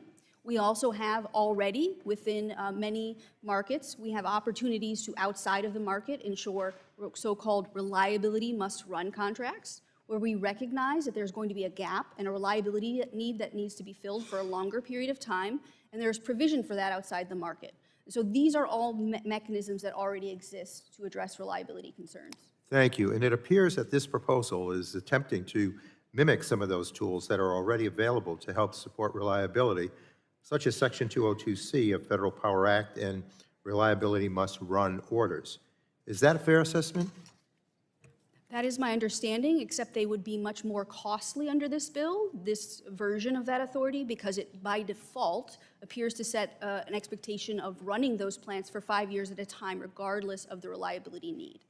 Thank you. And can you discuss why a generating unit might need to enter into a reliability must-run contract in the first place? I'm guessing at least some of the time it is because, absent such a contract, that unit would not be able to compete economically. Typically, this is a case in which there is a unit that is uneconomic and considered is planning to retire. But then when you look at the transmission, there are certain reliability concerns that would result from that retirement. And so there's a need for some upgrades, some additional changes to the grid to allow that retirement. And so during that period while that construction occurs, these contracts allow for that gap and ensure. Meanwhile, you have some bigger picture mechanisms to ensure we're continuing to bring new resources in. So we're not expecting that we're just going to keep retiring plants on the grid indefinitely. So we expect these market mechanisms to keep new resources coming in, which are cheaper ways to meet those needs. Mm-hmm. And are these reliability must-run contracts typically expensive? Yes, they are expensive. And under this proposal, compelling a unit to operate would also compel consumers to pay for that asset. how might Americans' energy bills be affected by requiring uneconomic power plants to continue to operate over a long stretch of time? Well, we know from research from Rocky Mountain Institute that looking at where we have uneconomic coal being dispatched, that the costs run to the billions of dollars per year already. And so if this authority were available, we would expect those costs to go, again, much beyond that number. And so I think that's just an absurd amount to pay for units that may not be needed at a time when energy prices are already rising. So if these types of arrangements can have big cost implications, it looks to me, though, it makes sense that these orders are used sparingly. That's But right. unlike the Federal Power Act, this proposal doesn't require an emergency situation. Is that correct? No, it actually extends the authority beyond what you would see in Section 202C, for example, in order to look and say, is there a possibility that this could be needed in the next 5 years? And if there's any possibility, that triggers the authority to issue one of these orders. Okay, and Section 202C of the Federal Power Act also has requirements about making certain the operation of facilities is done safely and in accordance with federal, state, and local laws. Is that correct? That's correct. Okay, and none of those requirements were carried over into this proposal. That's So, correct. Mr. Snickler, I know independent power producers want to be able to compete, and that means providing reliable electricity at the lowest price. This proposal would require a term of 5 years, which seems like quite a long time commitment. So is there any evidence that a guaranteed 5-year reliability must run order would be appropriate, or would the length of that contract have distortionary impacts on the market? Thanks for the question, Representative. First and foremost, RMRs are a suboptimal solution for the situation that's evolved or is happening on the system. And so our members are sometimes asked to participate in an RMR arrangement, but what the RMR is actually signaling is that the unit should retire and there is a need for new resources to be added to the system. So the potential for RMRs to frustrate the development of new resources is a real concern. The potential cost impacts are significant, though I would caution that typically an RMR is cost of service plus a rate of return, which is more like what a traditional vertically integrated utility would get. So it is mitigated. It's not some unlimited cost that would be required. But the duration should really only be as long as it's needed to resolve the transmission constraint and allow the solution to be implemented, and then the resource should be able to leave the system. Okay. Thank you so much. Ms. Machniak, I had one other question for you, but I see my time is exhausted, so we'll get that to you. And with that, Mr. Chair, I yield back. Thank you. The gentleman's time has expired and yields back. The chair now recognizes the gentleman from Kentucky, the chairman of the full committee, for 5 minutes. Thank you, Mr. Chair. Thanks for having this here in this panel. Thank all of you for being here today. So, Ms. Andruszak, we need to expand energy capacity, especially gas capacity, and for affordable energy to heat homes, to power businesses, and keep the lights on. So I'm just asking, what do you think the critical steps Congress can take to make sure investors have the regulatory predictability and certainty to make decisions to build out this capacity, including regard to the Clean Water Act? Thank you, Chairman. I really appreciate that question. So INGA has advocated that we need statutory reforms to the Clean Water Act, to NEPA, as well as judicial reforms. And what we are advocating for would essentially put more clarity around some of the decision-making that's incorporated into those statutes, and it would put in place some additional set timelines, particularly for judicial review, so we can stop opponents to pipeline infrastructure just dragging out sort of projects needlessly. You specifically asked about the Clean Water Act, and I know that's been a discussion today. And it's an important discussion because that is one of the areas where we see real delays in getting our pipeline projects. Our pipeline permits. Some states, not all, but some states use the water quality certification process to slow down project approvals. There was a discussion earlier about a provision that had been part of legislation last Congress related to the Clean Water Act 401. And what that provision would have done, states would have still been able to maintain their role in reviewing water quality certifications. It just would have changed. They would have been now doing it in a consultative manner as part of the FERC-led NEPA process. However, the states under the way the legislation was written, the state still would have been able to recommend terms and conditions related to water quality that FERC could incorporate into the FERC certificates if they choose to do so. Okay, thank you. And Mr. Matheson, you had some of your members in town that are my constituents, and I'm their customer. So it was a kind of good relationship to have them here. And talked about in my opening statement, talked about with them, is this is probably as exciting time as the 1930s when they first came into being as co-ops to be involved in energy because the demand of energy is exploding. And so if we don't expand energy, if we don't expand opportunity in the next 3 to 5 years, then we're having limited supply and increase. We know the demand is coming. If the demand doesn't come, it means that we've chosen to do AI somewhere else, and that's not a choice we can accept as members, as Americans. And so, what could Congress do the most to give your members the chance to expand to meet the demand that's coming? Appreciate that. Because if you don't, it's going to raise the prices for people in their houses that we don't want to do to bring these big energy consumers on board. So I appreciate that, Mr. Chairman. And we think the AI and the data centers are going to disproportionately be in rural areas, by the way. A lot of land there available, and electric cooperatives serve 56% of all the land in this country. So we think we're really a big part of this. Listen, I think we can help on the permitting side. Number one, we had a lot of discussion on that. I know the permitting conversation's complicated. There's multiple committees in Congress with different jurisdictions. We haven't even talked about things like the Endangered Species Act, which also affect permitting. So there's a whole series of federal statutes that have got to be looked at for permitting reform. And I think there's a consensus in a bipartisan way we ought to be doing that right now. That would be a big factor in giving us more certainty and clarity on the timing it takes to move ahead with these projects. Okay, thank you. So, Mr. Schnitzler, you represent people that do on-demand dispatchable energy. What can we do to produce? What can Congress do to help your folks produce more energy so that the big consumers coming on board don't crowd out people at home? Mr. Chairman, thank you for the question. I think there's a couple of things that immediately come to mind. The first of which is, and I won't belabor it, it's been talked about a lot, is permitting and siting reform. The ability to move quicker and be able to deploy the resources faster are better, and that will help us get where we need to be. And I know that we also have to expand infrastructure on both sides of the meter. And by that, I mean the pipes have to be expanded and the wires will have to be expanded in order for us to deliver the molecules that are needed to create the electrons that are going to power the system on a dispatchable basis. No, natural gas is not the only fuel that will be utilized in order to power the system going forward. But right now, it is the fuel that helps to back up and make sure that the system operates reliably. And every study that we have seen has suggested that even in a high renewables world in the future, you're going to need more gas, not less, for those times when the system really needs it to ensure that it can operate reliably. And that's why you're going to need both pieces of that puzzle. Thank you. My time has expired. Thank you for your indulgence, Mr. Chair, and I yield back. Well, thank you very much. The gentleman yields back, and the chair now recognizes the ranking member for a point of personal privilege.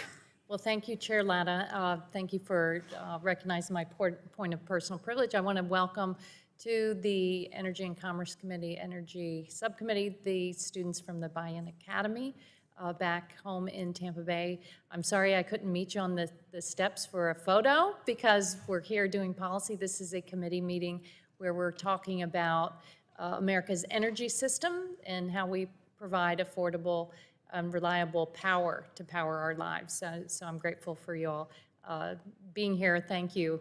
Thank you. Thank you, Mr. Chairman. I yield back. The yields back, and the chair now recognizes the gentleman from Massachusetts 4th District for 5 minutes for questions. Thank you, Chairman. Ms. Masniak, in your comments on the Grid Power Act in your written testimony, you described grid reliability as a team sport, something that comes from a full system, not just individual components like generators. I know you commented on it in your opening testimony as well, but we've since heard about it from Mr. Schnitzler and others. So I wanted to give you an opportunity to respond to what you heard from him and also to expand on why only prioritizing dispatchable resources won't safeguard reliability. What other levers should grid regulators or Congress focus on? Thank you for the question. Look, I think exclusive focus on dispatchability is too much of a one-size-fits-all type of approach. Dispatchability may well be a tool in the toolkit, moving resources, making sure they're getting properly compensated, making sure there's value for the services provided. There are a number of ways in which the market can work to ensure we bring the resources in. My concern is when we use the interconnection queue, which is supposed to be for all comers who are ready for commercially viability, where we use that as this way of screening out who gets access. That's fundamentally challenging the ability for competition and innovation to fuel affordability in our energy system. It's not really the competition, market-based system that my Republican colleagues advocate for. Yeah, that's exactly right. And as Mr. Peters from California said, he said, first to get connected should be first that's ready, right? Exactly. So to the extent that we're going to move anything to the front of the line, it should be the stuff that's can get built most quickly. And that is exactly the kind of approach that is built into FERC's approach. Look at commercial readiness as the way to determine what moves through the queue. And if we can do that better, let's do that better. And as you mentioned, FERC already has the ability to consider dispatchability in its queuing preferences, right? That's right. And then just to get to your point, when we look at how does FERC approach reliability, it has never said one size fits all. This is what every region of the country needs. It's allowed each region to look at what are our particular circumstances, what kind of flexibilities do we already have on the grid, what is our existing mix of resources. And that is the thing that allows then a reliable system, is to have that kind of region-specific, context-specific approach. And the focus on dispatchability alone, it says we have one tool to rule them all. And that's just not going to work. I appreciate it. I want to move on to the Power Plant Reliability Act, which would give FERC the power to compel payments to certain power plants under specific circumstances. You expressed concerns that the language doesn't require evidence of a reliability emergency. Can you talk about what would happen to electricity rates if consumers were forced to pay for a power plant for 5 years if a reliability emergency stays purely hypothetical? Do you think the Commission and the Department of Energy's powers under Section 202, Charlie, of the Federal Power Act are sufficient to address acute emergencies? So one, I think this would be an incredible cost on Americans at a time when we're already facing rising energy prices.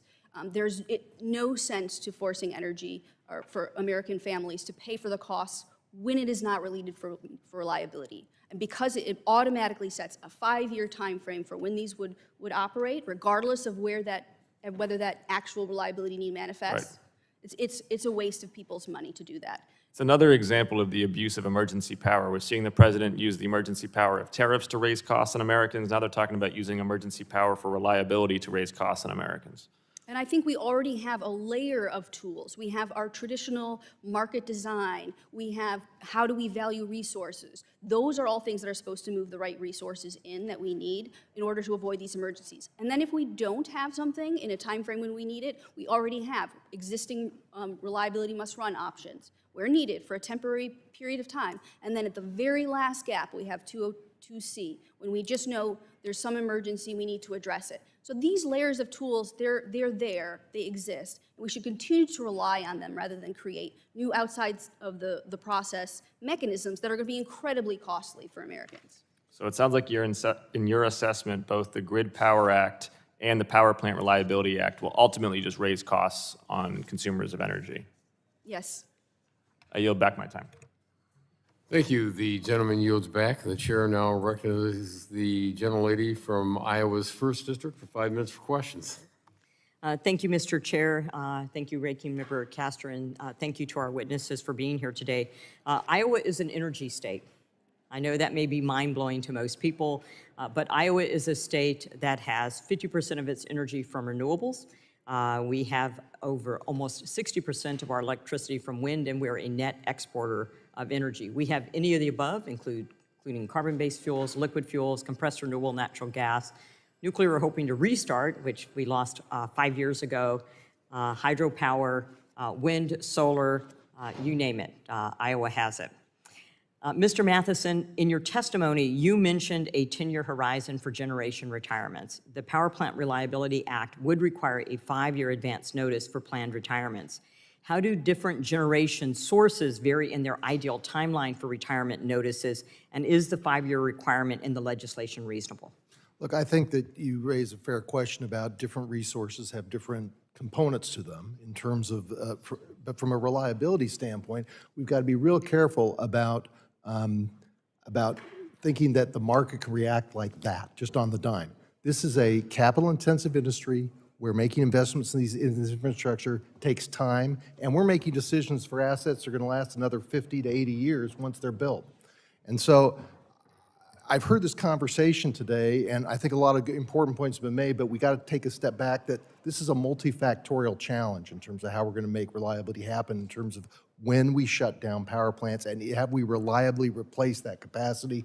And that's the challenge we're in right now. Demand's growing and we're not keeping up. And the internet connection queue needs to be fixed. We've talked about that today. We've talked about permitting. But let's be careful about digging the hole deeper before we know we can reliably replace that power. Yeah, bringing energy online certainly I think is both our mandate as well as that of this administration. As an alternative approach, you mentioned the Power Plant 2.0 rule under the previous administration that caused significant issues. If that rule were repealed, might it be more effective to prevent forced retirements rather than adding new regulatory burdens? Well, it would do two things, because right now, and that rule is on the books, if you want to build a natural gas power plant and you're asked to deploy a technology that's not commercially viable, which is carbon capture sequestration, then you can only run your natural gas power plant 40% of the time. So all these new gas plants are going to be built, because we've heard everyone here talk today about you can't get a gas turbine before 2030. That's because the electric sector is betting on gas. They've reserved all these turbines because they're going to build new power plants. And if that power plant rule is in place, so not only will it force a shutdown of existing power plants, it's also going to restrict the value of these new investments. So quite candidly, the electric sector is counting on that rule to be repealed, because you're not going to invest in a natural gas combined cycle plant that you can only run 40% of the time. Ms. Andrzejczak, you mentioned in your testimony that natural gas has many uses beyond electricity generation, sort of like our ethanol plants do. How do these other applications impact coordination efforts and demand for natural gas as we look to increase natural gas for electricity generation? Absolutely. Thank you for the question. So we've talked a lot about gas for electricity today. However, our end users also include industrial manufacturing, your local distribution companies, which get gas to homes and businesses to be able to power their businesses, to heat their homes for home cooking, as well as natural gases for LNG exports. So all of those end uses are equally important, and we're going to continue to need more pipeline infrastructure to serve all of those end users. Well, in Iowa, we would know that as fertilizer as well, one of those end uses, as well as hydrogen energy in the future. Are there competing demands for pipeline capacity that might affect reliability of the electric grid? I would just say that what might impact reliability is a lack of pipeline capacity. And so when you do have times of high energy demand, there are sections of this country which are pipeline constrained, and you just aren't able to deliver all of the natural gas that's being demanded because you just don't have enough infrastructure in place. And briefly, because I'm going to run out of time, how can we ensure that gas-electric coordination is improved while meeting these other essential needs? So our industry has been working vigorously to address this issue. We have improved winterization. We have improved coordination, both with our customers and the RTOs. And we are already, natural gas pipelines do reliably deliver, but we are always working to improve our reliability. Thank you so much. I yield back. Thank you very much. Gentlelady's time has expired and yields back. The chair now recognizes the gentlelady from Texas 7th District for 5 minutes for questions. Well, thank you again, Chairman Latta, for holding this hearing, and thanks to our second panel of witnesses for your testimony today and for your time. I think it's been very helpful to all of us, and I think this extended hearing on these issues I know is very important to my constituents and home as it is to people across the country. I want to follow up on a couple of things. There's been a lot of really interesting ground covered, but Ms. Smazniak, I want to go back to your testimony. You talked a little bit about Ranking Member Castor's bill, Expediting Generator Interconnection Procedures Act of 2025, and how that will help all projects move through the queue without picking winners and losers, which is something that my constituents kind of repeatedly have indicated is a priority. And it would encourage grid operators to use a similar model to the one that we use in Texas with ERCOT. And ERCOT has really successfully connected a record amount of diverse energy generation to our grid in Texas. So can you talk a little bit more about the advantages of the connect and manage model and kind of what other grid operators can learn from what ERCOT has done well in these sort of quick connections? Absolutely, and I agree that ERCOT is a model in terms of being able to move resources quickly through the queue, and we can learn from that. Texas does have the advantage that it has had significant transmission build-out, which has enabled that kind of interconnection approach to work very well. What they do is they have a much more targeted way of studying the interconnecting resources and addressing the reliability gaps and the upgrades that are needed. And that allows things to move much more quickly than the kind of very expansive and interconnected related studies that happen in some of the grid operators' approaches. It is something that I have heard from grid operators, it does not always easily translate, and so I think there's work to be done, but I think that also goes to the underlying problem. That transmission capacity, when we have it, when we know it's going to get built, it really makes this interconnection process that much easier. So these are really interrelated, and to solve this problem in a long-term way, we really need to get at that underlying problem of lack of adequate transmission capacity.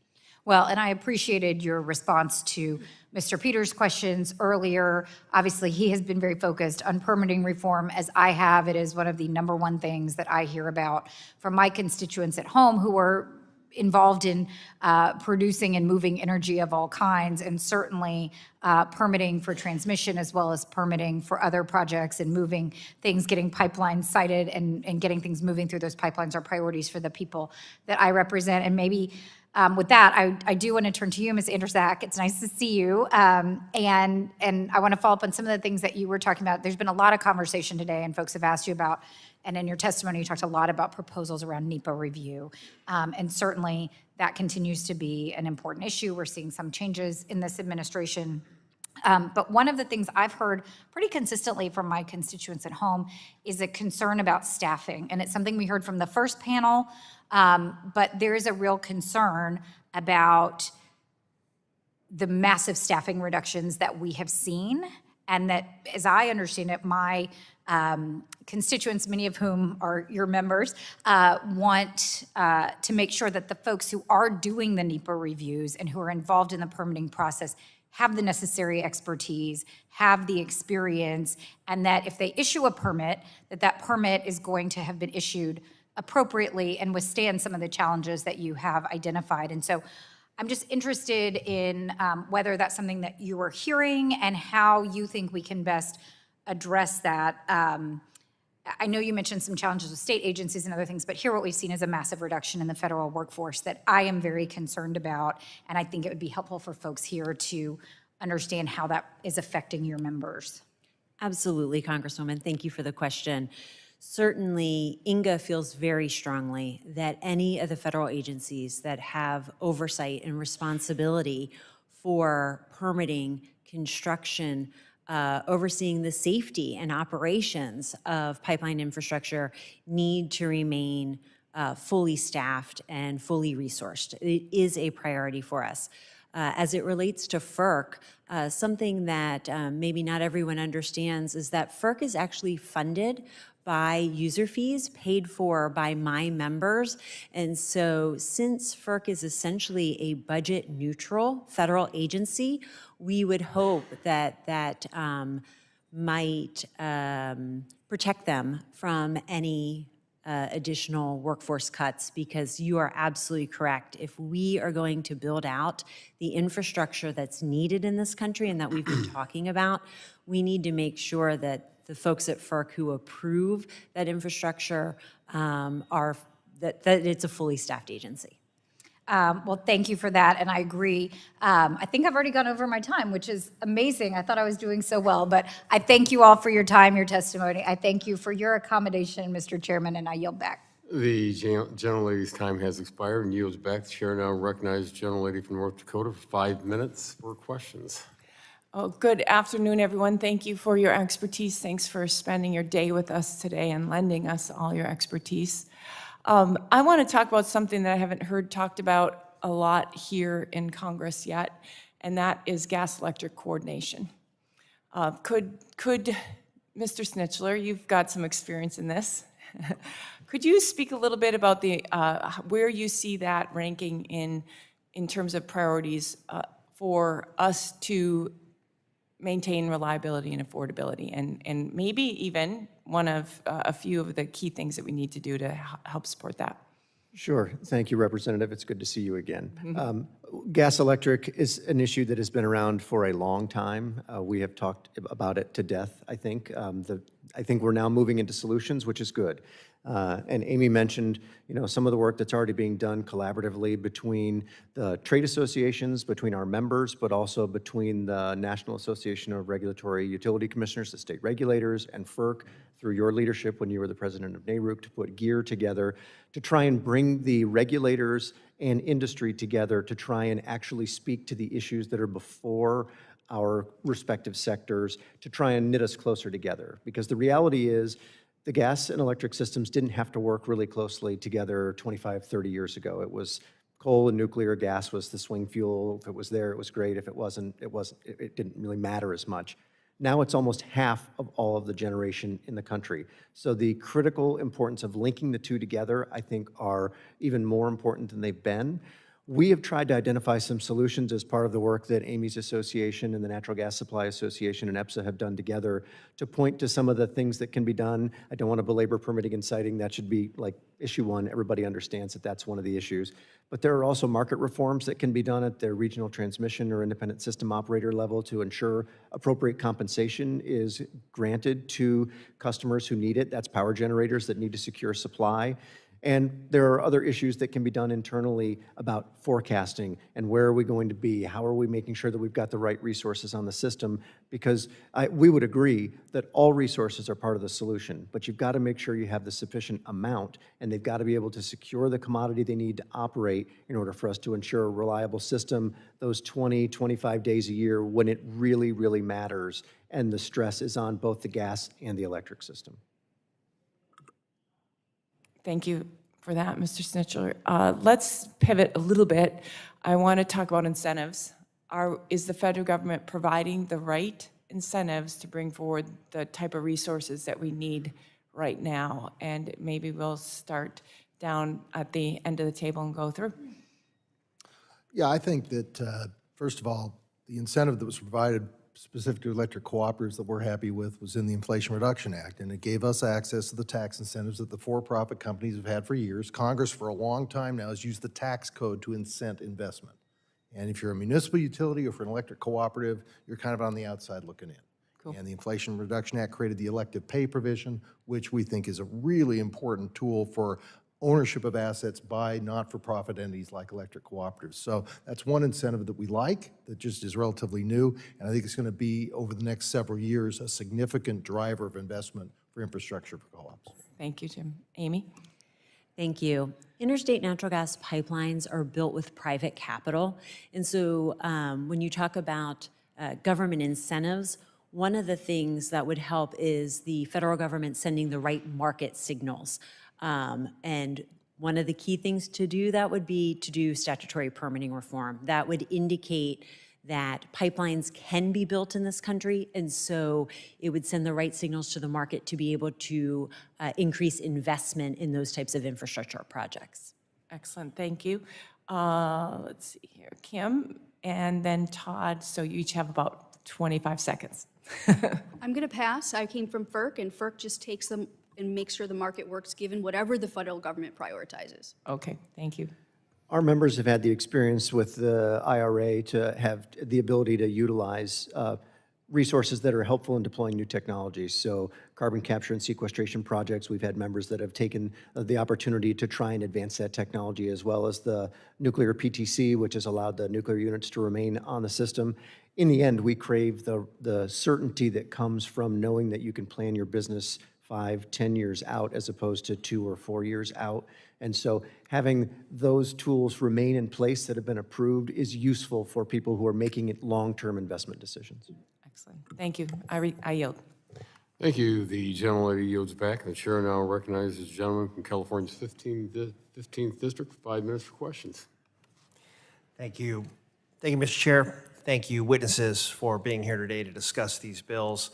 I am glad we all agree on the challenge ahead, that we need to figure out how we can meet rising demand for energy while making sure that businesses and communities across the country have access to reliable and affordable electricity.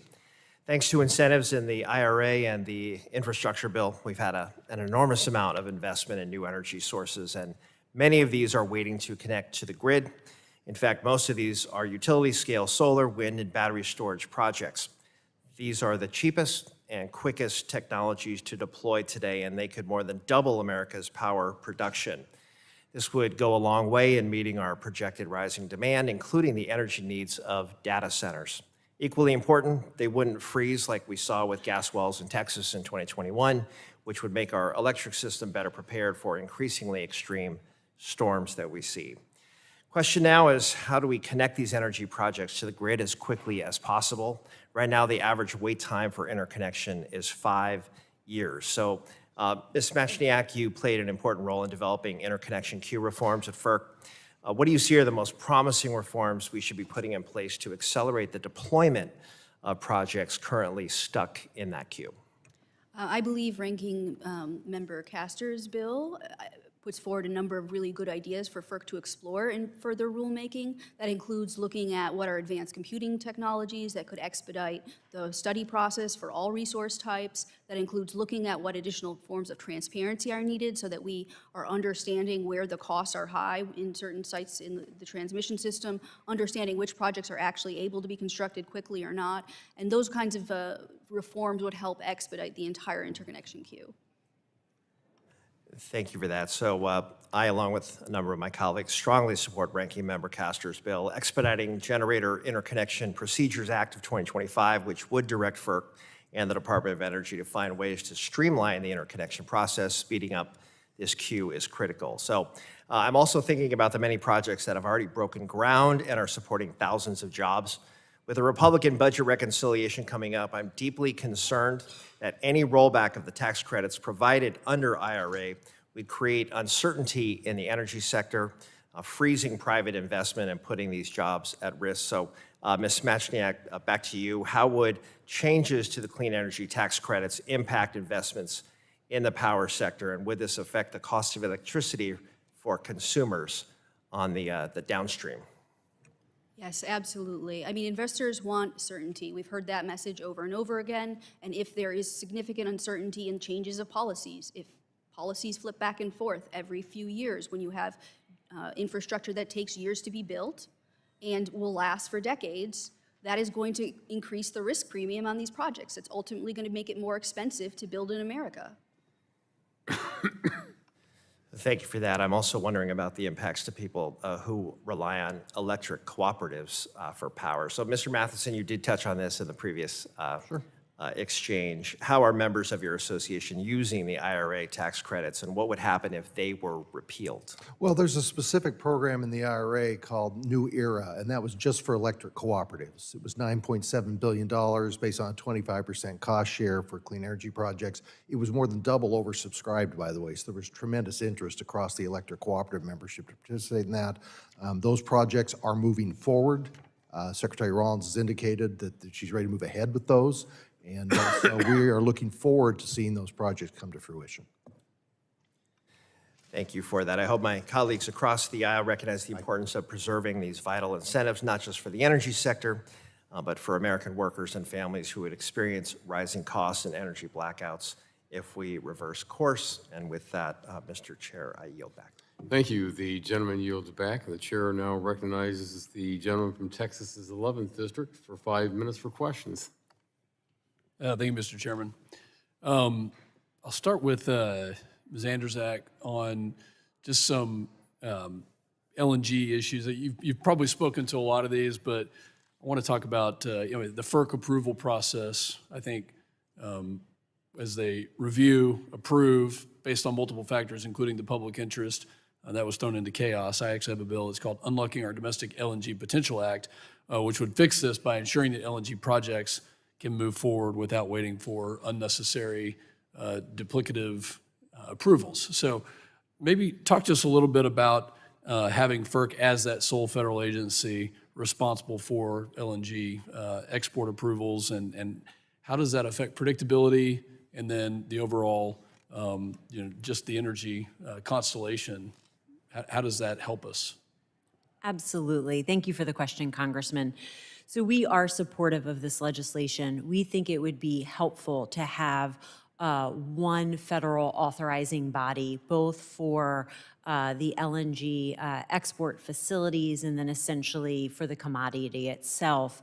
And the reason for that is that under the current bifurcated system, we have seen it really add to significant delays for LNG exports. As an example, we've seen those delays growing because, as you noted, first a LNG export facility needs to get their FERC approval, their certificate to build the facility.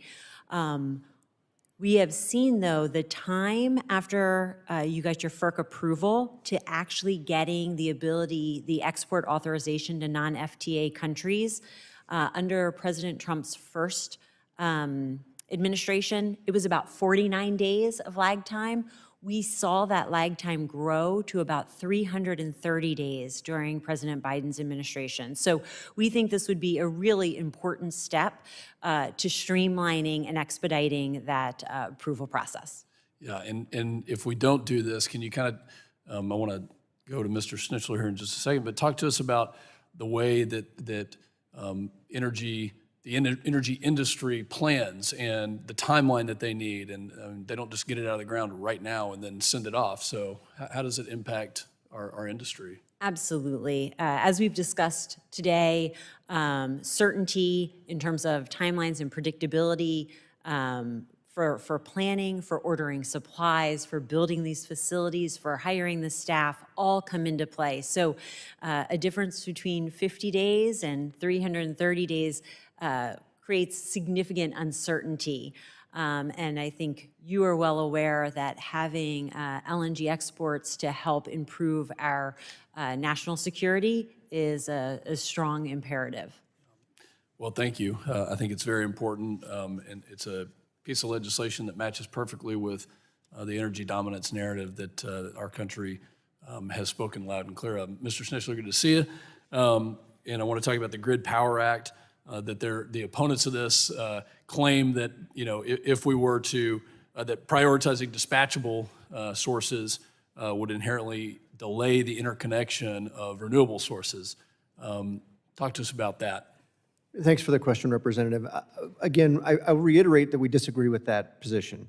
The job one of the grid operator is to ensure system reliability regardless of resource. They can be fuel neutral in their approach, but their job is to keep the lights on. And if they determine that there is an emergency and they do not have sufficient amount of resources that can be dispatched when they're needed on demand, then they're making the call, and they would have to reach out to their federal regulator to say, we have identified a problem. And there is a process in place that would allow this temporary fix to ensure that the system stays on and it stays reliable. At the end of the day, what you end up with is a situation where you have a temporary remedy while the other processes are still going on. It's not as if they're moved to the back of the line and they have to start over and extend their approval process. In fact, what we're seeing through the queue reform process is tens of gigawatts that are dropping out of the queue process as they are being called upon to say, are you in or are you out? PJM's example, they had roughly 290 gigawatts of new resources that wanted to get access to the system, 50 gigawatts of which have been approved, 60 of which will be approved by the end of the year, but 90 gigawatts of which have dropped out of the queue itself. So that tells me that those projects weren't ready to go. And if we need to move projects that are ready to go and can be dispatched when needed to ensure reliability, this short-term measure is the appropriate and measured response to solve the reliability problem. So of all the factors, affordability, reliability, geopolitical, environmental, which one's the most important to you? Well, that's a difficult question. I think reliability has to be job one. Thank you. I think after you get to that, then we can debate the rest. Thank you. Yield back. Thank you. The gentleman's time has expired, and seeing no other members wishing to ask questions of our witnesses, I want to thank our witnesses for appearing today. Members may have additional written questions for you. And I remind members they have 10 business days to submit additional questions for the record. And I ask that the witnesses do their best to submit responses within 10 business days upon receipt of those questions. I ask unanimous consent to insert in the record the documents included on the staff hearing documents list, and without objection, so ordered. And seeing no further business to come before the subcommittee, we stand adjourned.